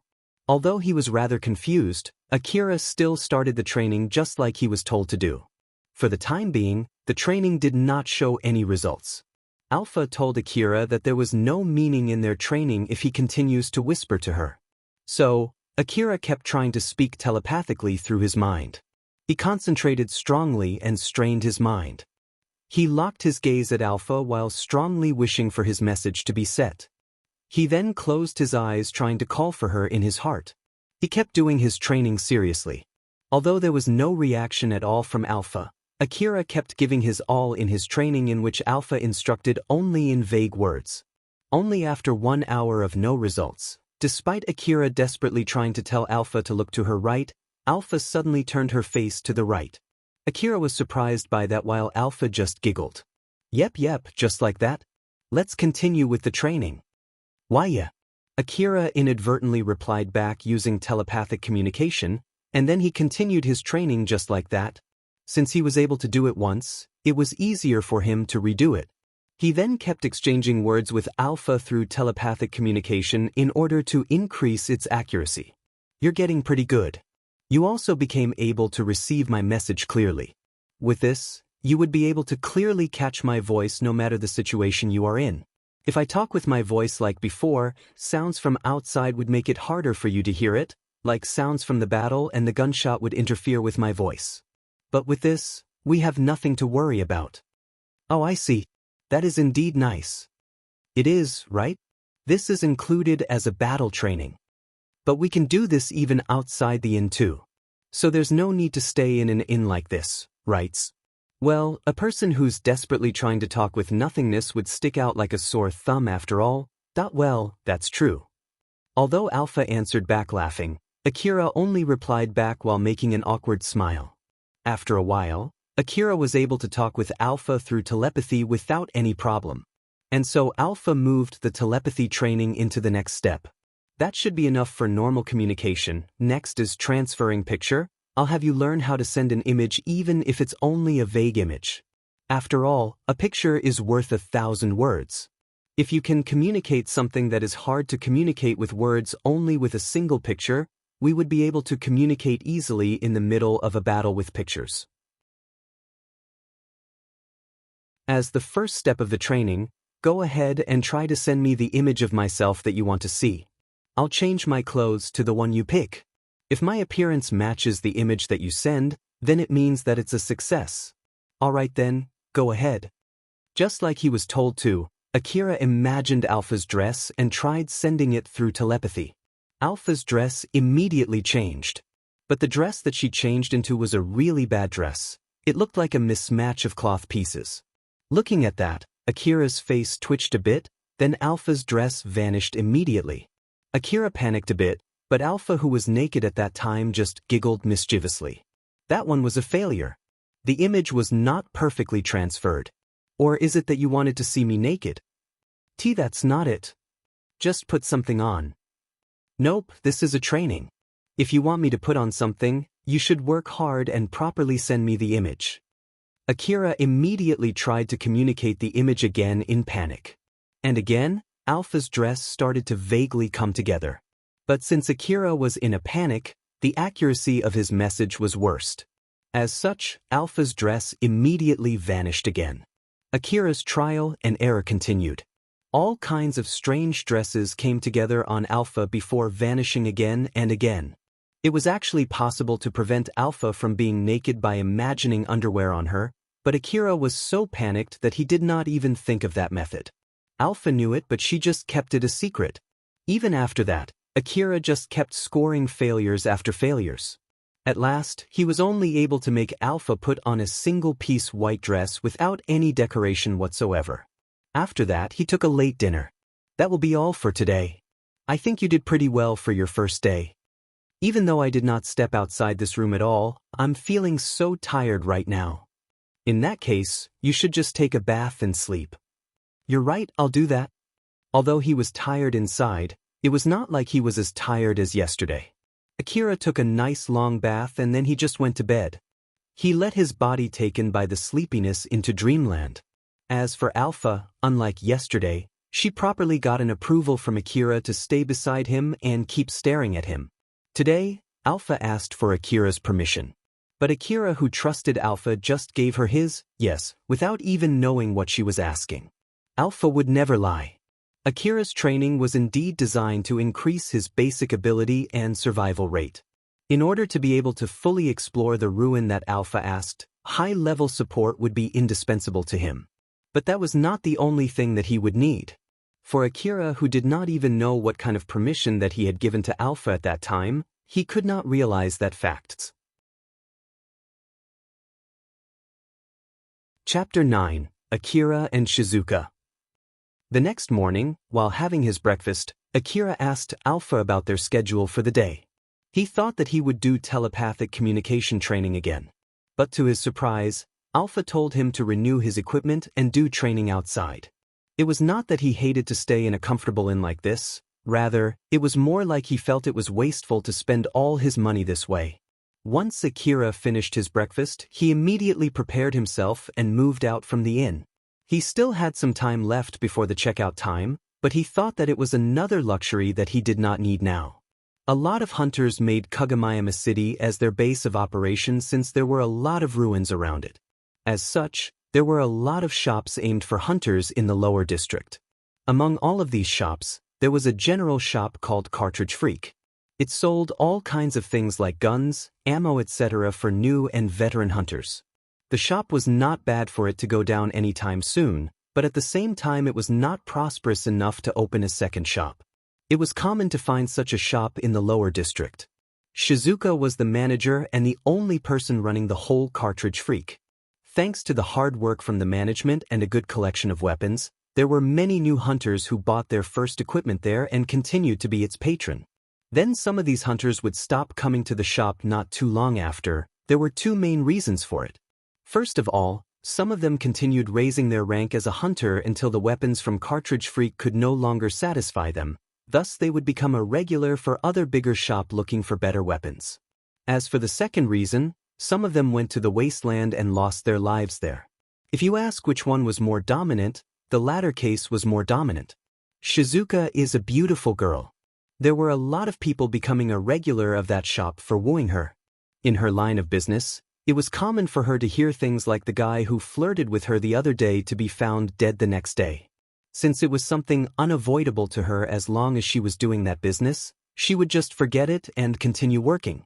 But she had decided to never date a hunter.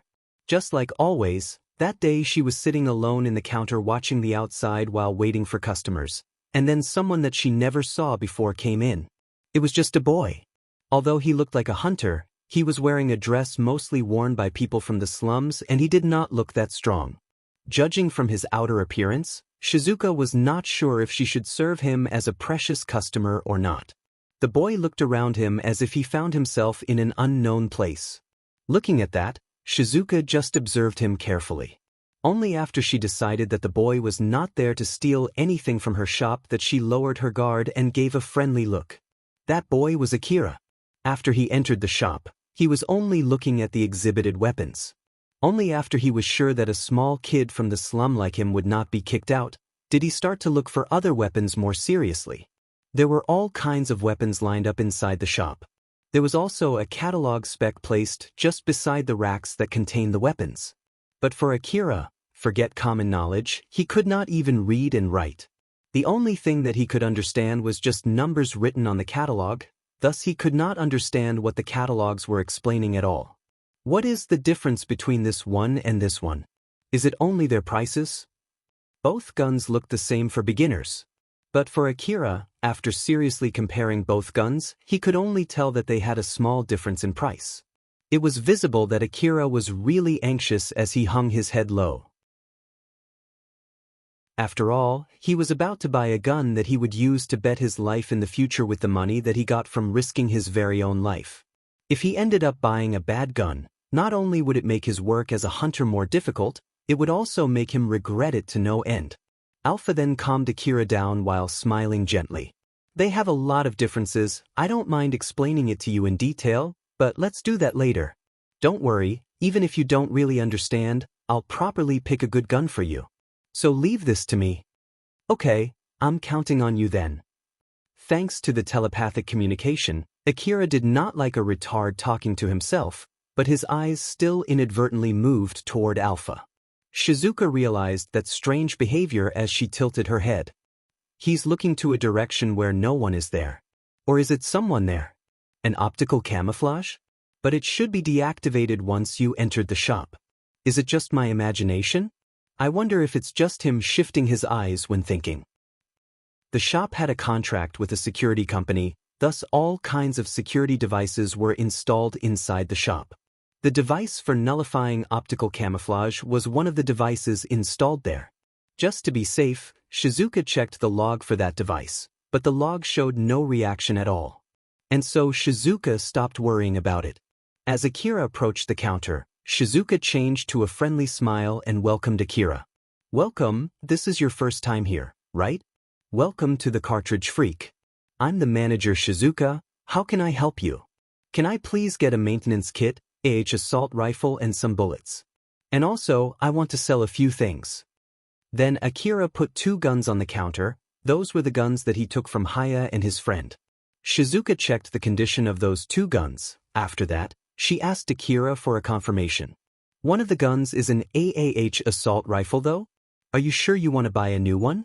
It is indeed in a bad shape, but rather than selling it and buying a new one, you can still fix it with a maintenance kit. Moreover, this assault rifle is of higher quality, are you sure you want to sell it? Just shutting up and continuing with the business as usual would give Shizuka more profit, but she asked for a confirmation out of her kind nature. Alpha then explained to Akira. It's okay. Sell it and buy a new one. After all, rather than quality and power, it's more important to get a gun that you'll have no problem using. As for the assault rifle, I'll train you to use it from now on. So it's better to buy a brand new one compared to a gun that someone has used before. It's okay, please proceed with the selling. Alright then, in that case, deducting from the guns that you sold, the total will be 100,000 orum. After he finished the payment, Akira looked at the remaining money inside his envelope while looking rather conflicted. His hands were shaking when he was handing over the money, and now his balance was already down to 60,000 orum. 200,000 orum was a small amount of money. He made a bitter laugh as he now understood the meaning of Alpha's words.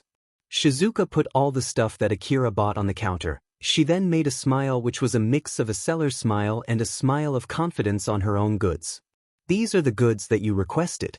If you want, I can give you explanations too. There are unexpectedly many people out there who are using these weapons with half-baked knowledge, you know. It's not like you'll lose anything by hearing my explanation, and not to mention that I have nothing to do right now, so I can give you a detailed explanation if you want. Even if that was just a formality toward a customer, Akira was taken aback by that kindness that was shown to him. And then Akira told himself an excuse by saying that it might be helpful and decided to take that offer. Well, yes please. Alright then, assault rifle is the favorite rifle for the hunters. Among all the guns circulating in the Eastern District, it's the oldest gun. Shizuka smiled happily as she started her explanation. Whether it was because she was so bored or because it was a subject that she was an expert with, she continued giving her explanation skillfully. The assault rifle was a famous rifle that had more than 100 years of history.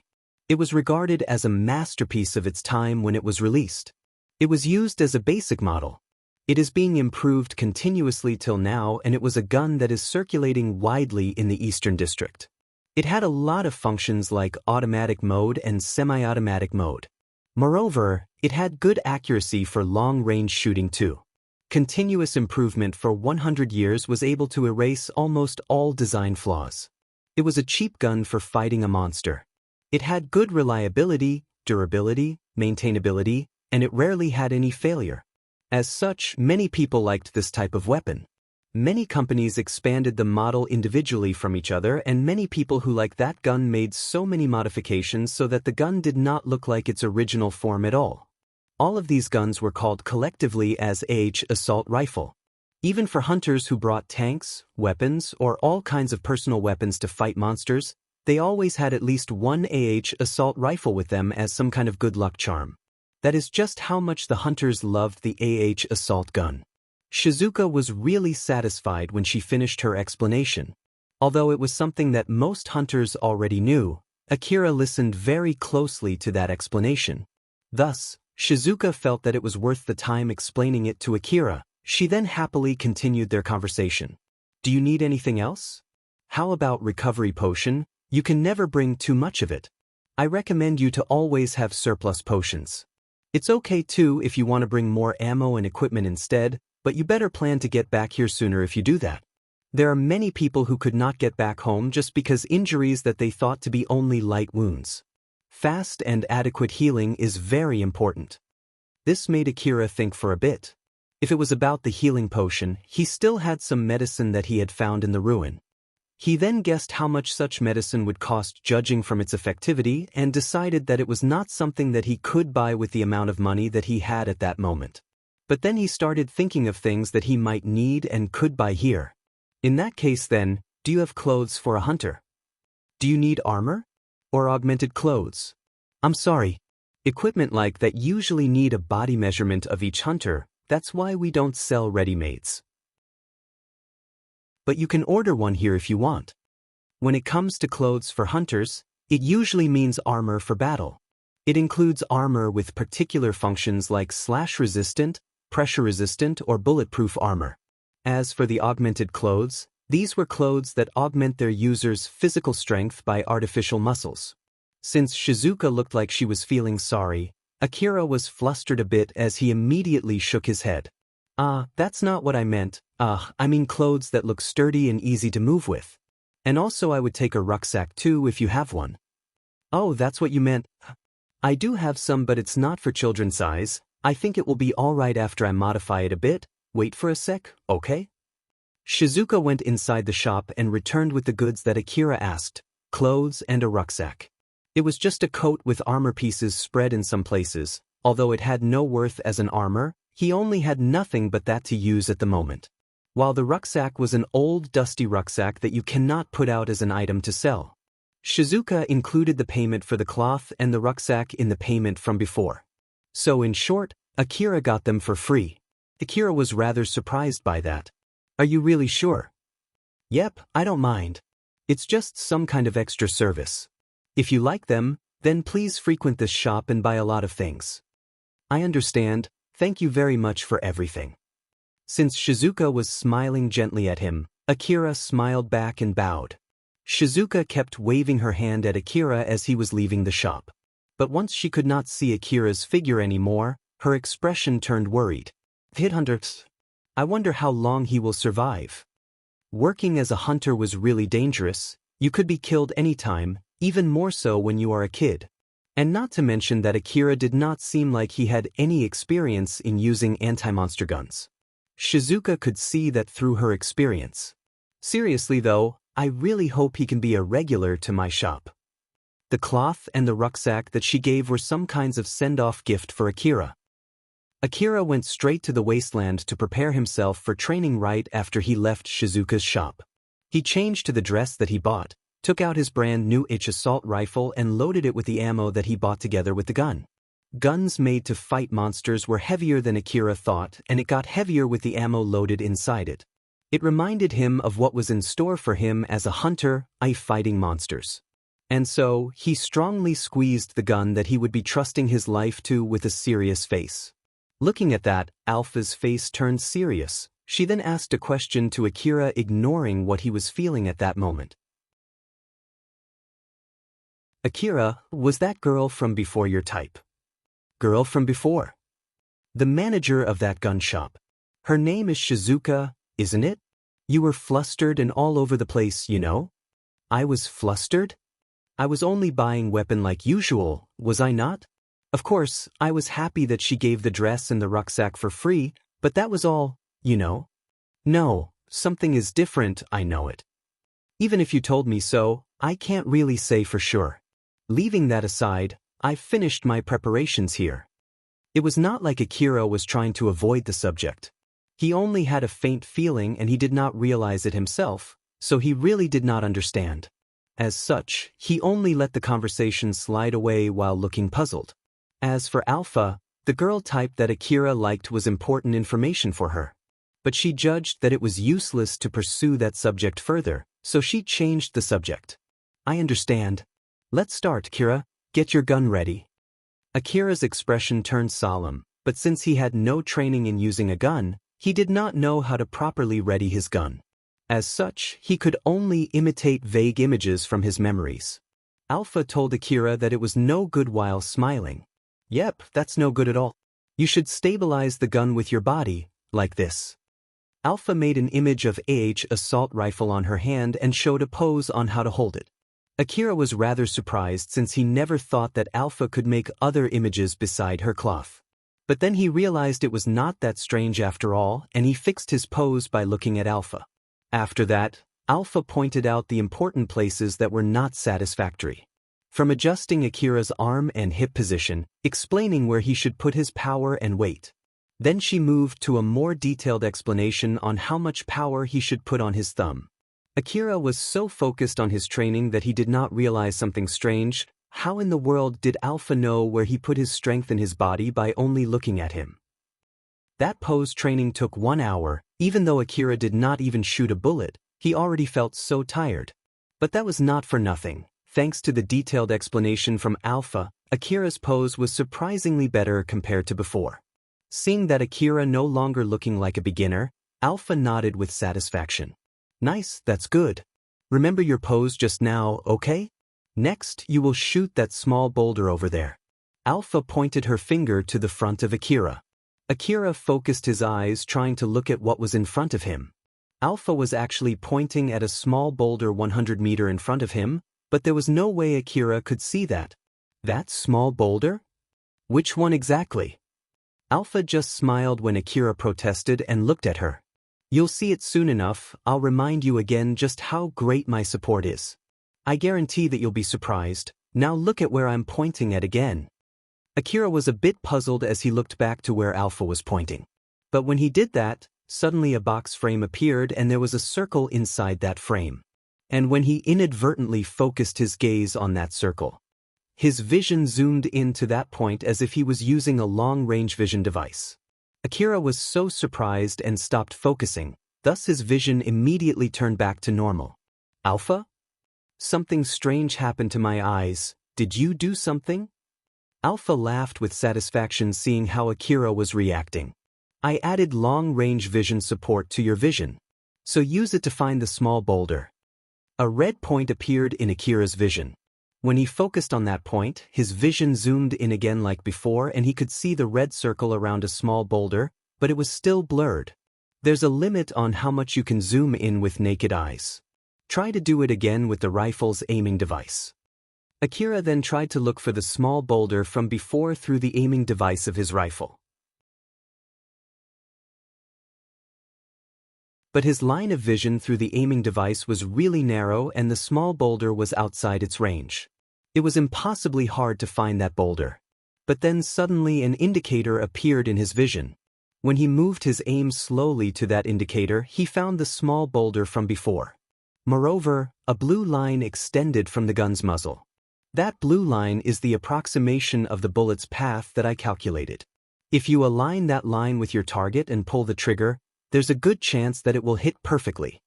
The blue line was shaking randomly. Akira tried hard to align that line with the small boulder and pulled the trigger. A gunshot echoed. The kickback from the gun threw Akira's small body into disarray. The bullet spewed out from the muzzle, flew at high speed tearing through the air. But then it passed beside the targeted boulder and vanished far into the wasteland. That I missed. It was only an approximation after all, not a prediction. So the bullet path would change greatly from external factors. Just now, the biggest external factor was change in your pose. Remember to keep your pose, take a good aim, then pull the trigger. At a real battle, you will take aim on a monster rather than on a small boulder. Do your best to hit your target and kill it in one shot if it's possible. In the worst-case scenario, at least you should neutralize enemies' movement with that shot or they will shoot you back and kill you. You'll die if you miss. You should keep that in mind when you shoot. Akira kept shooting at his target while putting all his focus on aiming. But it did not seem like any of his shots would hit the target anytime soon, or more like, none of his shots landed near his target. Most of his shots missed the target badly. Every time his pose was broken, Alpha would tell him to fix his pose and shoot again. Only after he was doing that for 1 hour did he start to see bullets land in his field of vision through the aiming device. And also, all the tiredness piled up until that point started to disrupt his focus. Then from all the built-up stress, a question came up in Akira. Say, Alpha, I've been thinking, things like these telepathic communication and zoom vision, you could have done it sooner, right? For Akira, it was just a random question that came up in his mind. But Alpha judged that depending on her answer, it could be a seed of distrust between them. And so she chose her words carefully while still smiling. To put it simply, I would have done it if it was possible. I would have done it if it was a better course of action. I guess that's all there is to it.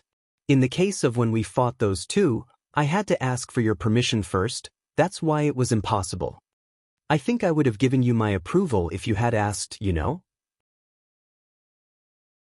It's that thing, right?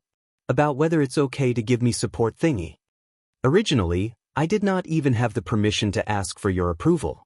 It is all because of a particular rule that is too long to explain. But even if I had the permission, I would still not do it. If your vision changed in the middle of a battle, it would instead confuse you and hinder you from maneuvering normally.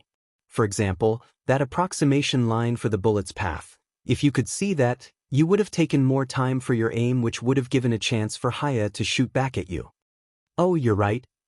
Akira was convinced by that answer as he nodded. After confirming that, Alpha continued her explanation. From now on, every time you think that there's something that I should be able to do easily but intentionally not doing, then this is the reason for it, either because it is physically impossible or technologically impossible, or it doesn't agree with the rule, or it will only make the condition worse. It will always be one of these reasons. Even for me, it's not like I can do everything. If I could do everything, then I would have explored the ruin myself rather than asking for your help. I'm bound by a lot of things, that's why I'm asking for your help. Well, what can I say? It seems that you're also having it hard, huh? But again, it was thanks to that condition that I was able to meet you. I do feel bad for you for saying this, but I'm thankful for that condition that you're in.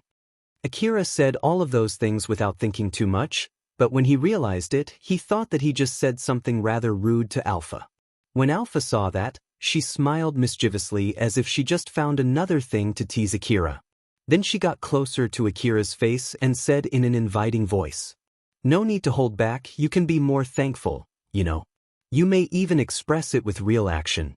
For example, you can work hard to increase your accuracy, or you can take the bait better when I seduce you, That I'll try my hard doing the former one." Akira pulled the trigger, but again the bullet missed the target so bad. His training continued until the sunset. Akira had gotten better at shooting. With the help from Alpha's support, he could at least hit 1 out of 100 shots when aiming for a medium-sized boulder 100 meters away from him. When Akira finished his training and went back to the city, it was already dark. He then stayed in the inn that he previously stayed. When he finished his payment and looked back at his mostly gone money, it reminded him again just how meager his 200,000 orum was. But he just pushed that subject aside as he entered the bath and let the water wash away all his tiredness. As such, all his tiredness was exchanged for sleepiness. After he finished his bath, he just crashed into the bed and fell asleep. On the next day, Akira did some maintenance on his assault rifle inside his room. This was also a kind of training for him. Since he did not know how to properly do gun maintenance, he did the maintenance with Alpha's instruction. At the moment, this gun is your lifeline. If you take maintenance of this gun lightly, it means that you're taking your own life lightly. You should keep that in mind and take good care of this gun. I understand that very well. Akira was giving his best doing maintenance with a serious look while getting a lot of warnings from Alpha. He disassembled the gun and individually did maintenance for all the small components. But when he assembled the gun that was in pieces, he was left with some leftover pieces. As such, Akira reassembled the gun again in panic. Although the piece that was left last time was properly assembled into the gun, there was another different piece left over in the end. As Akira let out a sigh seeing the leftover piece, Alpha just smiled at him and gave him a warning. I don't recommend using this gun in this condition. Okay. Akira then disassembled the gun one more time and reassembled it. This time, he had no leftover piece, but the gun was not functioning. Of course, Alpha gave him some hints after that. Akira then continued his hard battle, and when he finally finished his maintenance, it was already afternoon. At this rate, if I get a spare gun, I would take 1 whole day just to do maintenance on them. About that, you have no other choice but to keep training so that you can do the maintenance with higher accuracy and speed. After all, we don't have any money to spare for maintenance. Alright then, we'll conclude today's training with this. Akira gave a puzzled look. That's all for today? So we're not going to have a shooting exercise today? Since we met, you've done nothing but exploring the ruin and training after all. A change of pace is important. Do you have anything you want to do, Akira? Something I want to do, huh? Akira tried to think of something, but nothing came up. When he was in the slum, he used his free time for collecting metal pieces and sold them for money. For his current condition, that would be equal to exploring the ruin. Up until this point, Akira used all his personal time for surviving. As such, he was rather unfamiliar with the concept of entertainment. Because of that, no matter how hard he thought, he could not come up with anything except for the countless sighs. Alpha just kept looking at Akira without saying anything. She knew well why Akira could not come up with anything.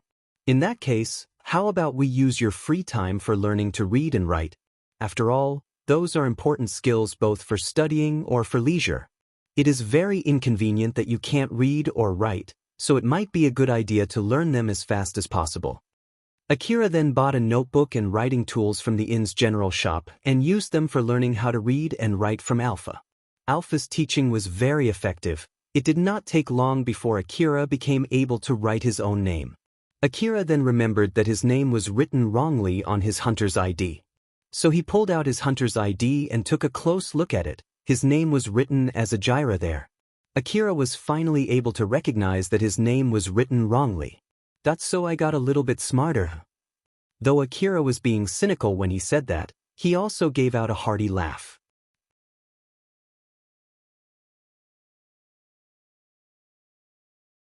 Chapter 10, Elena and Sarah.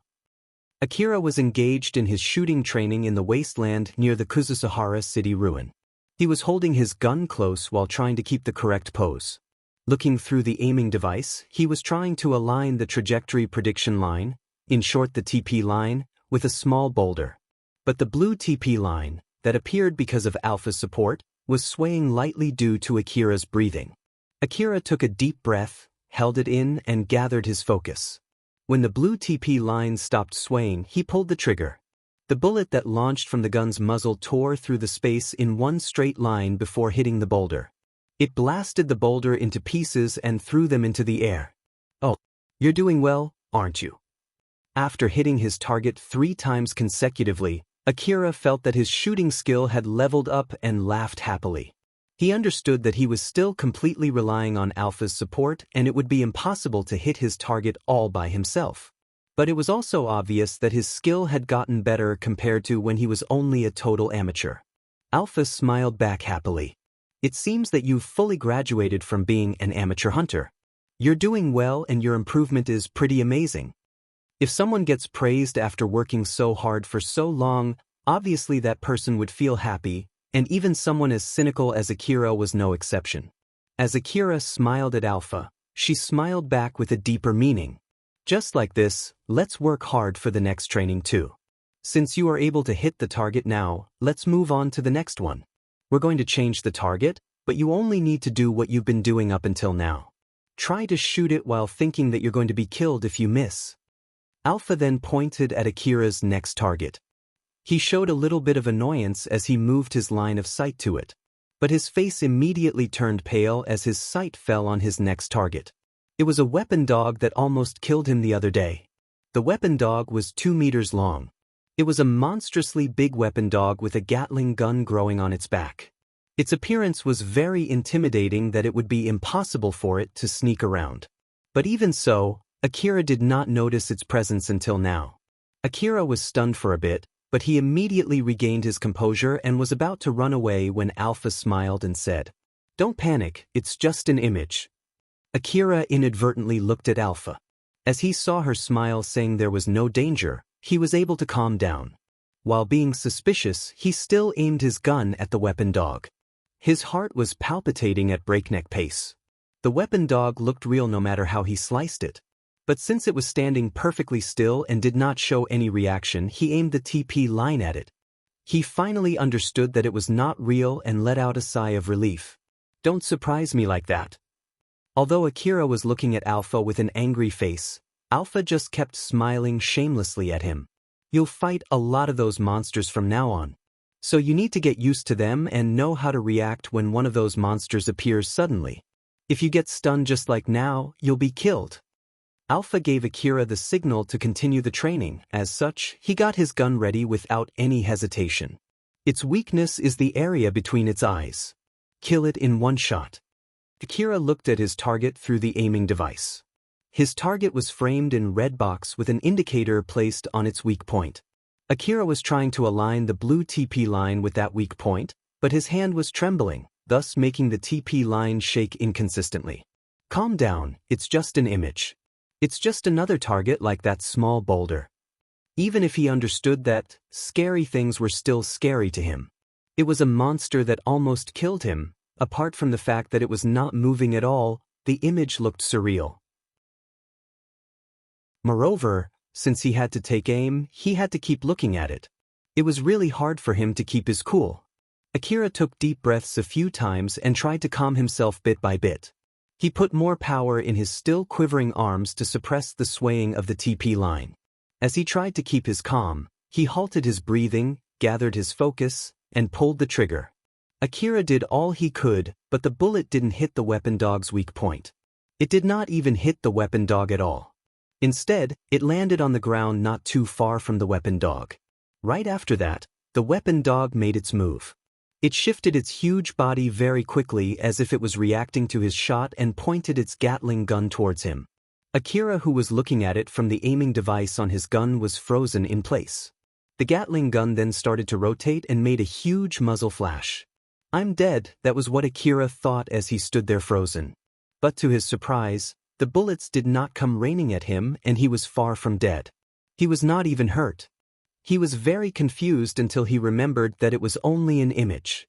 If it was not training, he would have been dead just now. Akira finally understood why Alpha showed him that scene. He let out a sigh as he supported his limp body from collapsing. "Do tell me beforehand next time."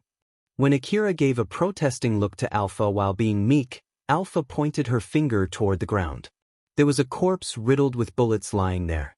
And when Akira noticed the face on that corpse, he went pale. It was an image of his dead body.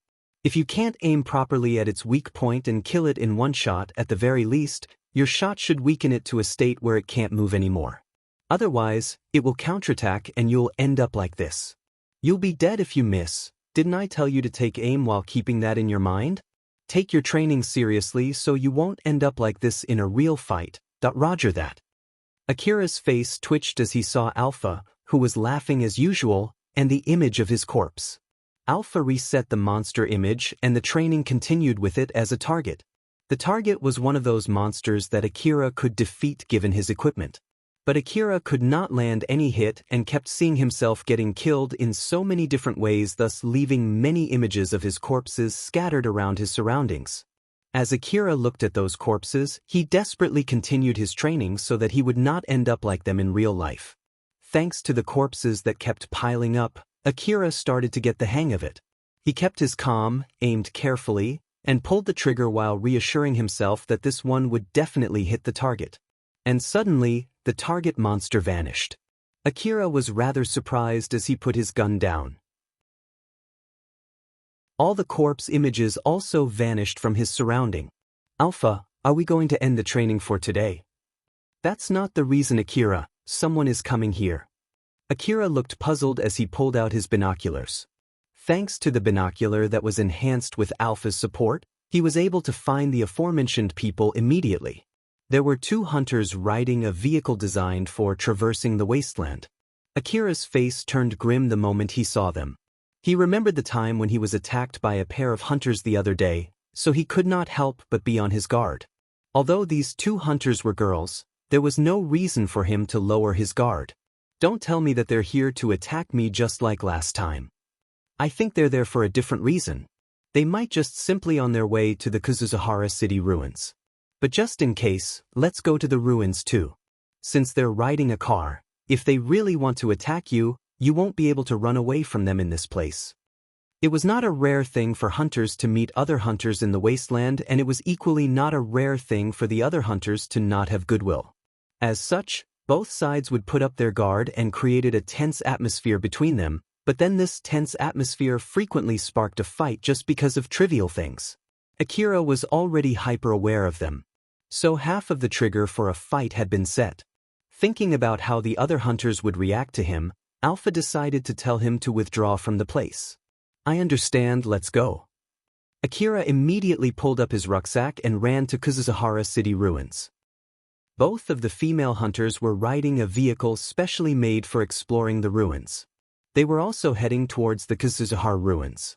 Their equipment was inadequate for exploring the inner part of the ruin, but they were clearly too well equipped for exploring the outskirts of the ruin. Putting aside the special group of hunters who could kill monsters with their bare hands, most of the hunters were equipped with the equipment proportional to their skill. After all, it was an indicator that they have the skill to acquire and operate those equipments. So in short, the hunters who work by exploring the Kuzuzahara ruins, they were not fully amateurs but at the same time, not fully professionals either. Elena, who was driving the car, spoke to Sarah, who was sitting beside her. Sarah, we'll arrive soon, get yourself ready. Sarah, who was looking at the ruin through her binoculars, made a puzzled look. Elena, are you sure this is the place? We already discussed about this yesterday, didn't we? This is the only ruin that a small kid can reach by foot from Kagamayama City. Isn't it also possible for him to go to other ruins by using the regular service? Other than this Kuzuzahara City ruins, the other ruins that the regular service can bring you to are dangerous ruins. The rumor says that there was a small amateur boy who came to the exchange center with a very expensive relic. If that boy was also frequenting other ruins, then such a rumor won't spread, you know. It's not strange for a small boy from the slums to go as far as to the outskirts of Kuzuzahara City ruins and find an expensive relic by pure chance. So it must be this place. There was a rumor spreading among the hunters in the Kagamayama City about a ruin near the city where even a small boy could reach, and a lot of expensive relics were left untouched. Obviously, you have a better chance to come back alive from ruins that are not dangerous. As such, hunters who could not go to dangerous ruins thought that it was a better choice to spend their time sweeping the ruins rather than fighting dangerous monsters. That was why places that might have relics left untouched would get fully explored in no time. There were no more places with low danger level left unexplored near the city. At least, most of the hunters thought so. But that was completely refuted. After all, a small boy with poor equipment brought expensive relics to the exchange center. They did see this boy, and not only once. He was even regularly bringing back relics to the exchange center and had a fight in the slums for the money that he acquired. The rumor was even more exaggerated by saying that hunters who tailed that boy found an unexplored place and acquired a huge amount of money. Such a rumor was already spreading in the city. As such, a lot of hunters started sweeping the area with low danger level once again. Elena and Sarah were among those hunters who heard about that rumor and decided to sweep the ruins again. For them, the outskirts of the Kuzahara city ruins was not worth their time anymore. But if the rumor turned out to be true, then they thought that they might hit the jackpot themselves. And even if the rumor was not true, it was not like it was going to be dangerous for them. That was what Elena thought as she decided to search around the ruins again, and Sarah agreed with her. But unlike Elena, Sarah was not as optimistic. Didn't you thoroughly search that place before? And the result from that search was not really great either. To be honest, I'm not expecting much from that place. Well, there's no harm in doing this, right? Let's just search that place again. Something might have changed since the last time we came here. After Elena said that in an upbeat tone, her gaze moved to Sarah's chest and her expression changed to worry. And also, about your nanomachine, it might be a good idea to replenish it soon. I know that you've been cutting your portion since we did not get much money lately, but are you really okay? Sarah looked at her own chest, which lacked contours like when it was in its glorious days. Elena and Sarah both very well knew what it meant. That was exactly why Sarah smiled as to not make Elena worry. It's okay, there's nothing to worry about. Sarah was one of those people who actively enhanced their body using consumption-type nanomachine, and her chest was where she was saving her nanomachine stock. Working as a hunter and fighting monsters are two sides of the same coin. Their enemies were either descendants of the biological weapons made by the old world or the machines that functioned as defensive mechanisms. It was not easy to fight those enemies using human body. In order to fight those monsters, some hunters looked for a way to enhance their physical strength, augmented clothes, prosthetics, turning into a cyborg and so on. The people from the Eastern District studied the technology from the Old World to fight against those monsters of the Old World and came up with a lot of different ways to enhance one's physical ability. One of those ways was to use nanomachines. It had a lot of different effects like using force field to strengthen the muscle, enhancing cells, or even genetic modification. And when it came to highly advanced nanomachines, they could even replace one's cells with cells made by nanomachines and turn their body similar to a cyborg. They might look exactly the same like normal people, but these people would be able to flip a car or become impervious to bullets without using augmented clothes. Actually, Sarah almost died because of a certain circumstance and received treatment using the nanomachines. The treatment itself was a success. She was able to escape death and even acquired an enhanced body. But because of that, she could not survive without the nanomachines. Her body was actively consuming the nanomachines on her daily life, and the consumption increased as she was working as a hunter. But replenishing nanomachines needed quite a lot of money. She could actually take treatment to get rid of the dependence with nanomachines, but she would need a huge amount of money and she would be left with a weak body. It would also require even more money to treat her weakened body. In short, they were problems that could only be solved with money. And because she did not have an abundance of wealth, she could only maintain the status quo. One of the reasons why Elena put her bet on the rumor was because Sarah needed money to maintain her life. Not to mention that Sarah, who was their main firepower, will be less burdened if they explored an area with weak monsters. The nanomachines that Sarah consumed when she fought were replenished by distributing the nanomachines' stock in her chest, and now her chest had already shrunk. Since Elena knew how it looked when Sarah had full stock of nanomachines, she could not help but worry looking at Sarah's current condition. Elena looked intensely at Sarah and said, "You know your own body the best, so I won't say too much about it. But if you keep going on like this, I'll sell my own equipment and force feed you nanomachines, you know." Sarah looked back at Elena with an equally intense gaze. Please don't do that. If you do that, we will have less equipment and it will be harder to earn money. How long do you think we took to earn all of these equipments? It is nothing compared to your life. When the push comes to shove, I'll do that and let's raise up again together. If today's expedition goes well, we will spend our money first to replenish your nanomachines, okay? She would not accept any objections. That was what her eyes were saying. They had been friends since before they started working as hunters. Their conversation had led to a situation where one of them should back off or they would not reach any compromise, so Sarah just accepted it and made a light smile. Alright, I understand. Seriously though, we really can't live without money. Elena smiled back at Sarah. Isn't it too late for that? Hunters are just like that, aren't they? Well, that's true too. With a lot of things in their mind, Elena and Sarah headed to the Kazahara city ruins while smiling. Akira was still moving around the outskirts of the Kazahara city ruins. He did think of searching for relics since he had come to the ruins, but there were a lot of other hunters in the ruins. As such, he had to keep moving to avoid bumping into them. Thanks to the Alpha's advanced enemy detection ability, Akira was able to avoid bumping with any monsters or hunters. But there was no way for him to either search for relics or continue his shooting training, so Akira was a bit disappointed. Akira, we need to move again. Again? Why this place is filled with people? And also, is it really that common for a ruin to be this crowded? It depends on the ruins, but this ruin should be already abandoned though. When I met you, there was not even a single hunter other than you. Even after that, the only other hunters that I saw around this place were those two that you killed the other day. Akira's expression turned grim. Then, doesn't that mean that they're tailing me? Are they looking for me? Akira was rather worried. He could not help but think that these hunters were looking for him for the exact same reason that those hunters were tailing him the other day. But this time, they brought a lot of other hunters with them. Alpha then smiled and tried to calm Akira. Don't worry, even if that is the case, you'll be fine since you have me. Well, I'm counting on you for that part, but... Moreover, I think those hunters are not specifically aiming for you. I have some inkling on the purpose they are here for. That's why I'm saying, there's nothing to worry about.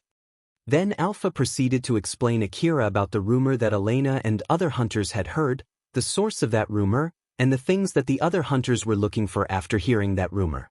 After listening to Alpha's explanation, Akira understood that he was the main reason for everything that was happening, and so his face went pale. So that's what's happening. This is getting troublesome. Well, since it was just a rumor, I'm sure only half of the people who heard it actually believe it. It'll immediately die down once they know they can't find any relics. That's why I think there's no need for you to worry about it. Let's go. Akira was feeling rather complicated about these people who flooded the ruin because of what he did, but he did not have the leeway to think about that, so he just shoved that feeling aside. He continued to traverse the ruin by following Alpha. As for Elena and Sarah, they still did not get any results yet. Although Sarah expected that, she still felt disappointed as she let out a sigh. Although I did not expect much, I never thought that it would be this fruitless. Elena made a bitter laugh and tried to cheer up Sarah. If it was that easy, then someone would have discovered it first, you know. Let's just keep looking patiently. Even if you say so, I don't feel like we'll find anything if we keep looking blindly like this. Elena, do you have any leads or something? I'm actually looking for that kid's footprints. If it's true that a kid found an unexplored area just like the rumor said, then there might be some small footprints that would lead us there. As expected of you, you always have a unique viewpoint. The jobs in Elena's team were clearly distributed. Elena's job was to gather information, while Sarah's job was fighting. And they were well equipped for their respective jobs. The main equipment for Elena was the information collection device. It was a high-tech device for reconnaissance consisting motion detectors, sonar map, and advanced scope. She used it for wide-range information collection such as mapping the ruin or scanning and locating enemy hideouts. She also had a gun with her, but compared to Sarah's equipment, her gun was just a light gun. Sarah's main equipment was a powerful gun. Normally, One would need to use augmented clothes to handle the weight and the kickback from the gun, but she was able to swing it around like nothing thanks to her strength and body. As for her armor, she was equipped with a sturdy armor to handle the situation when she needed to become Elena's shield. Elena would find the enemy, then Sarah would take care of it. Sometimes Sarah would also go alone without Elena. That was how their team explored a ruin. Elena, who was responsible for gathering information, did all she could to answer Sarah's expectations. It was because of Elena's superb skills that she was able to find footprints in the ruin that was filled with dust flying around. But the result wasn't as expected. So Elena could only reply back to Sarah with a bitter laugh. Well, I still could not find any small footprints, but I did find so many adults' footprints though. It's still way better than looking blindly. So where do we look next? Let's look for places where small kid might go. Ah, right, let me tell you this when I still have the chance, Sarah.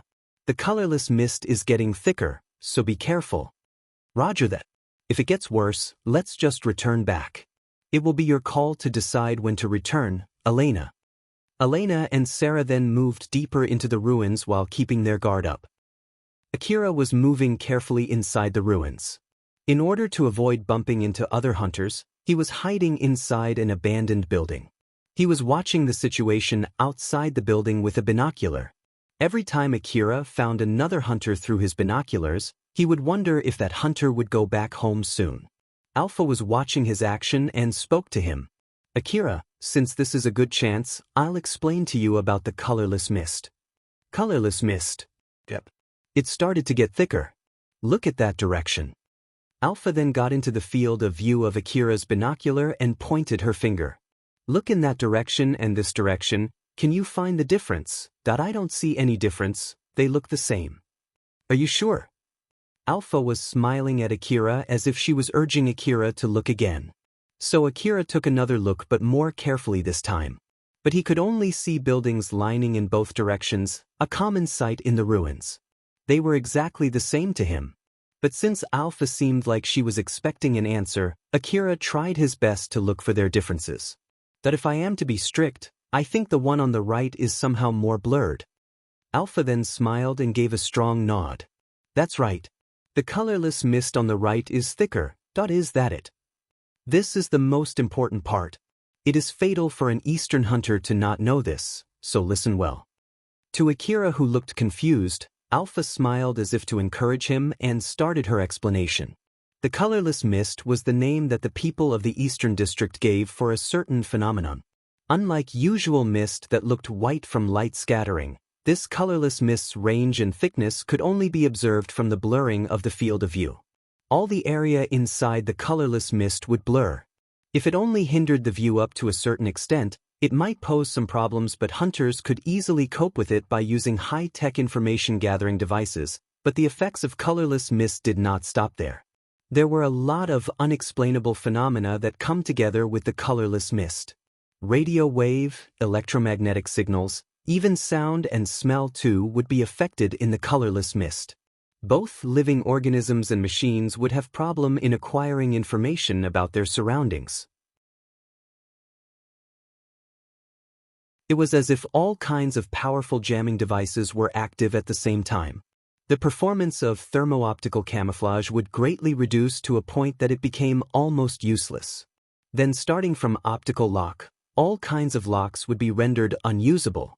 Wireless communication would be filled with noise, and the mist could even affect wired communication sometimes.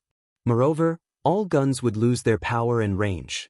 The trajectory would deviate greatly, which worsened the accuracy. And when the colorless mist was thick enough, even the path that the bullet took would be visible. This phenomenon greatly affected the hunter's activities in the Eastern District. An inexperienced hunter like Akira could not fully understand the dangers of this phenomenon even after listening to Alpha's explanation.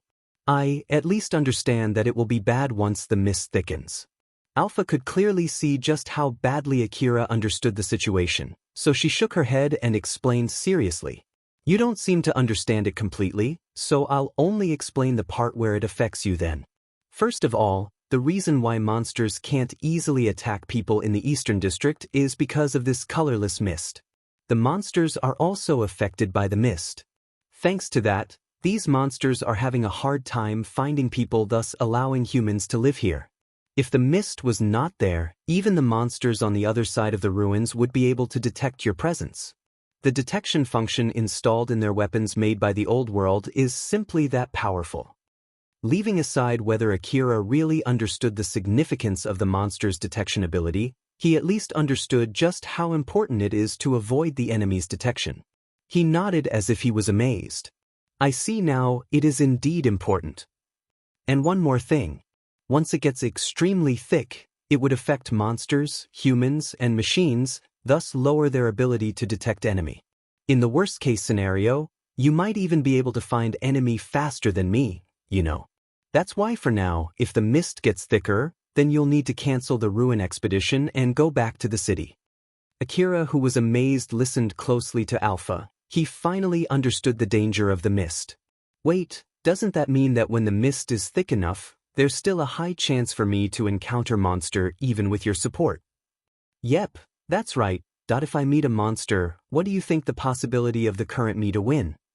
In the case where the mist is thick enough, and my support is hindered to the point of uselessness, all your encounters would likely be a close-range encounter. At that point, it will be pretty hopeless for you. Just now you said that the mist is getting thicker, right? Yep. Akira suddenly stopped talking and used his binoculars to watch for enemies around him. Of course, it was very rare for the mist to even get that thick. But Alpha, who knew that, just kept it a secret while smiling mischievously. Chapter 11, All Kinds of Prey.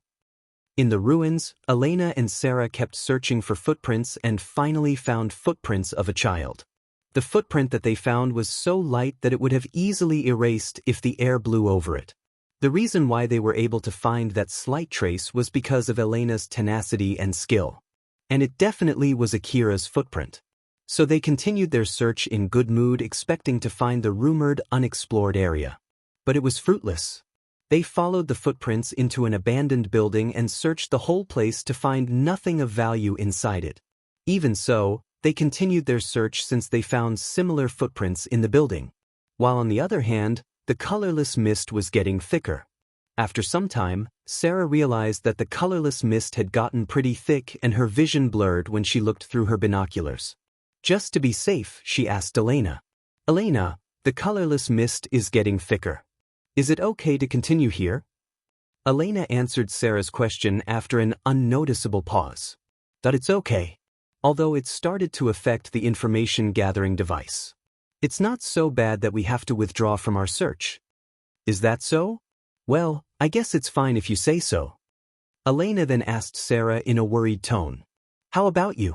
Are you okay? If the colorless mist starts negatively affecting your nanomachines, we'll withdraw immediately. So do tell me if it does and don't hide it, okay? I'm fine. Although I can't say that it doesn't affect me at all, I'm still alright for now. Well, if you say so. But don't push yourself too hard, okay? Sarah laughed mischievously at Elena to make her stop worrying. I'm telling you, I'm fine. When the push comes to shove, I'll carry you and run away. So I still have a lot of spare power, you know? Elena then replied back while smiling teasingly. Oh my, are you trying to say that I'm fat? No. I was talking about your equipment. There's no other deeper meaning than that. That's really all. I'm telling you that's all. Elena and Sarah were laughing as they were teasing each other. At least they were able to confirm that they were really okay. Elena did not lie. Although the mist affected the information-gathering device, the effect was not that bad. But it would be unfavorable if the mist got any thicker, and by the looks of it, the possibility was very high. If it were any other day, Elena would have decided to withdraw due to the danger. But she couldn't do that today. They would not get any money if they went back empty-handed. And if their financial situation got any worse, there was a good chance that Sarah would postpone replenishing her nanomachines, which would be life-threatening for Sarah in her present condition. Elena wanted to avoid such a situation no matter what, and she unconsciously pushed their search longer. And Sarah did not lie either. Her situation was the same as Elena's information-gathering device. It was manageable for now. But if Sarah suggested Elena to stop the search because of her little discomfort, Elena would definitely go against it. And she feared that if it was handled badly, Elena might even go to the ruins alone without her, who was the primary firepower in the team. And that was not something that she wished to happen. As such, Sarah pushed herself so that Elena would not worry about her. Elena and Sarah were actually having a hard time working as hunters. Some time ago, they were able to explore more dangerous ruins to earn money, but after going through some difficult circumstances during which they couldn't earn much, their financial condition rapidly declined. As such, they had less money to prepare for expeditions, which in turn reduced their efficiency when searching in the ruins. They had fallen into a vicious cycle that instead of earning money, they were actually losing money with each subsequent expedition. It was also the reason as to why Sarah limited her nanomachine replenishment. It was also because they were in such a hardship that they believed in the rumor. Hunters who had fallen to such a vicious cycle would need to either hit a jackpot or push themselves for a gamble in order to escape from it. If they were to win their gamble, they would be able to raise up again as skilled hunters who get rich. But if they lose their gamble, they would fall into deeper hardship due to the backlash from pushing themselves too hard. Elena and Sarah were betting on the rumor in order to turn their condition for the better. But due to their desire to get out from their situation, they unconsciously became careless. The fact that they put their bet on a baseless rumor was the proof of that. Normally, they would have stopped here, but Elena and Sarah were already committed in their bet that they forgot to be wary of their surroundings. There were a lot of hunters other than Elena and Sarah who came to Kuzuzahara City ruins chasing after the rumor. But most of them already abandoned the search and returned back. While most of them who stayed also decided to return back due to the thickening colorless mist. But a small part of these hunters didn't leave. They were the declining hunters who were allured by the rumor. Since the danger was comparatively minimal and this was also a chance for them to turn their situation around in one shot, these hunters remained obsessed in their search. But they could not find the rumored ruin no matter how much they searched. As such, they were getting annoyed and irritated. Since such a ruin did not exist in the first place, they would only get more and more annoyed. They could not just go back empty-handed even after reaching their limit. They started looking for another way to obtain something so that their trip won't be in vain. Rather continuing the search for this rumored ruin and wasting their efforts and time, they began diverting their attention onto other prey. Elena was traversing the ruin with a grim face. The colorless mist had gotten thicker faster than she expected, and its effect on her information-gathering device had become severe. The device's detection range had considerably reduced, and hence the chance for them to encounter a surprise attack had increased. Then Elena said to Sarah while regretting her poor decision to continue their search, "Sarah, we can't go further, we should head back now." "I understand." "Sorry, the detection range is already very small. We should have returned sooner." "It's all right. There shouldn't be that many monsters in the outskirts. It'll be all right as long as we head back carefully." Seeing Elena blaming herself, Sarah just returned a smile that showed no trace of blame. Elena smiled in return and changed her mood since she understood that there was no meaning in regretting now. Elena and Sarah decided to head back. They were moving through the outskirts of the ruins looking for the vehicle that they parked there. Normally, the outskirts were a relatively safe place, but now that it was blanketed with the colorless mist, it had become a dangerous place. Since their vision got worse because of the mist, the probability of close encounter with the monsters increased. It greatly lowered the survival rate of the hunters who relied on ranged attack. If they met a monster, which boasts of great vitality, inside this fog, they would be forced to fight with it in close range. And that would be a very dangerous situation. Suddenly, a gunshot echoed as Elena and Sarah were moving inside the mist. Considering the sound distortion factor due to the mist, they knew that the source of that gunshot was pretty close to them, behind a crumbled ruin. Sarah readied her gun while Elena operated her information-gathering device and put all its resources on enemy detection. "Elena, did you find anything?" "Wait for a sec. I got some signals from where the gunshot was fired. It seems that 8 hunters are fighting against one monster and they are headed our way." They could see hunters running from the source of the gunshot, and these hunters were chased by a giant monster. Although they did shoot back while running away, there was no sign of the monster getting killed anytime soon. Elena analyzed the situation. Looking at them, it seems that these hunters have no close-range firepower. And also, the monster seems to be pretty strong that those hunters won't be able to defeat it with their equipment. We'll get involved if we leave it be, and it seems that it will be able to catch up with us even if we run away. There's no helping it, we should defeat it in their place instead. Roger that. Sarah aimed her huge gun towards the monster, then Elena shouted at the hunters who were approaching her. Get out of the way. The hunters who heard her words acknowledged and stopped shooting back at the monster and kept running toward her. The monster was so huge that Elena could see it easily even under the thick mist. It was a big carnivorous monster. Its muscle line was visible even when it was covered by its thick fur. It opened his big mouth, showing its huge fangs as it was trying to devour those hunters. Sarah, who was aiming at that monster, found something strange. Through her aiming device, she could see that the monster was mostly unharmed, even when the hunters were shooting at the monsters as they were running away from it. She thought that it might be because of its superb vitality that the monster was able to chase the hunters while ignoring their gunshots. But that did not seem to be the case. Did the thick fur protect it from the bullets? Or is it that these hunters only have weak guns with them? Or is it that most of their shot missed since they were shooting while running away? Well, not that it really matters now, I'll take care of it myself. Sarah just pushed the question aside and pulled the trigger. The huge bullet that shot out from her big gun hit the monster right on its head. Fresh blood splattered from its head and it fell down to the ground. While that happened, the hunters kept running while ignoring what happened to the monster behind them. Elena saw something strange about these hunters. They should be showing desperation, trying to run away from their certain death situation. But instead, they were lacking any expressions showing their fear of death or happiness that they found someone who would help them. But she did not have the time to think about the reason.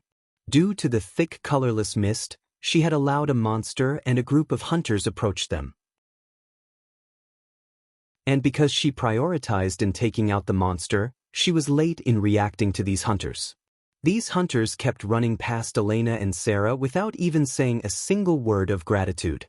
And then one of them threw something towards Elena's feet. Elena and Sarah were so shocked when they realized that it was a type of hand grenade. Sarah, who was quick to react, immediately grabbed Elena and tried to run away from that place. But they were a bit late and the grenade exploded and threw their bodies into the air. Sarah covered Elena from the explosion and was able to protect her. But the explosion threw her away from Elena before landing hard on the ground. After that, she was in confusion for a bit, but she immediately regained her composure and realized that she was lying on the ground defenseless. She reflexively hid behind wreckage as she got up. She then immediately tried to confirm Elena's safety, but she could not find Elena around her. She was about to call for Elena when she heard a guy's voice. "That other girl. Throw down your weapon if you don't want your friend to die." Sarah then heard Elena's voice from the same direction. "Sarah, don't mind me. You can freely run away or shoot these bastards." Sarah was showing a pained face when she understood how bad the situation was. Elena was captured by those guys. A lot of hunters went to the ruins daily looking for valuable relics, and then they would fight against the monsters living in the ruins. As such, many hunters were killed in the ruins and left their equipment scattered around the ruins. Normally, the next person who found these equipments would be their new owner. Although sometimes the dead hunter would leave a letter asking to accept their equipment as a payment to take care of his or her burial or to send a certain belonging to his or her family, no one would follow through. The finder would keep all the equipment left behind. But some of these hunters who had bad personality would change from being a hunter into being a robber inside the ruins. Rather than looting a dead hunter, they would kill other hunters and take their belongings. Then a bounty would be put on their head and some of them would die as prey of some other hunters. These were the kind of hunters who attacked Elena and Sarah. They already coveted for Elena and Sarah's equipment. This was the day when they changed their profession from skilled hunters to ruthless robbers. It was just bad luck on Elena and Sarah's side. They did not kill that monster on purpose, and all these were their elaborate play to trick Elena and Sarah to lower their guard. Guns were pointed at Elena from her back, but Elena looked back and glared at the hunters behind her. But the sensation of the gun muzzle pressed on the back of her head prevented her from doing anything further. The hunter pressed his gun's muzzle harder on Elena's head and shouted, "You just shut up. Do you want to die?" But Elena did not show any fear and shouted back, "Just pull the trigger and you all will be dead." "Sarah! Don't listen to them. Didn't I tell you to shut up?" The hunter behind Elena violently smacked his gun onto Elena's head, and Elena could not help but let out a scream. Sarah, who was still hiding behind the ruins, clenched her teeth hard while making a grim face. If she followed Elena's order to just forget about her, she might be able to kill all the hunters, but in exchange, Elena would definitely get killed. But if she obeyed the hunter's order and threw down her weapon, she might be able to save Elena. But on the other hand, it would worsen their situation. They would definitely rape her and Elena, and there was no guarantee what they would do after that. Sarah could not pick either choice. Then another hunter shouted as if he was letting Sarah hear him, "Just kill her already. Then we can just move on and kill the other girl afterwards." "Wait!" Sarah shouted back in reflex and made her decision. She threw down her weapon and stepped out from the ruin with both her hands up. Elena shook his head. But Sarah smiled at Elena. There was a slight trace of bitterness in that smile. Sarah then moved slowly toward the hunter while making a serious face as to not alert him. Seeing Sarah approaching them unarmed, the hunters were making a nasty laugh. Since it seemed that Sarah would listen to them obediently, some of them lowered their guns. But the gun behind Elena's back remained in its position. Sarah moved slowly while measuring the distance between them. If she ignored the nanomachine consumption and raised her physical ability to its limit, she would be able to boost her physical ability, and it would be enough to counterattack those hunters despite the fact that Sarah had no previous training in martial arts. But on the other hand, the nanomachine consumption would also be enormous. In the worst-case scenario, she would spend all her nanomachines and die. And even if she could take care of those hunters without dying, she would only be left with a short time awaiting her death. If Sarah had ignored Elena's safety and shot back with her gun, it would cut her nanomachine consumption to a minimum. Elena's glare at Sarah was saying that she wanted Sarah to take that option. But Sarah could not do that. Sarah had made her resolve and moved forward. It was only a few steps until a chance to retaliate would come to her. "Stop there. Stop there and take off your augmented clothes and armor." The hunter who shouted laughed as he saw Sarah stop, just like she was ordered to. After all, even without a gun, I don't want to be beaten to death with the physical enhancement from that augmented clothes. We did lower the firepower of the grenade so that your equipment won't sustain any damage, but to think that you would be able to survive that unscathed and even didn't fall unconscious, it seems that you have quite a good equipment on you. Don't worry, we'll use them with care. So you hear me, right? Remove it slowly, that I understand. Sarah did like what she was told to. She removed her own clothes and armor.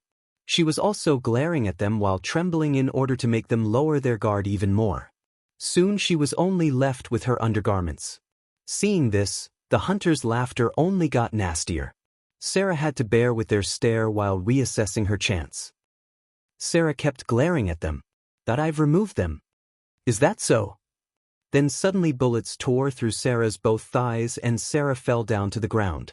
Elena screamed and ran towards Sarah, forgetting the fact that she also had a gun pointed at her head.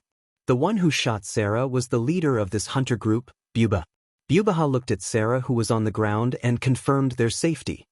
He then looked at his subordinates and pointed at Sarah while saying, "This girl is a nanomachine-enhanced girl. She should be a few times stronger than a normal human. The cloth that she removed is just a normal armor, not an augmented one. If you don't want to get twisted and torn apart, you might want to stay away from that girl." "How do you know that?" "You can tell that from her movements and equipment. It's because you can't recognize something like this. You guys are stuck as amateurs. When nanomachine-enhanced person is severely wounded, the nanomachine will prioritize in healing the wound. As such, their movement would be affected during that time. But they're still stronger than a normal human. So if you guys want to toy with them, then just use the other girl. Bubaha then pointed at Elena, so everyone's attention gathered at her. Elena, who ran to Sarah, hugged her close as she was writhing in pain on the ground. Sarah smiled meekly.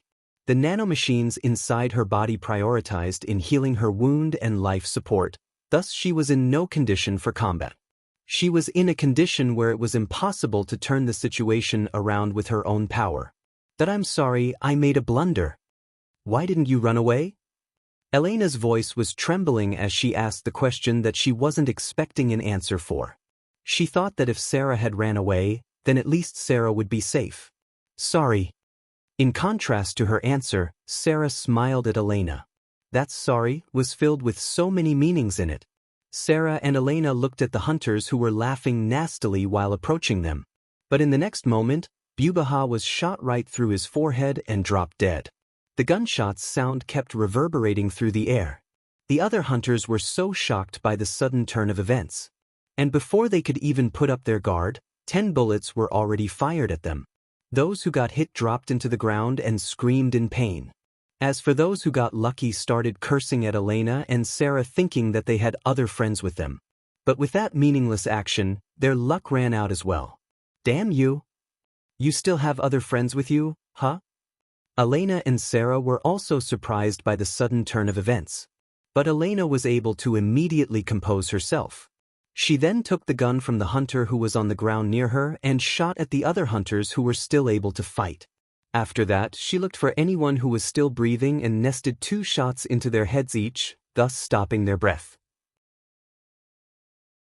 The other hunters, of course, were also thinking of killing Elena, but since bullets were flying toward them, they could not do that and focused more on hiding themselves from the enemy's line of sight. And so, in the middle of the confusion, they focused more on looking for ruin and wreckage to hide. While the hunters were trying to hide, Elena dragged Sarah, trying to escape. Sarah, can you walk? I can't. Elena. It's okay, just run from here. I won't. Don't you joke with me. Some of the hunters noticed them and tried to shoot at Elena and Sarah, but they were also stopped by the gunshots that came from nowhere. Sarah, who was dragged by Elena, picked up the gun that she dropped, while Elena, who was dragging Sarah together with her, went towards a building. All the while, the echo from the gunshots did not stop. Elena and Sarah were somehow able to run toward an abandoned building near them. Elena then pointed her gun's muzzle outside and was watching her surroundings carefully. Elena, what do you think just happened? I don't know. Someone who is not from their side suddenly opened fire at them. That's all I know at the moment. I want to think that person did that to help us, but there's a chance that person is actually trying to steal those hunters' prey. Sarah, how's your wound? That it'll take about an hour before I can walk on my own. I see. Just don't move too much for now and prioritize your nanomachine on healing your wounds. Let's analyze our current situation from this place. It's not like we're already safe after all. And so Elena and Sarah bunkered themselves inside the abandoned building while making a grim face.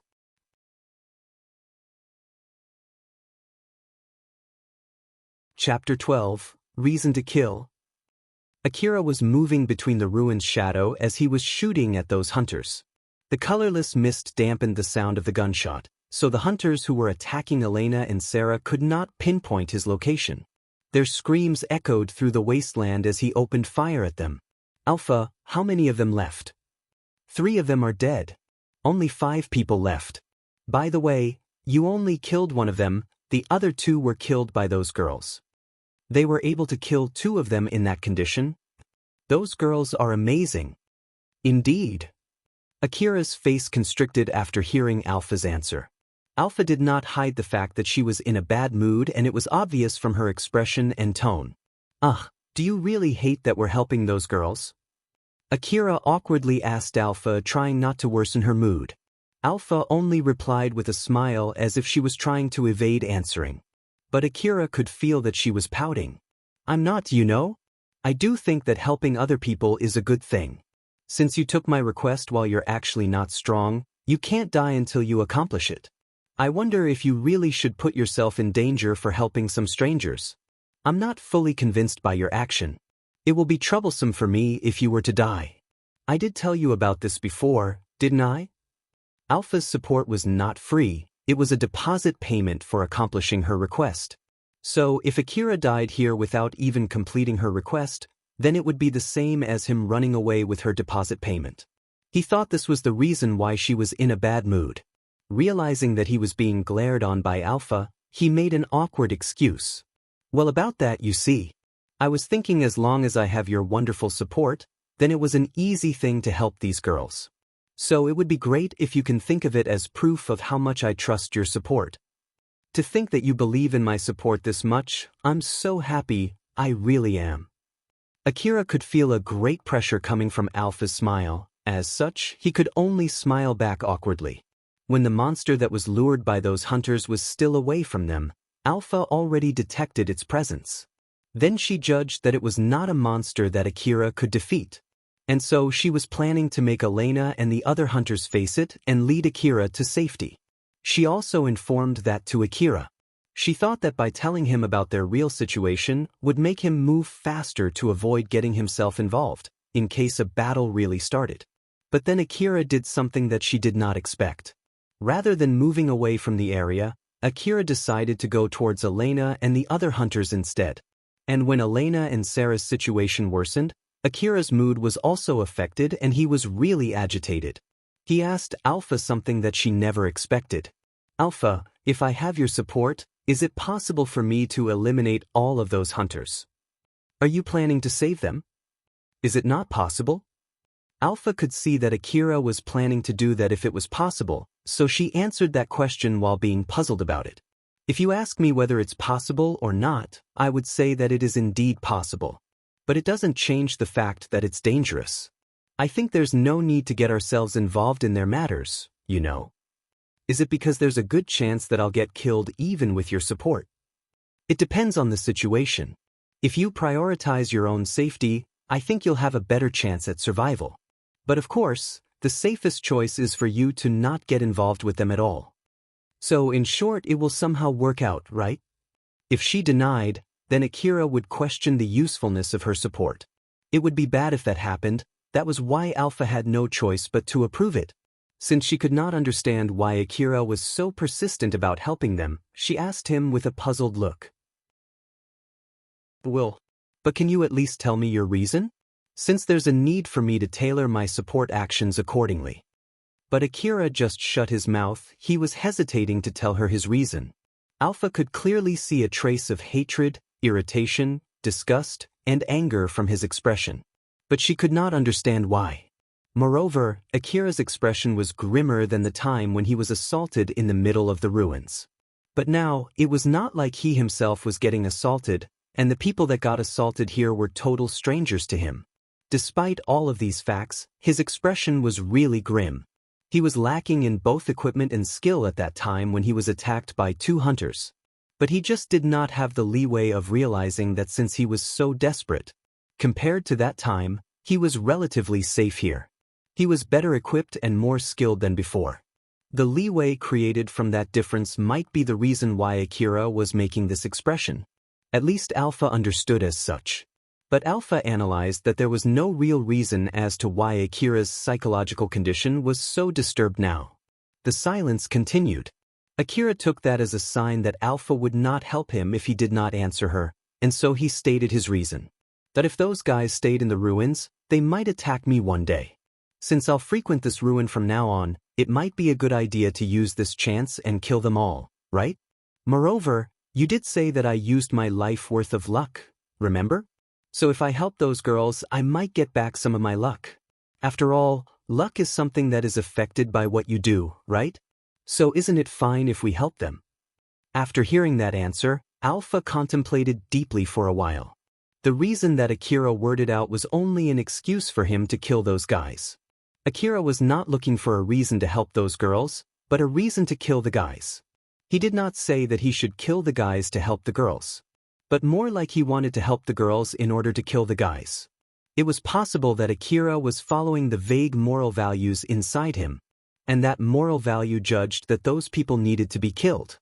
Alpha was able to understand that far, but she still could not understand why Akira was willing to risk his life to stick to his moral values. The silence continued and Akira's expression slowly turned pale as if there was no hope for him.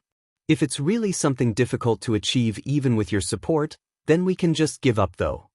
Alpha felt that if she continued the interrogation, then Akira would consider her to be the same as those hunters. Moreover, there was a danger that Akira might lose trust in her support.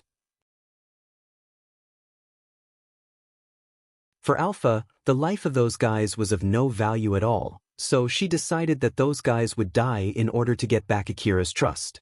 Alpha replied back as if she was a bit insulted by Akira's remark while hiding the cold decision that she made. What are you talking about? It's easy as long as you have my support, you know? I see, in that case, I'll be counting on you. Sure. Let's finish this. We need to move first, come this way. Alpha had decided to accept Akira's request. With this, Bubaha and his friend's fate had been sealed by someone that had nothing to do with them or with Elena and Sarah. Akira reached a safe place and launched a surprise attack at Bubaha and his friends with Alpha's support. Akira aimed the TP line at Bubaha's forehead and pulled the trigger without even a shred of hesitation. He kept shooting to cover for Elena and Sarah's retreat. Even after he saw Elena and Sarah had safely retreated into an abandoned building, Akira's expression did not loosen up. He only felt that he was able to accomplish the false excuse that he made. Akira, we have to move now. Roger that. He moved through the ruins, passed through a building and dove into wreckage before reaching to his next vantage point. He then directed his gun towards the guys who were not even shooting at him, aligned his aim to their head and pulled the trigger with a cold face while feeling a little discomfort. As Akira aimed at them through his aiming device, his eyes showed that he was feeling disgusted more than hatred towards those guys. The bullet spewed out from his gun hit the guy right on his head. The bullet, originally made for fighting the monsters that had huge vitality compared to a human, blasted the guy's head into small pieces. Akira, we need to move again. Roger that. Akira kept moving from one shooting spot to next to avoid getting discovered by those guys. Alpha's instructions were perfect. Those guys did not even have an inkling as to where Akira was shooting from. While he was moving around, Akira felt something weird and inadvertently opened up his mouth. But still, it's weird that they don't know my position although I've been shooting at them from a pretty close range. It's because you've been shooting from their blind spot. It's for the best if you can choose positions that will give you a ground advantage. Moreover, the colorless mist is making it harder for them to spot you. If it is about the effect of the colorless mist, then we're in the same condition, aren't we? No, not even close. There's a great difference between my detection ability inside this Kuzuhara City ruins and the detection ability of their cheap information gathering device. For them, it's as if they're fighting with their eyes closed. If it was not because of that, it would be impossible for you to win against them with your current ability. That's why it's important for you to not misunderstand the situation and assume it is because of your ability that you are able to fight against them. They're not weak opponents. So don't ever think that you can take them out easily. I understand. Alpha gave Akira a strong warning while smiling. It's good as long as you understand. So you really shouldn't misunderstand, okay? Okay. Akira nervously answered back. Although he answered that honestly, he was a bit worried that Alpha thought he was getting ahead of himself. So he refocused himself and rushed forward. Alpha actually knew that when she gave Akira the stern warning, a guy was trembling in fear. He was the only person who was still alive. All of his friends were already turned into mutilated corpses scattered around the area. He feared that at this rate, he would also join those corpses and it made him tremble.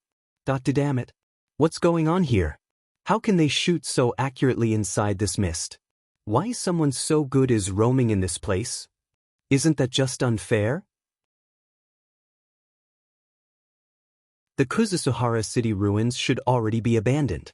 The relics in its outskirts were all exhausted and the inner part of the ruins was filled with monsters that it was not worth exploring. If not for the rumor, no skilled hunters would visit this place. Or at least, the outskirts should not be a place visited by someone with enough skill to easily kill his friends. That damn Bubaha, didn't he say that there were only incompetent hunters around this area? That damn bastard spouting such a lie. It's all his fault. It's all his fault. Damn it. It was actually his decision that he took Bubaha's invitation to rob other hunters. Now that they failed, he was blaming Bubaha and spewing out curses. The colorless mist was getting clearer. But the guy did not think that it was anything good for him. He thought that the one who was shooting at him and his friends was someone with superior skills, who could shoot accurately even under the effect of the mist. That was why now that the mist was getting cleared, he thought that person should be able to shoot at him more accurately than before. Since the effect from the mist had weakened, the guy's information-gathering device picked up a signal of Akira's position. But he could not rely on that information to seek and kill Akira. The anger from the fact his friends were killed was already completely overwhelmed by the fear of losing his life. His spirit was completely crushed.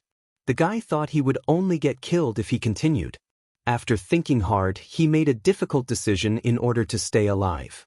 His face twitched, then he threw his weapon down and slowly came out from behind wreckage while raising both of his hands. He then shouted, "You win. I give up. So please spare me." He walked into an open street defenseless and looked around. I was coerced to help that bastard Bubaha. He would kill me if I did not help him. It's not like I willing to help him. I had no choice. He looked around nervously. I am sorry, okay? I won't do it again ever. If you want my money, I still have some. I'll also give all the money that the others have too. I also have some savings. I'll also give that too. If you kill me, you won't be able to get that money, you know? His face was distorted by fear as he was waiting for a reply, but there was no one, no voice, no bullet, no reply at all. I'm telling you the truth. I'm not lying. Why you haven't shot at me, so you're still thinking about what to do, right? Are you doubting me? Do you think that I hid some kind of weapon with me? Or do you think that I'm using an enhancing cloth and that I'm dangerous even when I'm unarmed? All right then. I just need to remove my cloth, right? I'll remove my cloth. So please don't shoot. After he then took off his cheap enhancing cloth, Akira came out from the shadow behind an alley. The guy was so surprised when he saw Akira. He never imagined that it would be a small boy, so he felt relieved. The fact that Akira showed himself meant that there was still a chance for him to negotiate with Akira. His fear of death lessened and his tense face loosened up. I'm saved. I'm saved at the moment. Now I just need to make a deal with this boy. Then the next second, Akira shot that man. A bullet tore through the middle part of his torso. Inside the head of that confused man, he remembered a similar scene not too long back when Bubaha shot Sarah. On the very last second of his life, he wondered if Akira mistook him for a nanomachine-enhanced person as his life and consciousness started fading away. Not. In his last moment before his death, he only murmured Akira's wrong assumption. Akira kept looking at that man while confirming with Alpha. Did I get everyone? Yes. It's done. By the way, why did you shoot him? Akira made a puzzled face. As such, Alpha gave more context to her question. If you wanted to kill him, you could have killed him sooner, right? But since you didn't immediately shoot him, I thought that you wanted to spare him, you know. So I'm asking you, why did you suddenly decide to shoot him? Oh, so that's what you meant, huh? I was planning to kill him right from the start, but since it seemed that I could kill him more safely if I waited, I decided to wait. Wasn't you the one who told me that they're not weak and I shouldn't misunderstand this part? I indeed said that. You have convinced me now. Anyway, it's good to be careful. There are dangers that come as you give more time to your opponent, so you should be careful about that too. I understand. Akira obediently nodded. Akira, Elena, Sarah and Bubaha's party. All these unlucky people gathered in this area. All these people were trying to rise up from ashes. All these people pushed themselves past their limit and gambled their life in this ruins, in order to turn over their bad living condition. Some of them lost their bets, suffered the backlash from pushing themselves past their limit and their wrong decision. And these people already paid in full for their actions. The mutilated corpses of hunters were scattered in the ruins. This was one of the common scenes in the Eastern District and had repeated again to no end. It was just one of the common happenings in that place. Some time had already passed since Elena and Sarah bunkered themselves in one of the abandoned buildings. The sound of the sporadic gunshot from the outside had already stopped for a while, and there was no sign of it returning anytime soon. Sarah lowered her guard for a bit. Is it over? Elena used her information-gathering device to confirm it. Most of the signals from the outside are already gone. There's only one signal other than ours. Maybe it's a signal from the one who was fighting against those guys a while ago. Elena's information-gathering device had already recovered fully from the effect of the colorless mist. So there was no way for Elena to mistakenly identify the signal between those who attacked them and the signal from other people. But there was no guarantee that the signal came from someone friendly. Elena, is the signal from that person moving towards us? It doesn't seem to be so. But still, what do you think just happened there? If we were to think optimistically, it must be someone who passed there by chance and decided to help us. After all, it was 8 against 3. If we don't count ourselves, then it was 8 against 1. But even so, that person saved us. That person must be a very nice person. Or so I hope. After Sarah spoke her optimistic assumption of what just happened, she just stopped talking without telling Elena her pessimistic assumption. There's a limit for how nice a person can be. I do feel thankful to that person, but we don't know what that person might ask from us as a reward. In case if it was a man and he asked for our body as a reward, Elena might be against it, but I hope he would be satisfied with my body alone. Elena kept watching the signal of that person from her information-gathering device. Then she realized that the signal was moving away from them. So that person won't come here, huh? If he wanted to demand a reward, he would come here as soon as he could. It doesn't even seem he wants to confirm our safety. That might because he wants to avoid having another fight, or he just simply lost interest in us. Or maybe he prioritizes taking those guys' equipment first. The signal kept moving away from them as she was thinking. Elena was hesitating for some time, but she then decided to chase after that signal. I'll be back in a moment. Sarah, you wait here. Are you sure? The colorless mist has gotten lighter, and looking from its signal, it doesn't seem like that person is hostile to us. So it'll be fine. I will be careful too. After all, I should at least say my gratitude to that person. Elena smiled in order to reassure Sarah. She then packed her stuff and went out alone. Since her information-gathering device detected no other hostile signals, she immediately ran towards Akira. As Elena approached Akira, the signal of her savior in her information-gathering device suddenly started moving faster away from her. It seemed that Akira was trying to run away from her. But Elena already remembered Akira's position. It was behind a cover. Her voice might reach him, but she could not see Akira. As such, she hurriedly called Akira in order to stop him. Wait for a second. You're the one who saved us, right? I want to say my thanks and I want to talk to you for a bit. Can you come here for a sec? Please. But then, suddenly a crumpled paper flew from Akira's direction and rolled to Elena's feet. Elena took that paper and opened it. There was a bullet inside that paper and a short message saying, "Don't come over here," written illegibly. She could not understand whether Akira put in a bullet inside the crumpled paper to make it easier for him to throw, or was it a kind of warning to her. But at least, she understood that the person who saved her did not want her to come close to him, although she did not really understand the reason. So she stopped chasing Akira and instead shouted at him. "My friend was shot and she can't move. I have a vehicle parked in the outskirts of the ruin, so can you please protect us while I carry my friend to that vehicle? I'll give you another reward in addition to the reward for saving us from those guys. I know that I'm just burdening you more, but can you please help us?" But of course, Elena actually did not have anything to offer as a reward. Especially, she had no money to give at all. Or more like, she came to the ruins because she wanted to earn some money in the first place. She also needed the money for replenishing Sarah's nanomachine. Elena knew that she would need to negotiate with him and find what he would want as payment. She already resolved herself in case he asked for her body as payment. But then another thing flew from Akira's direction to Elena. This time it was a box. When Elena took it and checked the box, she recognized from the words printed on the box that it was a medicine box.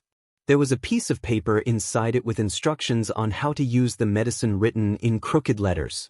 Elena assumed that the message must be saying something like, "Use this medicine to heal your friend," or something like that. She also came to understand that the one who saved them had no wish of accepting her request. Elena decided to return back to Sarah, but before heading back, she added some note on the paper that Akira threw at her and left it on the ground. "Okay. Thank you for the medicine. I'll return back. I have written my hunter code on this paper, so contact me when you have time, okay?" Elena then bowed towards Akira's direction before running back to Sarah. Akira waited until Elena was quite a distance away from him before picking up the paper left by her. There was a series of characters written on the paper. It was Elena's hunter code, but Akira did not understand it. "What is this hunter code thingy?" "It's unimportant until you have your own information terminal. For now, you can think of it as something convenient that allows you to contact other hunters." "So she even has something like this, huh? By the way, do I have a hunter code?" "Nope. But you should be able to get one after buying your own information terminal and submitting an application in the hunter office. By the way, Akira, are you okay with that?" "Yeah, it's fine. It's not like we have any particular reason to meet her anyway. Let's just go back home." "You're not going to loot them before returning home?" "I'll just leave them be. It's not like they came attacking me after all." "I see." Akira took all the equipment of the two hunters that attacked him the other day. Alpha just could not understand what was the difference between those two hunters and the hunters that he killed just now. So Alpha concluded that it must be because of Akira's moral values. Akira put himself in danger without even expecting any reward, and he even gave away his precious medicine box. But then he refused to protect them as if he did not care about them at all. He did not even think of meeting the people that he just saved. In order to give correct guidance to Akira, Alpha was trying to understand Akira's moral values on which he made his decisions. But she understood well from the time when Akira decided to help Elena and Sarah, it would be pointless to pressure Akira for an answer. As such, she decided not to question Akira at all. Akira kept running as he got out from the Kuzuhara city ruins. When Elena went back to Sarah and told her everything, Sarah smiled mischievously. "He saved us even though we're just total strangers to him.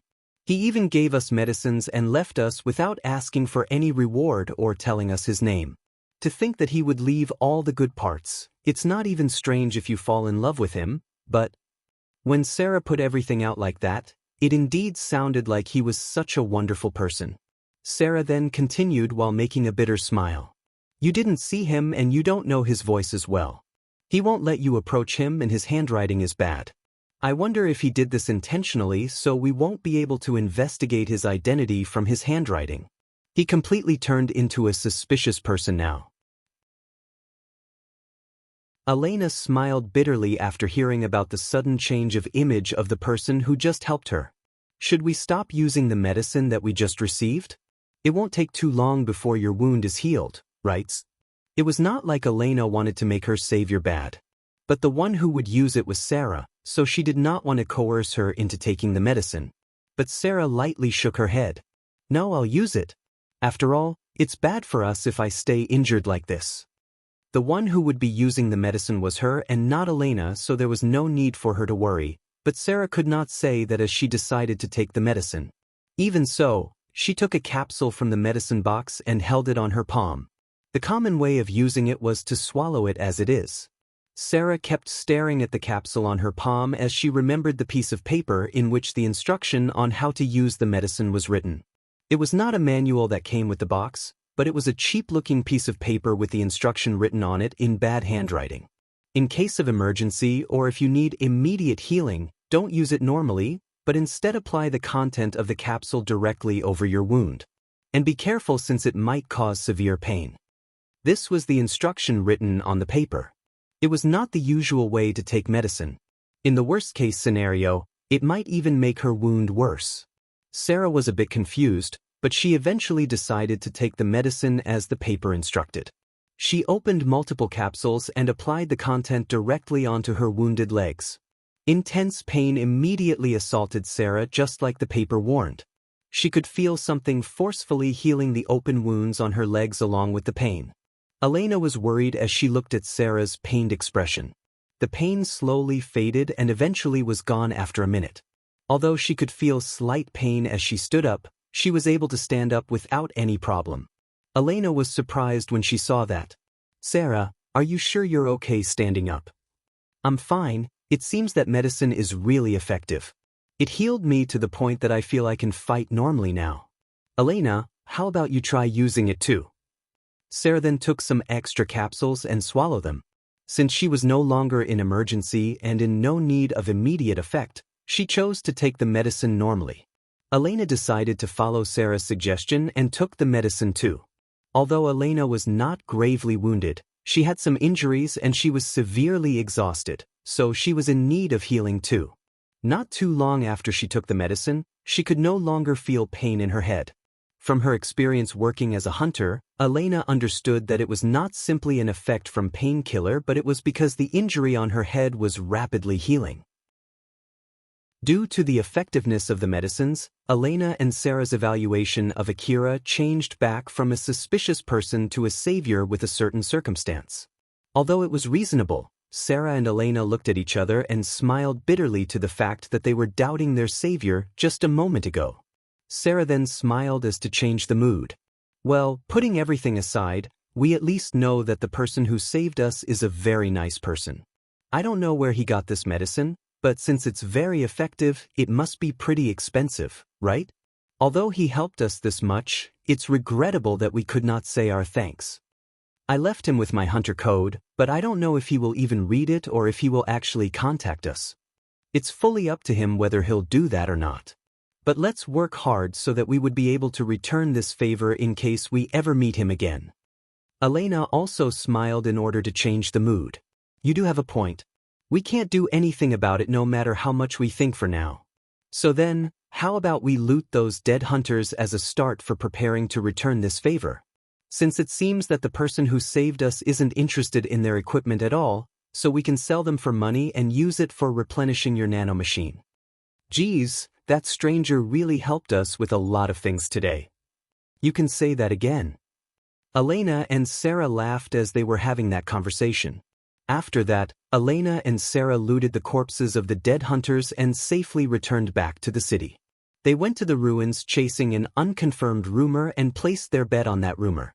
Then, because of their blunder, they almost lost their lives and something more important than that. But the money that they got from selling the equipment they looted from the dead hunters was more than enough for Elena and Sarah to turn over their condition for the better. In short, Elena and Sarah won their bet. They are tuning in to the Passion Pages YouTube channel. We're so grateful for your support, and don't forget to subscribe to join us on this incredible journey through captivating stories. Your generosity through donations truly makes a world of difference, as it's the primary source of revenue that allows me to expand and enhance this channel for you. Thank you from the bottom of my heart for being a part of this adventure.